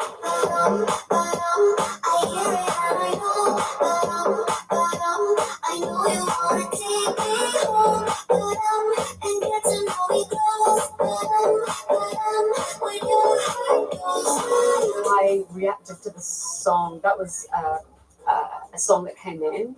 So I heard it as a demo and flipped the second I heard it. I was like, yes, when can I get my vocals on it? Like, get me that song now. And we lived with it for about a year. I recorded my vocals in a hotel room, which I've done a lot of on this album, wherever I happen to be. But the way that it took off and just became this thing. And it's the first time in my career that I've been able to see it unfold right in front of me, day by day by day. What is, because pedam is now a verb, a noun, an adjective. Yeah. Okay. And what then is, some probably. yeah, exactly. What is a pedam? I don't know. I don't know. I mean, we can go with heartbeat. Oh, officially, Yeah, song wise, you can yeah. go heartbeat. Padam, like. And when was the last time you pedammed? I'm looking forward to our next Padam, frankly. Are you?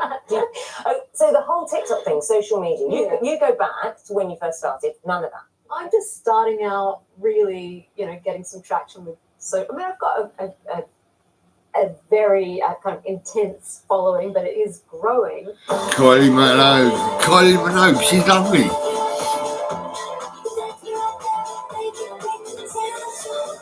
If it was Neighbours Hysteria time now. Neighbours.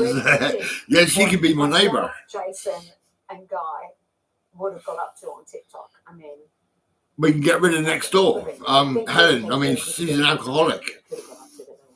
right, okay. Well, I know those things we got up to. And she gave me an STD. Oh my God. Do you know what I think about? I think about seeing Rick Astley with a Kylie picture. Yes. On. You're a good, very good friend, obviously. Yeah. I see Chris Martin, joining you when you went to Glastonbury because you couldn't go the first time Yes. around because you were recovering from breast cancer. Yeah. He, did one of your songs as well. I feel there's a real affection for you from all types, all the genres there, regardless. How does that feel?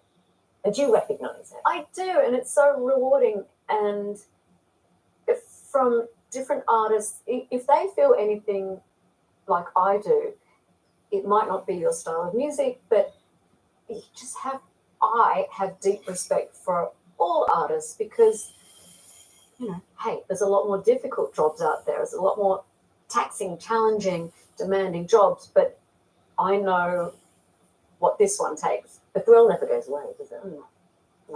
And I had the performance last weekend for Radio 2 in the Leicester. park, which was unreal.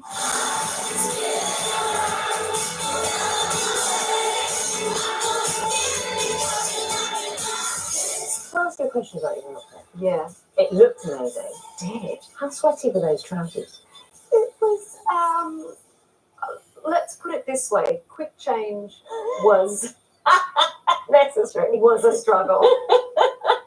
So I thought, and I think it's my There age was now.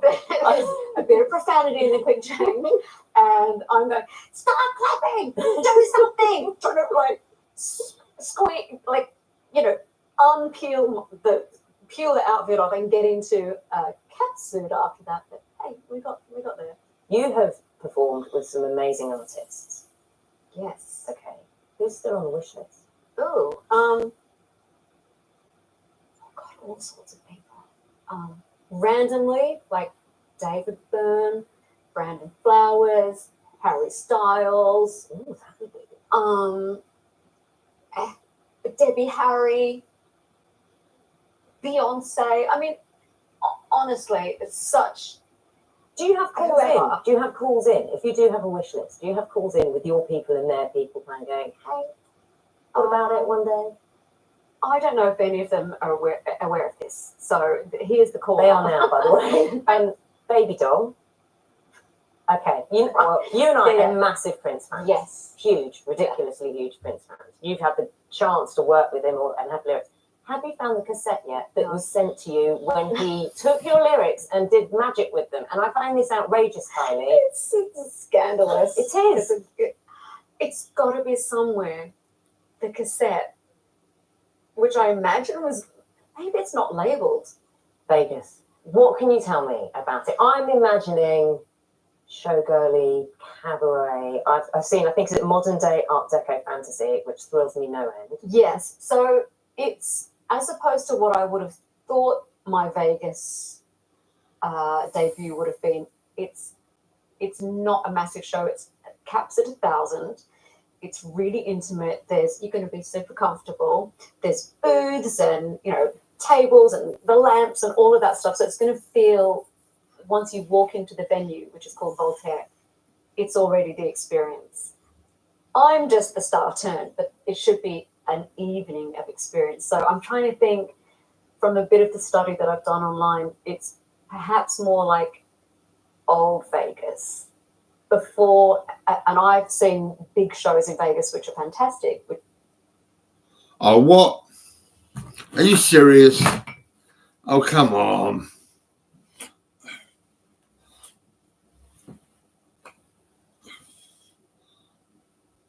Come on.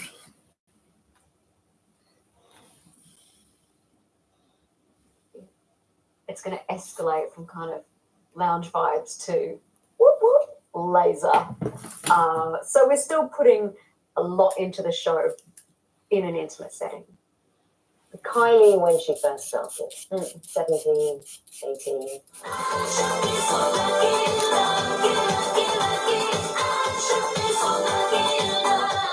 What would you say to that Kylie? To make sure, because you're in a fantastic place now, that you get here to this moment of happiness? Oh, man. That's an emotional question, isn't it? I would, aside from, the throwaway answer, which is keep a diary, which I wish I had, I would say just don't be so hard on yourself. Believe, have fun along the way. But I'd like to at least advise her that it's okay. All these things are normal, what you're going through. And I say, hey, you're going to have a great time. It's not all going to be great, but overall it's going to be great.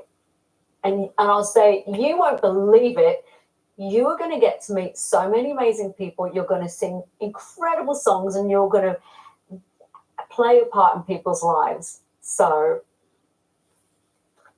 enjoy it, and lucky you. So jealous that you got to do that interview. She's very lovely, and she's on top of the world at the moment, which is lovely to see. She's been working really hard as well. I was trying to work out, with a career of that many years, favourites, so many good songs. I did try to push her to get a top. We couldn't get it into the edit. I drew up a list, right? Tried to get the top 10 songs, and I thought I'll get her of to her songs. Yeah. Yes. I had 12, and I couldn't narrow it down. So I said, right, you narrow it down, and she struggled. Really? Yeah, really struggled. really struggled. Her new album Tension is out today. You can watch her headline set from Radio 2 in the Park on the BBC iPlayer. It's also on BBC 2 tomorrow night. And from Kylie to one of Kylie's backing dancers. Mike, morning. Morning. Oh, yeah, Once Upon a Time. Yeah, 2019 Strictly Launch show. Kylie was the act. She did a medley of her songs, and we had to come on. All the contestants had to come and dance around her. They put me out the back with James Crabb. So she couldn't really see my flicks and my kicks because we hadn't learnt anything then, of course. No. And it's all about dancing before the match last night on the south coast, Brighton, making their first bow into the European football ever. Didn't get a plan. It is very different, European football, the atmosphere. Football is shit. I fucking hate football.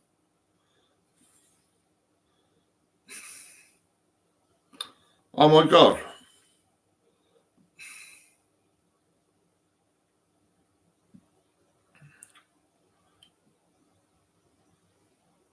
I can see the football and everybody's cheering and going crazy. Because they're idiots. They're elated and they're idiots. And I bet some of them are drinking, like, hey, drink. I don't touch alcohol.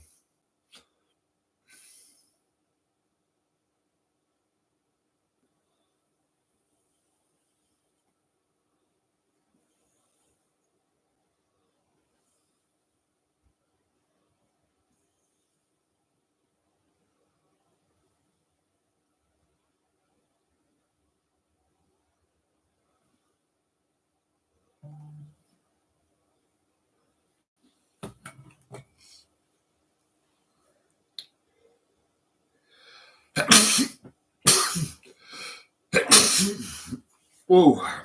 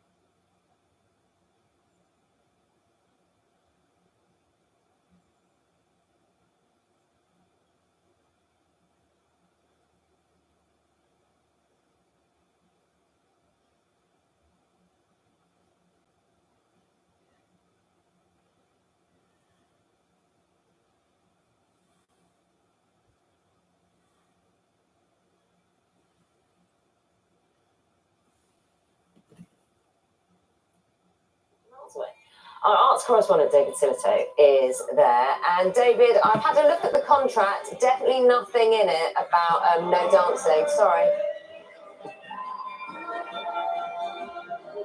That's it. I'm off. I'm finished. No, anyway, I've been making friends this morning. We've got Julian here from Chesterfield. Over here, the Duracell Bunny. This is Paul from Preston. Let me take you around here as well. Hayley from Blackpool over here. And we have an original Wigan casino. Debbie, you were there, weren't you? Absolutely, yes. Back in 1975. My goodness. The reason we are here is not because of anything. Well, we're going back 50 years, and Wigan Casino wasn't the birth of Northern Soul, but it is something that is very much in their hearts and is essentially, well, if any club deserves the title legendary, it is Wigan. And here's the explanation why.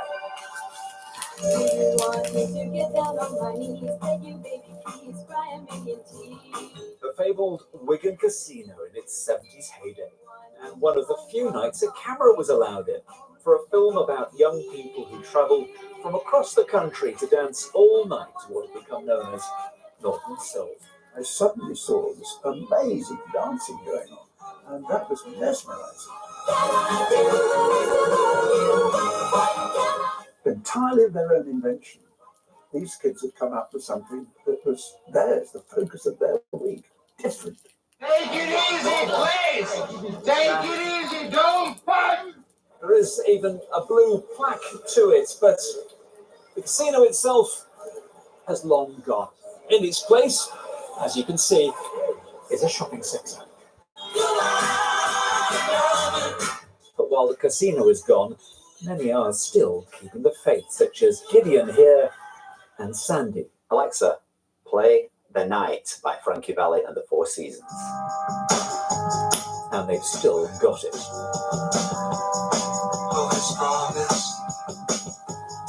It was a Wednesday. When I first walked in, I was like, whoa. What was different about it when you walked in? It was just pulsating. And the atmosphere was just amazing, wasn't it? Yeah. You could feel it. And actually, hers are standing up on my arm, literally now. Look, that feeling, I get, even now after how many decades, I can't describe what he's just said. 45 years. There'll never be another Wigan Casino, never, ever.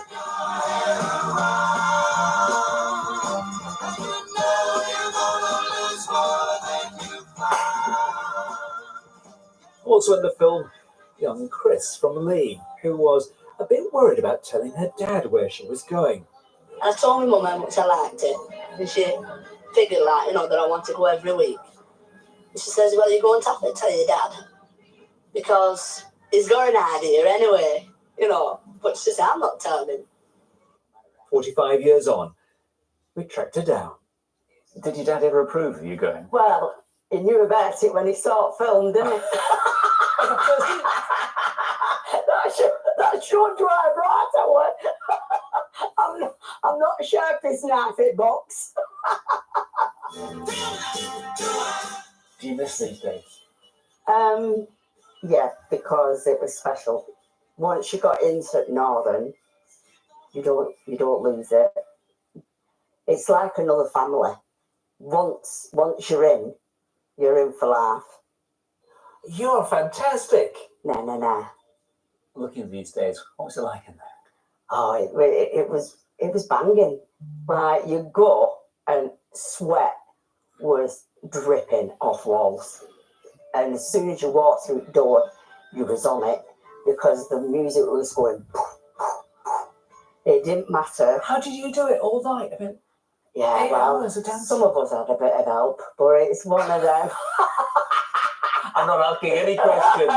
I saw that and I thought, I want to meet her. I want to meet her. You are a star. And I found you.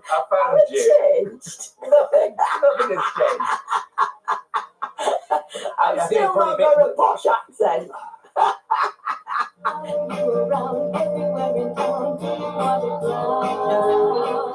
Northern Soul. It wasn't just Wigan. It was a family, a community. And 50 years on, thousands are still keeping the faith.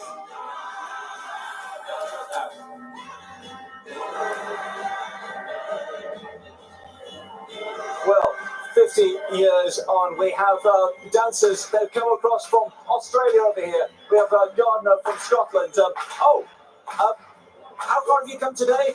All the way from Chicago, Illinois, USA. Just to celebrate the as well. Of course, the appreciation of all the music that we had grown from Chicago, rediscovered here. And it's been loved and cosseted here. Yeah, really, we wouldn't have remembered these songs if it wasn't right. If it wasn't for Wigan. Oh, we got a classic here. The original, the proper Tainted Love. Julian, I was just going to come past behind you. Richard, you remember the first night, don't you? I do indeed. You were there. I was there. I remember a record by Bobby Treetop being played. Not much else. Why? Why do we care about Wigan so much? Oh, we love Wigan because it had 8 years where it evolved from being just another Northern Soul all-nighter to being one that... They always said to me as a DJ, if you break a record in Wigan, you break it to the whole of the UK. It was a national scene. Is it something that's died? Is this just a heritage thing? Or does it live on in any way? It's lived on. It's lived on with the advent of CD, bringing people's collections back into their homes at a cheap price. And also the media interest in Northern Soul has brought lots of new people in. Georgia, you weren't there on the opening night of Wigan Casino. No, that was a bit before my Can I like to ask your age? Yes, I'm 27. So. And you have recorded, well... Yes, I've recorded a Northern Soul cover of Gone with the Wind Is My Love, and that's out tomorrow. So yeah, I hope that goes well. Does this mean anything to you? I mean, you're getting it. This is something from 50 years ago, isn't it? Yeah, no, I mean, the special thing about it, it's more than just the music. There's the whole culture that comes with it. It's such a massive movement. It's where it's lasted 50 years, and I can't see it dying anytime soon. Well, I'm going to have a little chat more with a few of the people over here. I'm going to head across, actually, if we don't collide too much. Chris, you were there opening night, weren't you? I was there on the opening night, yes. You're still dancing. And I'm still dancing. Might not be breathing very well, but I'm dancing. Why? Why do we care about Wigan? It's in your blood. I was born there. And I was fortunate to be on the doorstep. What were you doing on the first day? How did you get in? I swept the floors and cleaned the tables and got in free. I'll let you carry on dancing. Thank you so much, Chris. Well, as you can see, we have Annette here from Preston. They're running still Northern Soul clubs. You're a younger Northern Souler, aren't you? I am, yeah. You've just discovered it. I discovered it a couple of years ago at uni, but then COVID happened, so I couldn't really get out dancing much. So a lot of dancing in the kitchen. And now you're doing it with hundreds, well, maybe thousands this weekend. Beautiful venue, yeah. It's so You've got the Northern Soul bone. A little bit, yeah. Let you carry on with the dancing. And, well, let's just... There's one chap across here. You are known as the Duracell Bunny of Northern Soul. I believe so, yeah. That's everyone calls me. You come from? Preston. A long way. And do you remember your Wigan nights? Yeah, I only had a few, but I do. I was only 15 at the time, snuck in the door, but... You're a child here. You're a child. I am the youngest person here, age 60, believe it or not. Oh, there it is. And we have Gardner. Gardner from Scotland, extraordinary. You're a fantastic dancer, and I'm glad to see the outfit there. I don't need to say anything more at the end of it, because this is more than music. You really understand it. It's a community. It's a family. This really is the people who are keeping the faith. Do you know what, David? It's just simply fabulous and has brought great joy. Brilliant. Great dancers as well. Loved it. I like to think that they've been doing that for all 3 hours of the programme this morning. And they probably have. I don't think they've stopped whatsoever. Well, they're brilliant performers. Worn out. You're Still watching going. BBC Breakfast. It's 8:59.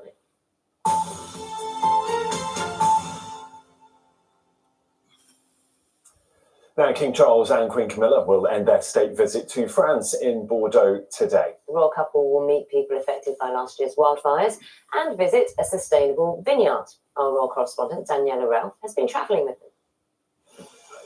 State visits can be a funny mix. Moments of nostalgia as royal trips of old are remembered and memories shared. And serious messages of countries united, of enduring friendship, of positive alliances to tackle the world's global challenges. Nous nous sommes battus côte à côte. And the more informal stuff. So he was cool. The 10, number 10. Meeting sports stars in France for the Rugby World Cup. And all the praise if it goes right. And amidst all the unity, a little rivalry at table tennis, where the French came out on top. Today, the focus shifts as the attention of the royal couple moves away from France's capital city. Despite a tricky few years for the relationship between France and the UK post-Brexit, the mood around this trip has been positive and optimistic. Today, the King and Queen leave Paris and head south to Bordeaux for the final day of the state visit. And there is something distinctly British about the weather forecast for Bordeaux, as a city which is twinned with Bristol prepares for its starring role in the state visit today. It will include a reception on board a Royal Navy frigate to highlight defence ties between the UK and France, plus a visit to an organic, sustainable vineyard. What's been noticeable during the week has been the obvious warmth and ease in the relationship between the King and the Queen and President Brigitte Macron. Last night, they said their goodbyes at the Élysée Palace, after a state visit where friendship and shared values have been the focus. Daniela Ralph, BBC News, Paris. Let's talk to Simon, find out what's happening with the weather. It's weather for giant plants, is it? Sunflowers. They do look even bigger than how big they usually are. Do you know what? You should see my sunflower at home. It's way up here. Really? Honestly, yeah, absolutely. How many have you got? I've got 2. Massive. But look, they're pointing to the sun. That's what they do, isn't it? They follow the sun around. Yeah, of course. Okay, we getting some sun? Yeah, lovely start to the day for many of us, actually. But as we go through today, we'll see some clouds building up in the sky. With that, there'll be the risk of some showers into the afternoon as well. But a great opportunity, of course, as well to see some rainbows. Just like yesterday, we saw 1 or 2 rainbows. This is this morning, actually, a few showers already developing towards northern and western parts of the UK. But I'll start with a satellite image because it's a great image to show you what's happening over the next few days. Today, this sort of cloud here, the unsettled weather of sunny spells and showers. This clearer weather here, this is Saturday's weather. And then this is Sunday's weather. This big area of cloud here. Now, this is actually Hurricane Nigel. It will become ex-Hurricane Nigel by the time we get to Saturday night, Sunday, giving some wet and windy weather. But for today, well, we've got some gales affecting the far northeast of Scotland, showers being blown in on that northwesterly wind. They'll move to the southeast after many of them this morning towards northern and western parts. Maximum temperatures getting to about 14 to 18 degrees Celsius. Now, through tonight, we've got a ridge of high pressure. It's this thing here in the pressure pattern. Now, this is the finer window of weather. High pressure means the air is sinking in the atmosphere. It removes the showers, all the moisture, the clouds disappear as well, and it could be a chilly night for some of us. 3 or 4 degrees in central areas of Scotland, but maybe 7 or 8 Celsius in the capital. So it's still quite chilly for many of us, but a lovely start to the weekend. Lots of sunshine to greet you first thing in the morning. Just 1 or 2 showers around parts of Norfolk and Suffolk early on. They'll continue into the afternoon. The cloud will increase towards Northern Ireland, southwestern parts of England, maybe a few spots of rain here later in the day, and temperatures again about 14 to 18 degrees Celsius. Now, certainly Saturday is the better day of the weekend because, as I mentioned, as we go into Sunday, we have got ex-Hurricane Nigel. Now, by this point, it is just a big area of low pressure. You can see here the white lines, the isobars quite close together, strengthening winds, and these weather fronts bringing quite a bit of rain. Now, I think most of the rain on Sunday will be towards northern and western areas, particularly west across Wales, Northern Ireland, northern England, and into Scotland later in the day. Gales around the Irish Sea coast. I think though for parts of the Midlands, eastern and southeastern areas of England, escaping much of the rain really, but it will be quite windy here. And with a southwesterly wind, temperatures will be a little bit higher. So we'll be getting back up into the 20s, I think, on Sunday afternoon. As we go into next week, we keep that southwesterly wind. And as you can see here from the air mass picture, the oranges on the map there, it keeps temperatures just a bit above the average actually for the time of year, but it means temperatures will be around about 17 to 21 degrees Celsius, maybe 23 degrees in London on Tuesday. And for the week ahead, it's looking a bit mixed really, a mixture of sunny spells and showers, perhaps some longer spells of rain from time to time. Doesn't look too bad, does it? That's all right. It's all right. Simon, thanks very much. See you later. Time now for a last quick look at the news headlines where you are. See you soon.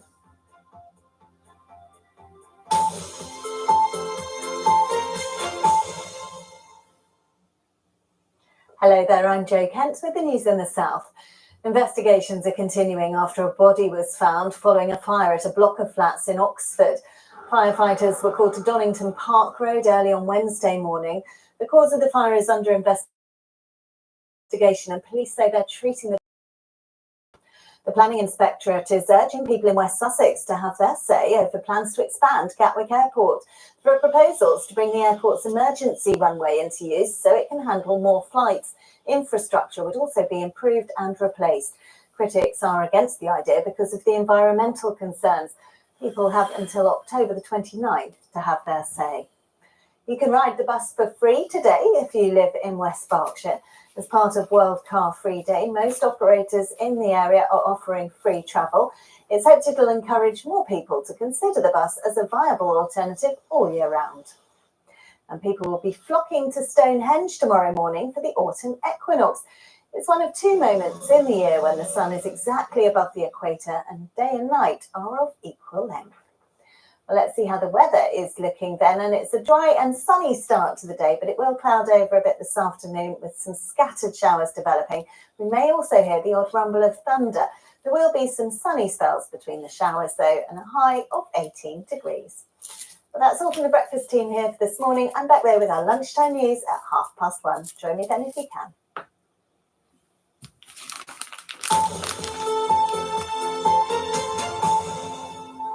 Good morning to you. Now, Scotland's mountains and hills, they draw visitors from around the world, and the scenery is stunning. But there are also some deadly risks. 27 walkers and climbers have died this year, and mountain rescue teams say demand on their services is growing. Our Scotland correspondent Alexandra Mackenzie joined some of the volunteers who risk their own lives to save others. A vast and ever-changing landscape. Glencoe is undeniably breathtaking, but can be bleak and hazardous. When people get lost or into difficulty, volunteers sacrifice their time and often risk their lives to help. At the weekend, a team of around 25 people, with the aid of the Coast Guard helicopter, again scoured the hillside for 56-year-old Charlie Kelly from Clackmannanshire. Quite good weather today, but I would imagine quite challenging terrain. Yeah, it certainly can be. The terrain very, very steep. If you look around you, there's a lot of steep crags and lots of gullies, and so it's quite challenging terrain and very complex. This search has been ongoing for more than a week. The teams now are heading off to a more remote part of Glencoe at the other side of these hills. The area is extensive, inaccessible for many, but the highly trained volunteers painstakingly continue the search in often dangerous conditions. Spit has been a volunteer in Glencoe for 14 years. He's a local builder, but drops everything, even taking time off work when he gets the call. Stop here and have a wee look at the map. Day or night, hail or shine. You can't get anything more rewarding than finding someone that's in a lot of pain or whatever and then fixing that for them. It can be the worst day of their life ever, and you can just make that right. Or if someone hasn't been so fortunate and they've passed away, it's still very rewarding for us to get them and get them back to their family and give them a lot of closure to some people. You know? There's nobody else after us. We're the last hope many people have got. Police Scotland work alongside the rescue teams, which are under more pressure due to an increase in the number of call-outs and deaths. We've seen massive rises. Most teams across Scotland, the volunteers, have seen record numbers of incidents that they're attending. There's at least 2 mountain rescue incidents in Scotland on average every single day. So there's huge increase in demand, and that's always very difficult for volunteers who have day jobs, they have personal commitments, and they have families too. If he's made it along that corridor, he won't want it that way. The operation is coordinated by Andy, the team leader. He's in close contact with those on the mountain. Brian, Jay, nothing heard. Out. But despite their best efforts, nothing was found. The search for Charlie Kelly has been scaled back. The volunteers returned tired, disappointed and frustrated. They included a marine biologist and a nurse from Oban. I have 2 children at home, so I'm quite careful with what I do on the hill, but there is always an element of risk. You just have to be aware of your own limitations when you're out doing this kind of thing. it's just really great as a mountain person who loves being in the hills to be able to kind of give back as well. You never know, it could be you in that situation needing help from some of these guys. So that's kind of what gets me out in the hill to do this kind of thing. The Glencoe team were involved in the recent recovery of 3 climbers who died on the notorious Unach Egach Ridge. This is being investigated by Police Scotland and the Health and Safety Executive. For now, as summer gives way to the colder months, snow and ice will again transform this landscape, bringing more challenges to Scotland's mountains. Alexandra Mackenzie, BBC News, Glencoe. It's fascinating. One of my favourite places in the world. Really is beautiful, but yeah, behind that lurks the hidden danger. Lots of hard-working people as well. We're going to take you to the story of 3 mums. 3 mums who lost their sons to suicide.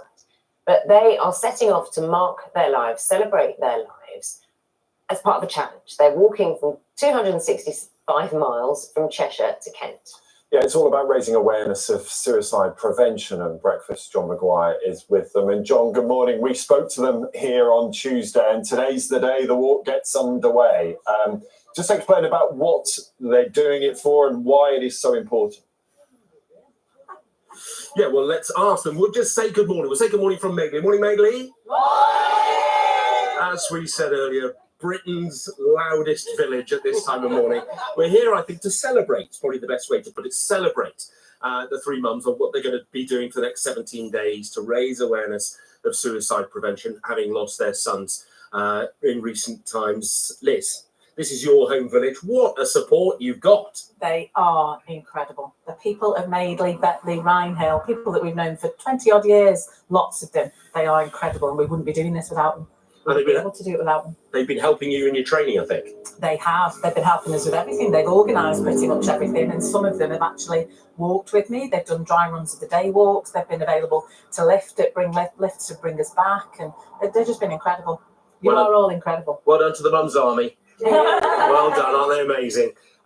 Michelle, what are you anticipating that couple of weeks being like? We said earlier, lots of laughs, lots of tears, lots of walking. You know what? Laughter, tears, memories, talking about our boys, celebrating our boys, being proud of our boys, spreading awareness, you know, all those types of things. Just celebrating our boys and raising awareness and making sure that everyone knows that we're here to, you know, help raise awareness for suicide prevention, support.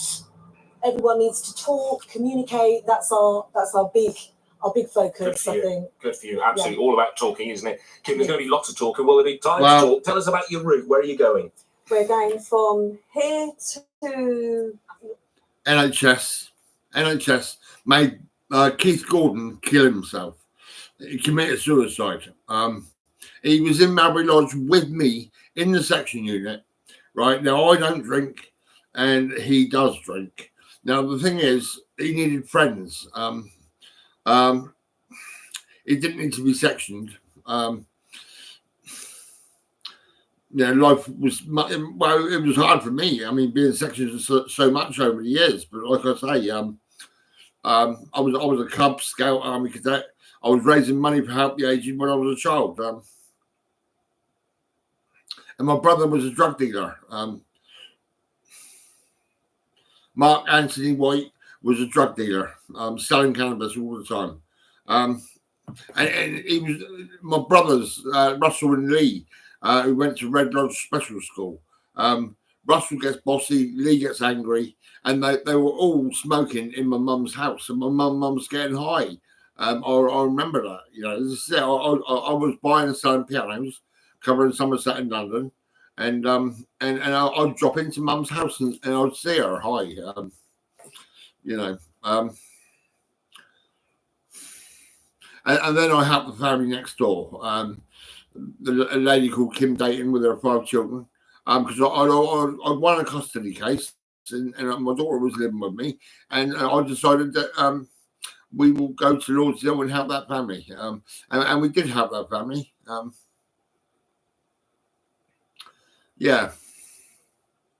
But my mother, at some point, she went and got me sectioned. She went to Des Prowse, and she spoke to an old lady. I don't know what the old lady said, but the old lady said, "Gordon, get in the ambulance." And I did actually get into the ambulance. And I went to Marbury Lodge, and I had a bit of rest and relaxation. But after that, it was harassment and brutality. Yeah, really terrible. When they come storming into your house and drag you out of your house, and they give you evil looks and they don't care about you at all. This is LHS, and the police are terrible. You know, they really are bad. Yeah, NHS and police are terrible. We've got to look at a way of helping people. Yeah, Keith Gordon, a good man, dead. Cameron McDonald behind me, him and Alistair, they both got sectioned. I'll give them a laptop and I've got them McDonald's and I sat with them and told them not to worry about a thing. And they feel fine now. They're all right now. I'll give them a Scottish decanter. It was something Cameron's mother see, and she loved it. And I thought, well, that's right. You can have it. That's all right. You know, it's no problem. You know, and she said she loved me, and it was crazy. And you know, that's when she come around and see me. Yeah. Anyway, what can I say? I'm just going to go and tap next door and see if I can get a lift from Steve. Steve is a short bloke. He's in a relationship with next door, and he's doing me a favour really, because Helen, she's an alcoholic. You know, this is it. She gets angry and bossy, and she's not nice. Yeah. Anyway, I'm just going to go and tap her door, and I'll see if I can get a lift into Eastleigh, because taxis are about £10 to go to the pawnbrokers and pawn 2 gold rings, and then messaged up the lady I won the Burberry umbrella. Yeah, because if I explain to her I'm gonna pawn my gold rings today, I think I'll do that now actually as I'm speaking.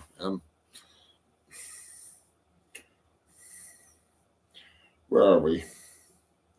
Oh, yeah, bloody free ads is terrible.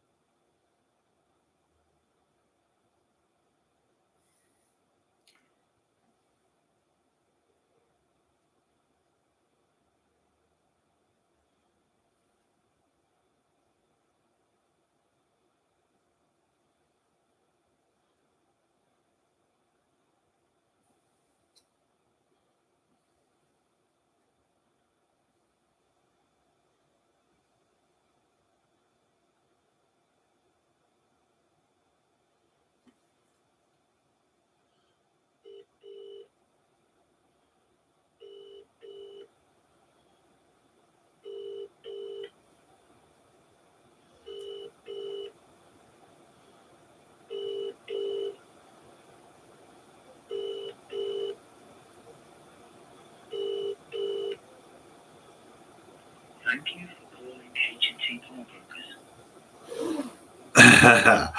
Ah.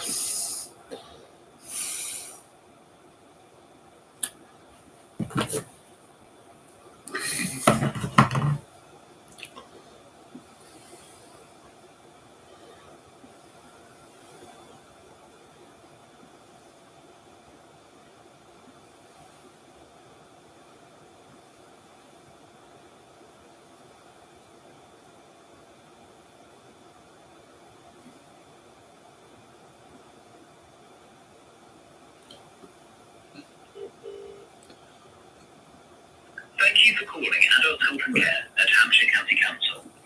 We are currently experiencing very high volumes of calls, which may lead to longer than usual wait times. We apologise if you find yourself waiting. Our staff are working very hard to get to your call as soon as possible. Please note, we do not issue walking aids, for example sticks or frames, or wheelchairs. If you are calling about these, please contact your GP surgery and ask to be referred to wheelchair services or the community health physio for walking aids. If you are calling to pay an invoice, please hang up and dial 0333 555 222 1, as we will not be able to help you. The County Council seeks to ensure zero tolerance of harassment, discrimination, bullying and abuse. We would like to thank you in advance for treating our team with consideration and respect when they try to help you with your inquiry. We comply with data protection legislation. You can find our privacy notice at ham.gov.uk/privacy. We record calls to make sure you're getting the best service possible. If your inquiry is regarding Chapter 65 or over, please press 1. For someone under 65, press 2. If your call is about invoice or account inquiries, press 4.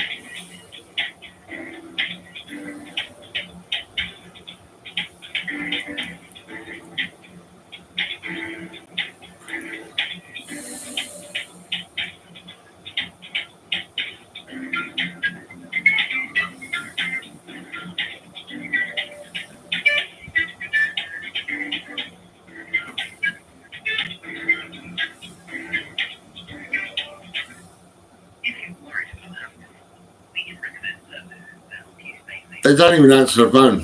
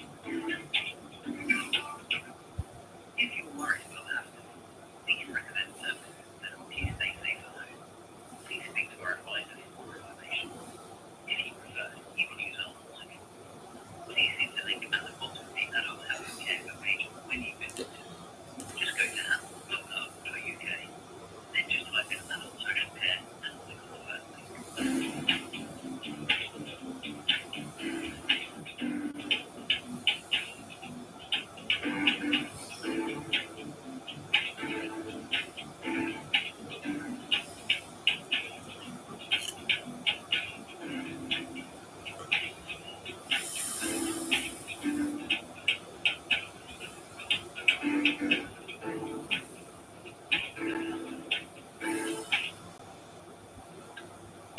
morning, you're through to Steph. How can I help? Hello, I'm Gordon White, 61 Cox Road. Hi. I've had Julie Barcy and Parmsit over a period of time. And I think it was Michael Bruff who got me out of the section units. What it is, I'm not really happy with Nikki and Vicky. They're my new social workers. And Nikki, she's very authoritative. She took my slimming tablets. Yeah, I bought some slimming tablets. I'm trying to lose weight. And I suppose if they come round, they can help me try and find a gold ring. I've lost a gold ring somewhere. Yeah, and I'm going down to the pawnbrokers today. I'm going to put 2 gold rings in to get some money into my account. And maybe if they want to come round by midday, I'll appreciate a lift down to Market Street. Yeah, like I say, I mean, they're teenagers. They're young. They're very young. Nikki, she's more like mental health. I couldn't believe it the way she was. I didn't take any pictures or nothing, but normally when it comes across like that, I actually start taking pictures and post all the trauma I've had over the years goes out to the world. Everyone's seen all the police and all the social workers and the actual mental health, Desborough House, when they come around to my house. It all went out viral everywhere. Yeah, because I had to make it like that because I've been driving for years. I was a Cub Scout Army cadet. I was a piano man. I supplied pianos. I looked after families. Treat, defeat, anxiety, and upset. I look after families. I make sure people are okay. My neighbours, I've helped them. And I'm getting authoritative situations with this Nikki. Well, she come up. I think it was day before yesterday, and she said, "Right, where's your slimming tablets? Then let's have a look at the slimming tablets." And I said, "There you go. I got them on eBay, ketones." And she goes, "How many are you taking?" I said, "Well, between 2 and 4 a day." And she goes, "Well, you're only supposed to take 1," and she took them. And she sorry. Yeah, but I don't get unwell. I don't get unwell. I'm dealing with my own life. I don't trust the NHS. I don't trust mental health. I don't trust the doctors. The doctor said to me, I showed her my doctor. I showed him my stomach, right? And I said, "Look at this, right? It's an operation, right?" And she goes, "Oh no, because you got to do Weight Watchers and then come back in 6 months. In 6 months' time, that's absolute madness." I mean, well, what it is, it's my stomach is like a balloon. I was forced sodium valproate for a long time. I was coming out of section units. I was sitting at Matt's Baker's bakery and spending about £20 a day over there, sitting with a football player called William Beanie, the Saints football player. We sit together at Matt's Baker's. But I put on so much weight, I just went fat. I went really fat. I was actually slim. I had long hair. I looked good. And when I got sectioned, I put on weight.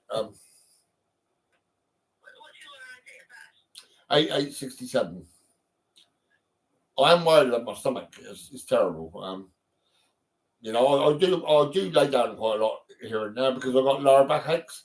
Because I used to pick up a piano. I was in London and a piano slipped and it trapped my nerve. And I had a driver with me and he drove me back to Southampton. And then it was okay.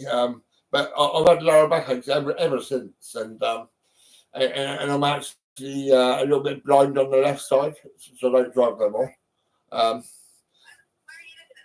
61 Cox Road. Yeah, I mean, if Nikki, if she wants to do something for me, but they're too young. They're just young.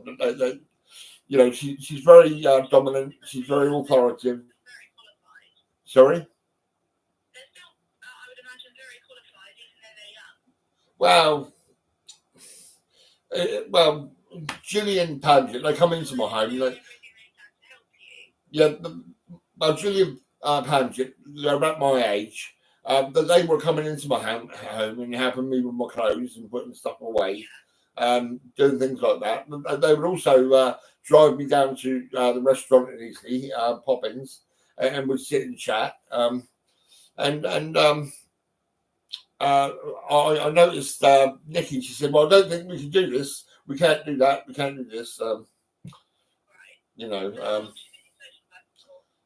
2 days. You know, well, I've seen her once and I've had enough already. I don't want to see her again. They're too young. They're treating me. Well, I mean, I think it's Vicky was all right, but Nikki was terrible. You know, she really was authoritative. Like status. I mean, wow. I'm not keen, really. Yeah, well, I mean, I feel like I still feel like I could employ people. You know, I could look after people, and I wouldn't employ her. She's too bossy. Yeah, well, you know, I mean, yeah, maybe she's all right, I suppose. But like I say, I mean, yeah. I mean, they're so young. I can't believe it. They're really young. You know.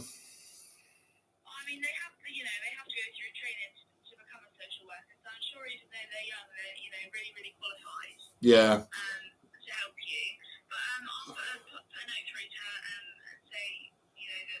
My mum, it was my mum that got me sectioned. Now my mum had 4 boys, and I was a Cub Scout Army cadet. I was raising money for Help the Aged. My brother Mark White was a drug dealer, selling cannabis, right? And Lee and Russell went to a special school. Lee gets angry. He's been charged with actual bodily harm. He's given me a black eye. And Russell gets. No, not recently. Russell gets bossy, and he was phoning up the section units to take my phone off me. Let me see now. Lee, Mark, and Russell were all smoking drugs in my mum's house, and I was helping the family next door. Next door was Kim Dayton with Claire Clements, Amy Clements, Adam Clements, Robert Arthurs, and Ian Arthurs. Robert Arthurs had problems. He was in foster placements. I drove the family to foster placements. We went to school meetings. I drove them up to Derby to see their dad. Let's see now.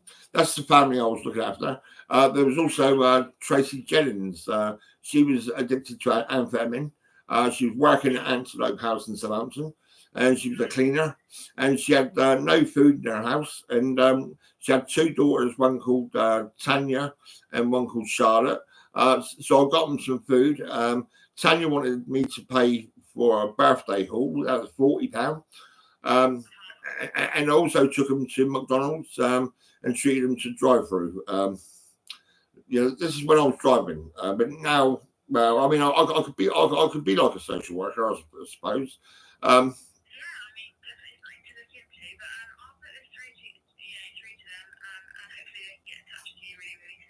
Yeah, I could do with a lift about 11, maybe 11 or 12, something like that. Yeah, I know. They probably won't do it. Yeah. And I could do with them coming in and having a look around my place and see if we can find a gold ring. I've lost a gold ring somewhere. And I'm sure it dropped in my house somewhere.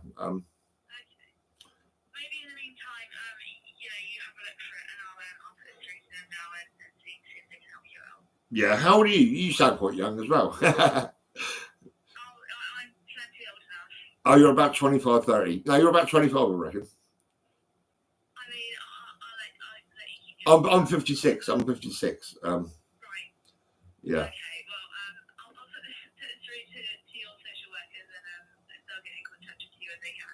Yeah, okay then, all right. Thank you. Bye-bye then. She wouldn't give me her age. That was funny, that was. I'm 56. I'm still fucking ready to fucking deal with situations. You know what I mean?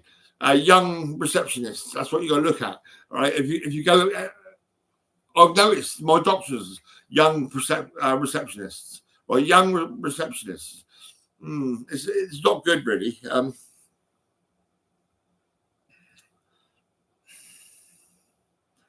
Yeah, I said she was 25 to 30. I said, actually, I think I'm about 25. I'm 56. Yeah. Yeah. Right, I'm going to go and tap the door next door and see if they can give me a lift. She's got a boyfriend called Steve, and he drives, and it's great. He can give me a lift. I could ask Andy, actually, because Andy drives, doesn't he?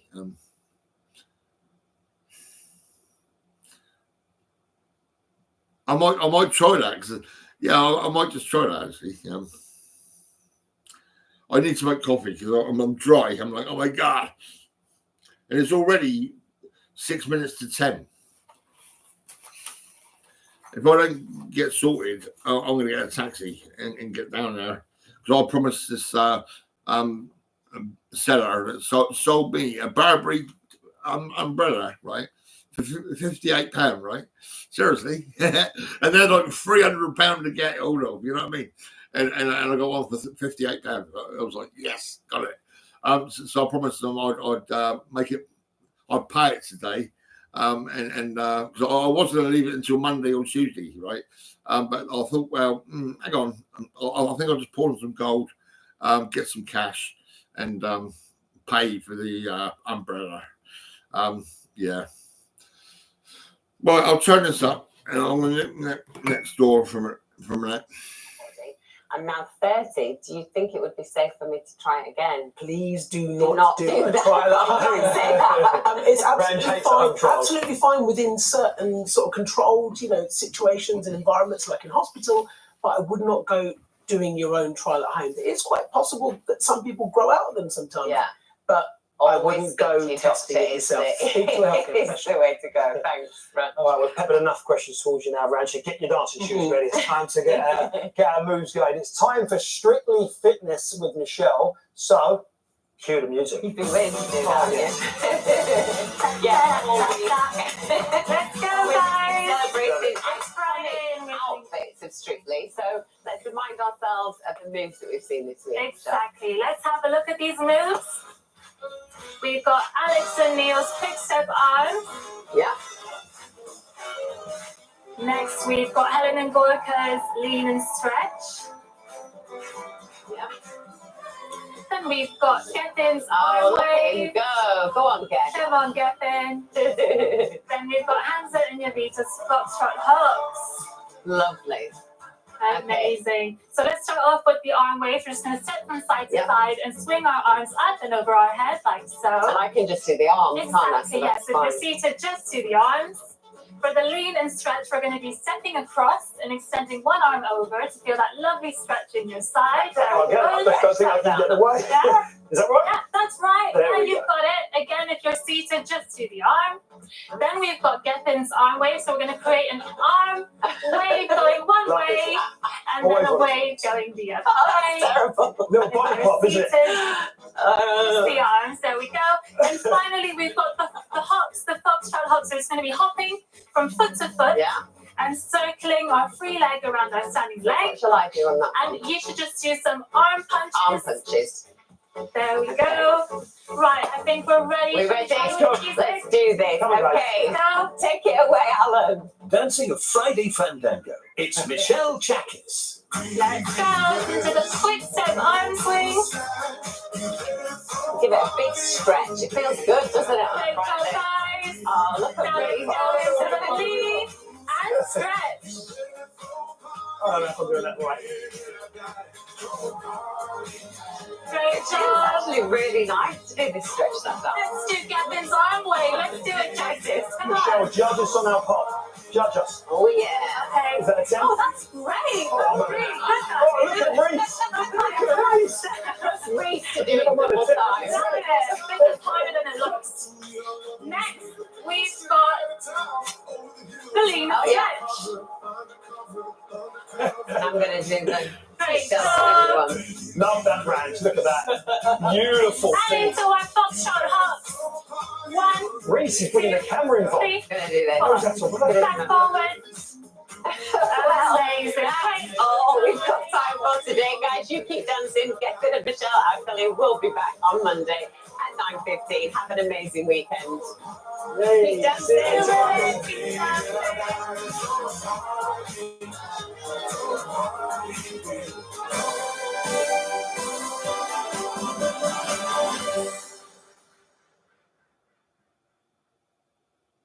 It doesn't matter if you're a multi-millionaire or if you've grown up in a council estate, we will turn you into a soldier. Get down, you bad buckle! You'll be all over you. Look at that. It's a roller coaster here. Oh, I've got to pay up. I'm going to call for you, am I? Some of them look like children lost on a school trip. Wow!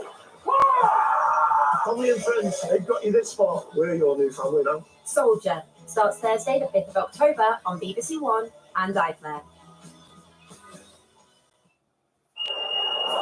It's back for a brand new season.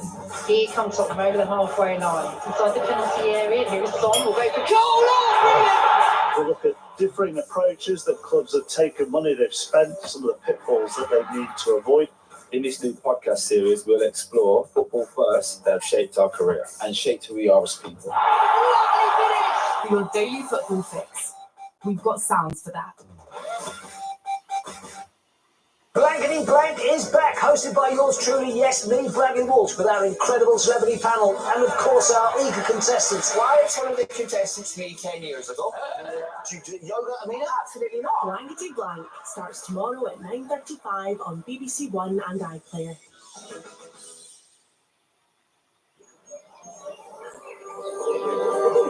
Good morning, Anthony here live, and I do love a Friday. Right, what have we got? Claimed and shamed tripping up more injury fraudsters in 45 minutes, and we're taking it to the scammers right now. Every year, around £52 billion is stolen from the UK's public purse. But up and down Britain, an army of fraud fighters is battling to win it back. This money should really have been used to pay for the essential services that all of us use every day. Benefit fraud does not pay. What it effectively is people stealing money from you and I. This is a huge amount of money and it's disgraceful. From paying for the police and our health service, filling in potholes and emptying our dustbins, to making sure everyone has a roof over their head. 2 million means an awful lot, but it was just the tip of the iceberg. So it's absolutely disgusting what they do. The investigators' mission has never been more vital. Better lies is to claim benefits. And the only thing I can put it down to is greed. This is not a victimless crime. This is coming out of the public purse. We will not let it go. We're like dogs with bones. You will be found, you will be investigated, and ultimately you will be prosecuted. The fraud squad are on the case. Fraud. Today, a crooked married couple used their care home staffing company to con a local council out of thousands of pounds. I've never paid tax. Professional criminals, they identified a vulnerability in that system and took advantage of that for their own financial gains. A social housing tenant who's pocketing local authority cash by illegally subletting his home. This case was shocking. He continued to profit from something which was desperately needed by families on the waiting list. And a callous carer, fraudulently claiming the benefits that are genuinely needed by the very people she's being paid to look after. As you can quite clearly see, she's not using any walking aid or wheelchair If a member of the public was to see this, would they class this individual as severely disabled? The answer to that is clearly no.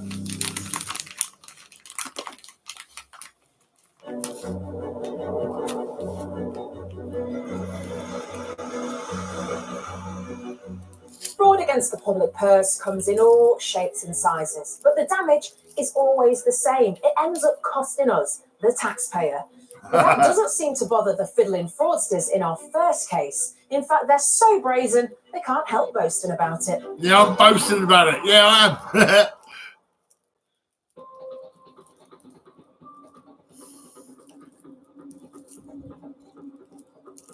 Acting Detective Inspector Ben Robinson has been on the force for over 20 years. The best part for me in this job and what is my real passion is actually protecting people from becoming victims of fraud. It is a huge problem in this country. Lots of people don't even report they're a victim of fraud, but it does massively impact on the victims. And in this next case, the victims were the hundreds of thousands of honest tax-paying citizens living in his local patch in Humberside.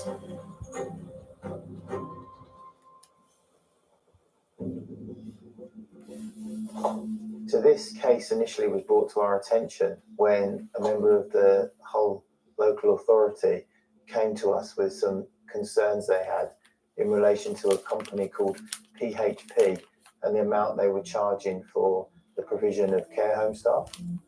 Proactive Health Partners, or PHP for short, provide workers to help feed, bathe and care day to day for thousands of elderly care home residents. It's an essential service that vulnerable people rely on day in, day out. The company is run by husband and wife team Claire and Dimitri Reeder, who use an online recruitment system to find their staff work. When there was a vacancy at a care home, they placed an advert onto a single system. That advert would then flash up in these recruitment companies and they would try and fill that position. The person then goes and does that shift. When they've completed the shift, they complete a timesheet. The company then enter that onto the system and that's then authorised and the local authority pay it.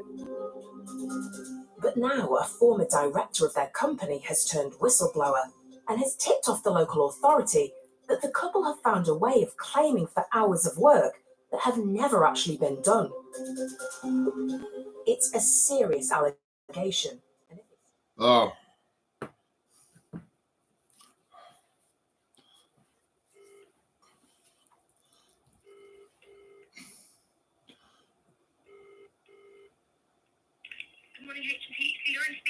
Hello, it's Gordon. I've still not. I've lost my elephant ring. I can't find it. It's in my home somewhere. So what I'm going to do is I'm going to put my 2 keeper rings in. Can you increase the price of one? It's there's one at 140 and there's one at 110. It's been 110 for some time. Can you make it to 120? It should be okay because I'm going to get them back out anyway. Yeah, it'll be fine. I'll do it. That's great. If you could do that, I'll be down in about probably an hour and a half, I reckon. All right then. All right. Bye-bye.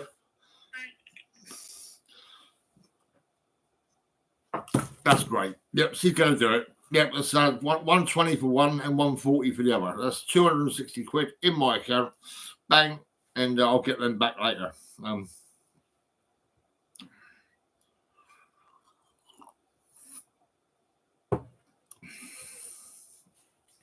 It's a pain in the ass because I've got an elephant ring somewhere. I don't know where the fuck it could be. It could be anywhere. I think it come off my finger somewhere. And I'm sure I heard it drop somewhere, but I've not seen it. And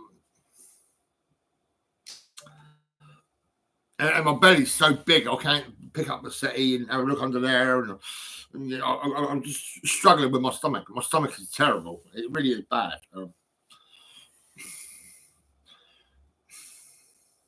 I blame Matt's Bakers and also the section units with all the sodium valproate. Just like my stomach is just, oh my God, do you know what I mean? It's terrible.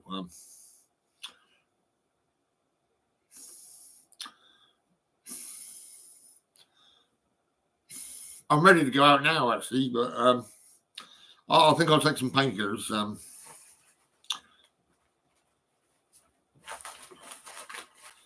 I've got to buy some tobacco. I've got money to buy tobacco and a few bits of food, but I want to get more money because I've got things to do.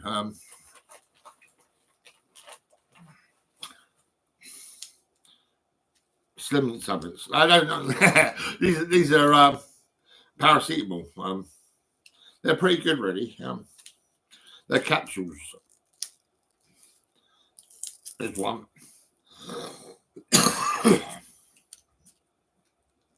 These are like, whoa.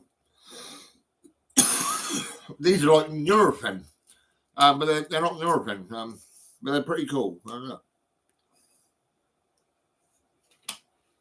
So I'll take 2 of those.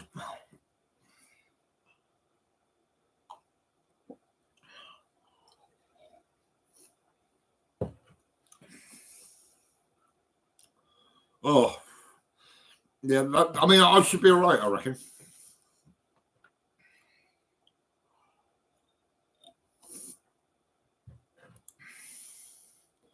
Oh.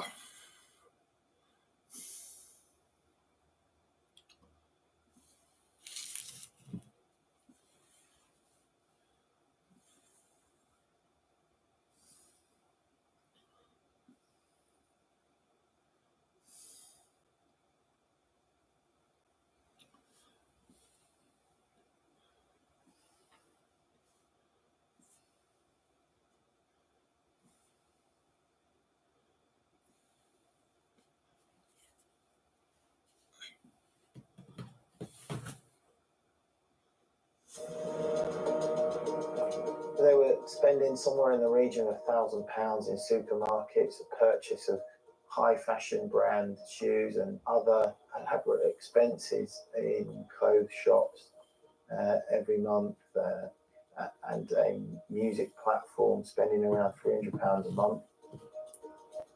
Not the type of expenditure that someone earning a legitimate business where they're paid by the public purse could afford to be making such purchases. Dimitri and Claire Reeder have been living the high life using other people's money for long enough. It's time to bring them in for questioning. They're then arrested, brought in for interview, search conducted of the business premises, and that's when they're then interviewed about the offence. Both of them denying that they've done any wrongdoing, saying there's problems with the system, or Dimitri saying he's got nothing to do with the system. So that's when the investigation goes into the next stage.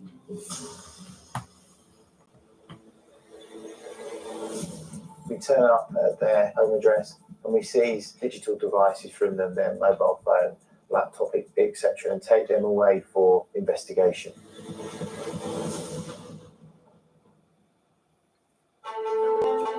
Later, messages between the husband and wife scammers leave investigators stunned.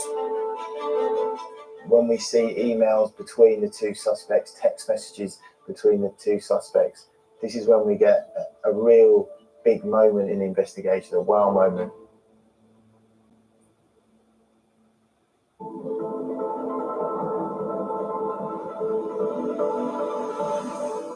Social housing provides a lifeline for those who are desperately in need of a roof over their head. Every house is priceless, so when a tenant abuses the privilege, they need to be stopped.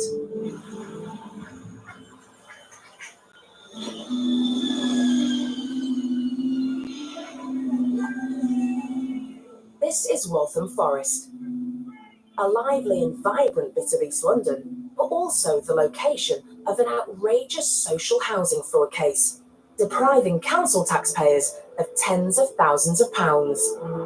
London. Although the team deals with a lot of allegations of this nature, this case was shocking. He continued to profit from something which was desperately needed by families on the waiting list by charging his adult. They got congestion charges now. You got to pay a fee if you want to go to London. You got to pay. you know, when you're driving around London, it's crazy. But when I was driving around London, I didn't pay nothing.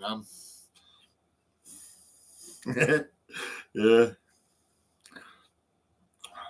Oh, I don't know what to do now. What should I do? I spoke to the jewellers.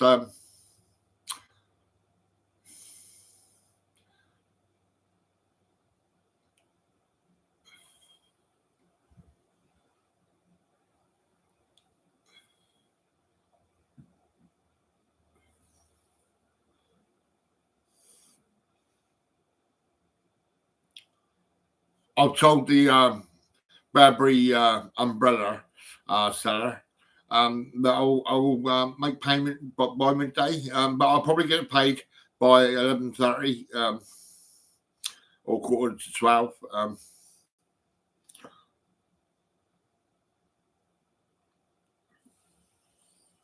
Let's go on eBay. I actually got on Bank Post. Whoa! Oh shit! Oh come on! What's going on? Oh fuck's sake! I'm not doing that.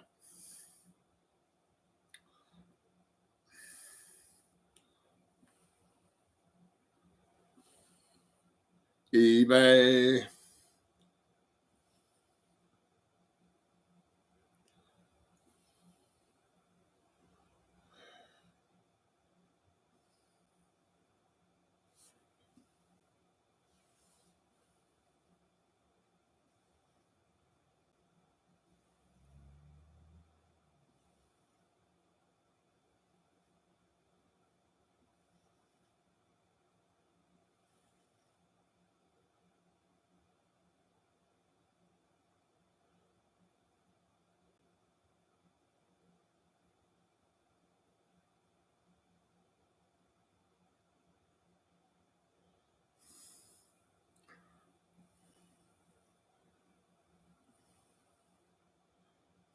That was 9:21. It's now 10:14. I'll get a taxi at 11:30. Yeah. Yeah, I love my I'll tell you what I do. Oh, hang on, let me just go on my selling.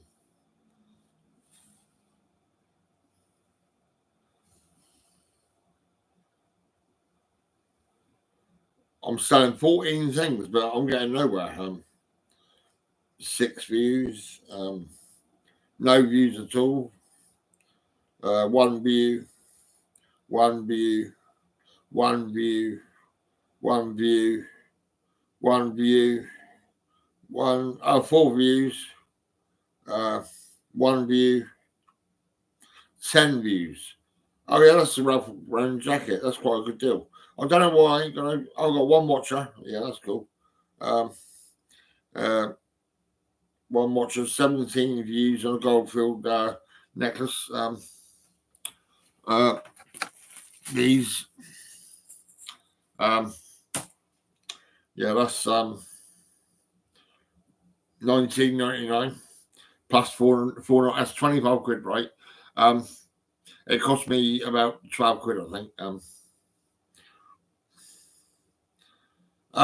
And we got a jacket. That's got 1 bid. The guy's got to pay $27.98.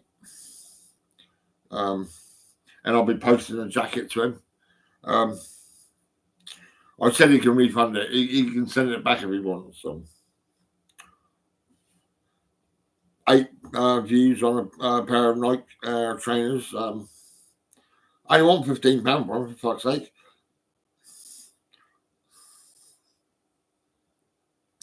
Paint. 6 cans of paint for fucking 25 quid.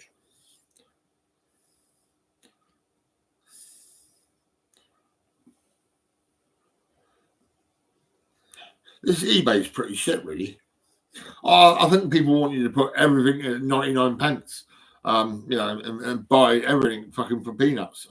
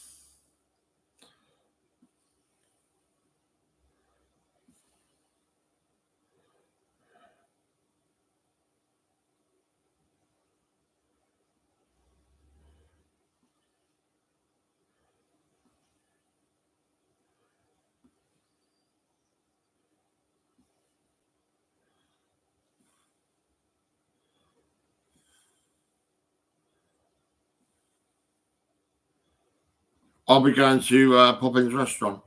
I'll be having liver and bacon for dinner, and I'll be sitting there smoking tobacco, taking a few pictures, ching, ching, ching, ching, ching, put it all on Instagram. Yeah, why not?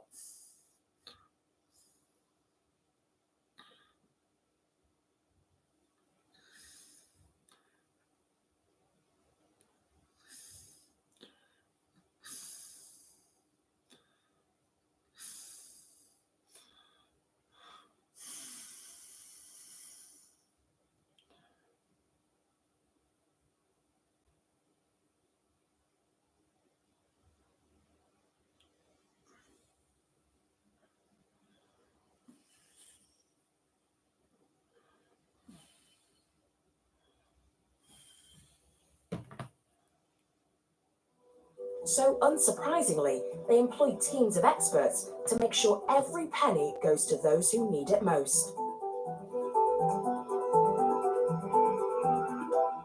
I'm Bradley Smith. I'm a fraud investigator for the Department for Work and Pensions. This case came about by DWP receiving an anonymous fraud referral through the fraud benefit hotline. An anonymous tip could be from anybody. It could be somebody holding a grudge or an ex-partner.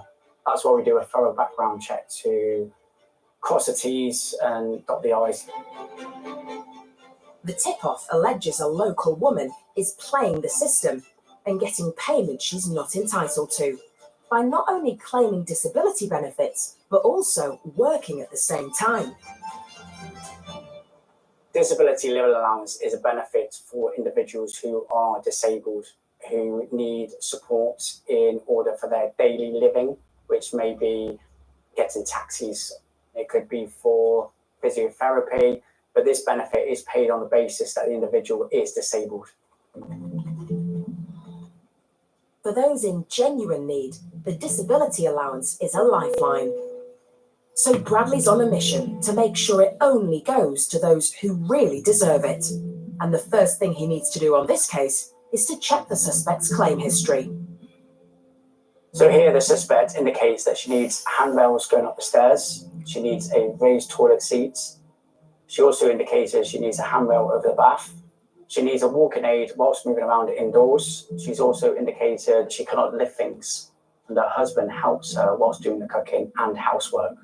This would be perceived that the individual is in fact severely disabled. That's why the suspect was awarded high rate mobility and high rate care for disability living allowance. Over a 14-year period, the claimant has banked almost £35,000 in disability benefits. But if she's been working for a local care provider, like the anonymous tip-off claims, it might be money she's not entitled to. To find out the truth, Bradley gets straight onto the phone to them, and they quickly confirm that the suspect is indeed on their payroll. They explained that part of the suspect's job role was in fact to help lift one of the patients onto the bed. It would involve potentially seeing up to 5 patients an evening. The suspect is being paid a regular wage as a carer for the elderly, whilst also claiming she needs caring for herself. But that's not all Bradley's discovered.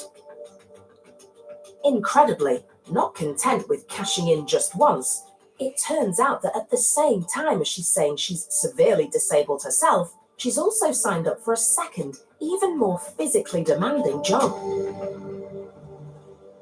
The other employer was for the local authority. Now, this involved picking disabled children up on a bus. So the job role was passenger assistant. This job actually could mean taking the children onto the bus, lifting them onto a seat, strapping them in, as well as putting their wheelchairs onto the back of the bus. More physical work by a woman who claims she struggles to walk, never mind lift heavy objects. Bradley's heard enough to suspect that she's claiming cash benefits for herself that are meant for exactly the kind of people she's being paid to look after. It's a blatant abuse of trust and responsibility. But to shut down her shady claim scam, Bradley needs to catch her in the act. Covert surveillance was undertaken over the course of 2 weeks on the suspect to see if the suspect was carrying out activities that contradicted her claim for benefit. And straight away, it seems the suspect's health issues have miraculously disappeared. As you can see here, the suspect is walking at a regular pace and doesn't seem to stop for any breaks. She's got her hands in her pockets. She doesn't look like she's in any distress. There is a handrail on the side of her path that she decides not to use. And as you can quite clearly see, she's not using any walking aid or wheelchair. Here you can see the suspect is carrying a shopping bag in her left hand as well as a handbag in her right hand. She doesn't need her wheelchair and she seems to be shopping quite comfortably. If a member of the public was to see this, would they class this individual as severely disabled? The answer to that is clearly no. The evidence is overwhelming. Bradley's seen enough to know that this is a clear case of fraud. A seemingly healthy individual is banking benefits she doesn't deserve. And knowing just how vital that cash is to those who really need it, he's determined to bring her money-making scam to an end. The next step was, in fact, to call the suspect in for an interview under caution, to put the evidence to her and get her reasons behind it. Confronted with the evidence, the suspect insists that her disability forms were filled in correctly at the time. But she admits that over the years, her condition has improved. But the terms of her benefits are laid out in black and white. If she's fit enough to work, she shouldn't be claiming this level of disability.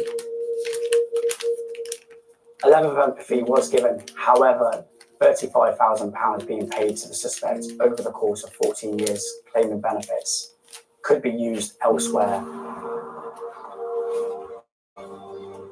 Failing to notify the authorities of a change in circumstances is a criminal offence, so the claimant is taken to court. She was found guilty of benefit fraud and was given 24 weeks imprisonment, suspended for 2 years. She was also given 15 hours community service, as well as a £500 fine on top of the £35,000 she's due to repay. I'd love to go to court. I'm good in court. This corrupt carer hasn't just been helping others, she's also been helping herself to large amounts of taxpayers' money. But thanks to Bradley, her benefit cheating days are over. This is a great result. The money is being paid back, going back to the taxpayers. It will go back onto things and individuals that need the money. And it's also a deterrent and a message to individuals that you can't get away with benefit fraud. Yes, you can.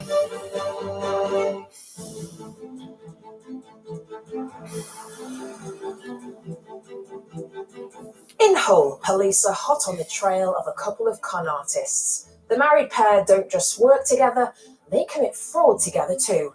So far, they've cheated the local authority out of thousands. But the real cost of their deceit goes even higher.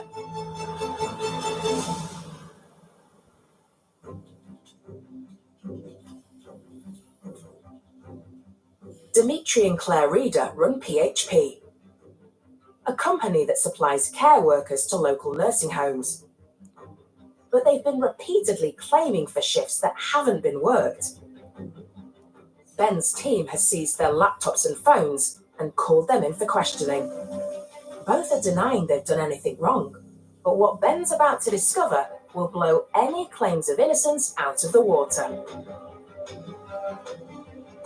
When the officers start reviewing the digital devices, this is when we get a real big moment in the investigation, a wow moment. We see emails between the two suspects, text messages between the two suspects, and they're referring to something called Dodge City, and they're talking about Dodge and how much Dodge money they've got approved through the system. So they are openly discussing Dodge, and everyone knows Dodge, dodgy, something's not right. So they're almost flagging it up to us that these are the dodgy transactions, that they are committing fraud. It's vital evidence that Ben will be able to use in his case against the callous couple. And it also proves to him they've no shame when it comes to lining their pockets with public money. From me, I think the use of the word Dodge and Dodge City shows the real arrogance of these people. They don't think they're going to be caught. They're openly sort of flirting their dishonesty between the two of them and enjoying stealing money from vulnerable people's care. It makes you even more motivated to drive forward because you know you've got the people and you want to see justice for these individuals. But the audacious emails don't just reveal the couple's brazen attitude to ripping off taxpayers' money. They also give an insight into the huge sums they've been pocketing. In an email between her and Dimitri, she says that there's nearly £90,000 in the pot of Dodge City money. That's £90,000 that should be spent on healthcare, education, and other vital public services. With the evidence against the Readers stacking up, their company, PHP, is stopped from trading.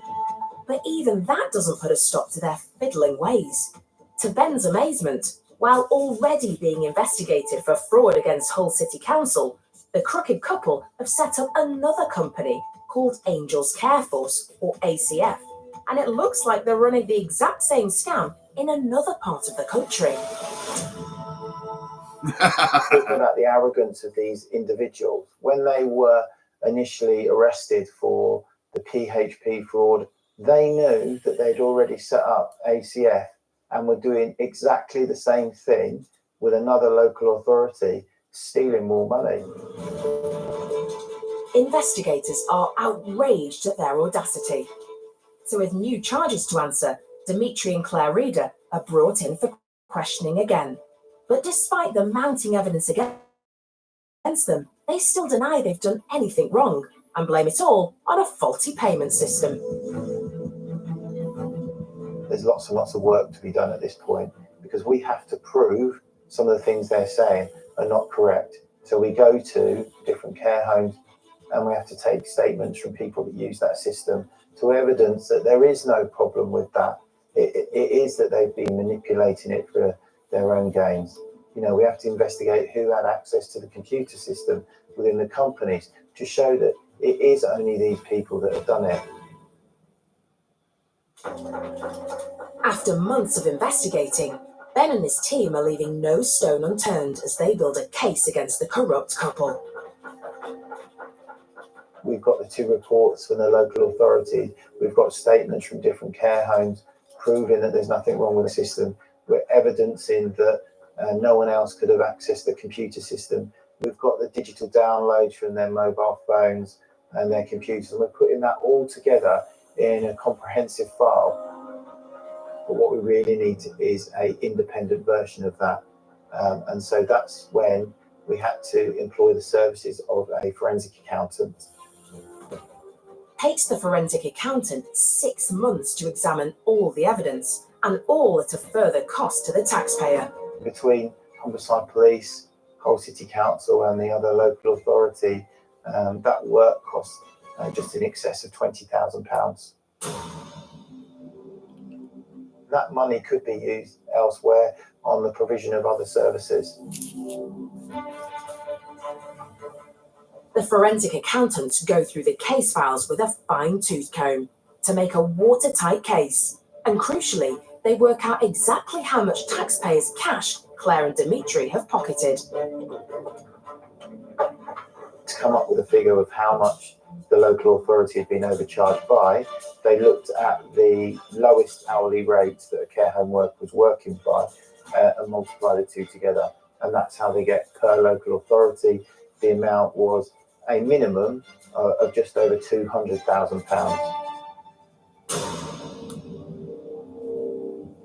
All told, their two scams have banked Dimitri and Claire Reader over £400,000 of local authority cash in just 4 years.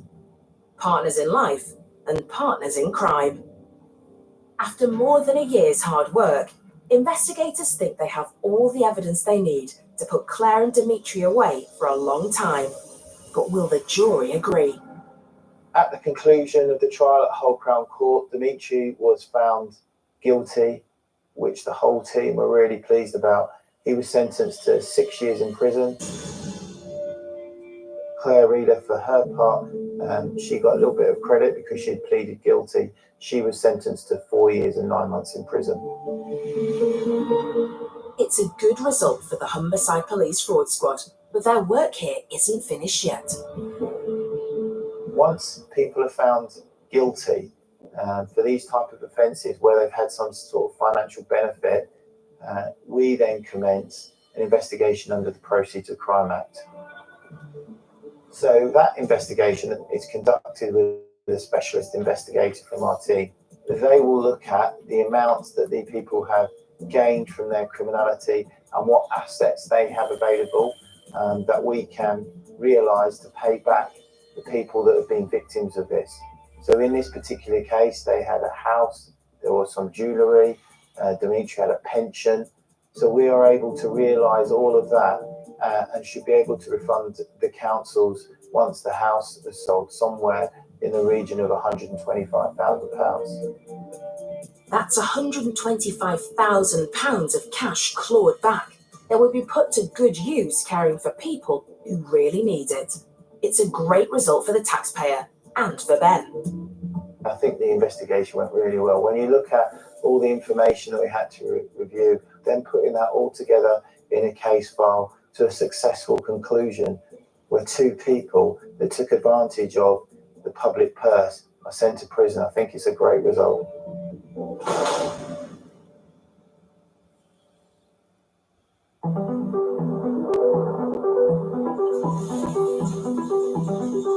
In East London, the net is closing in on a social housing tenant suspected of secretly subletting his council property to his grown-up children. Outrageously, his family favour is also turning him a profit. The fraud squad need to put an end to it, but they'll have to find him first.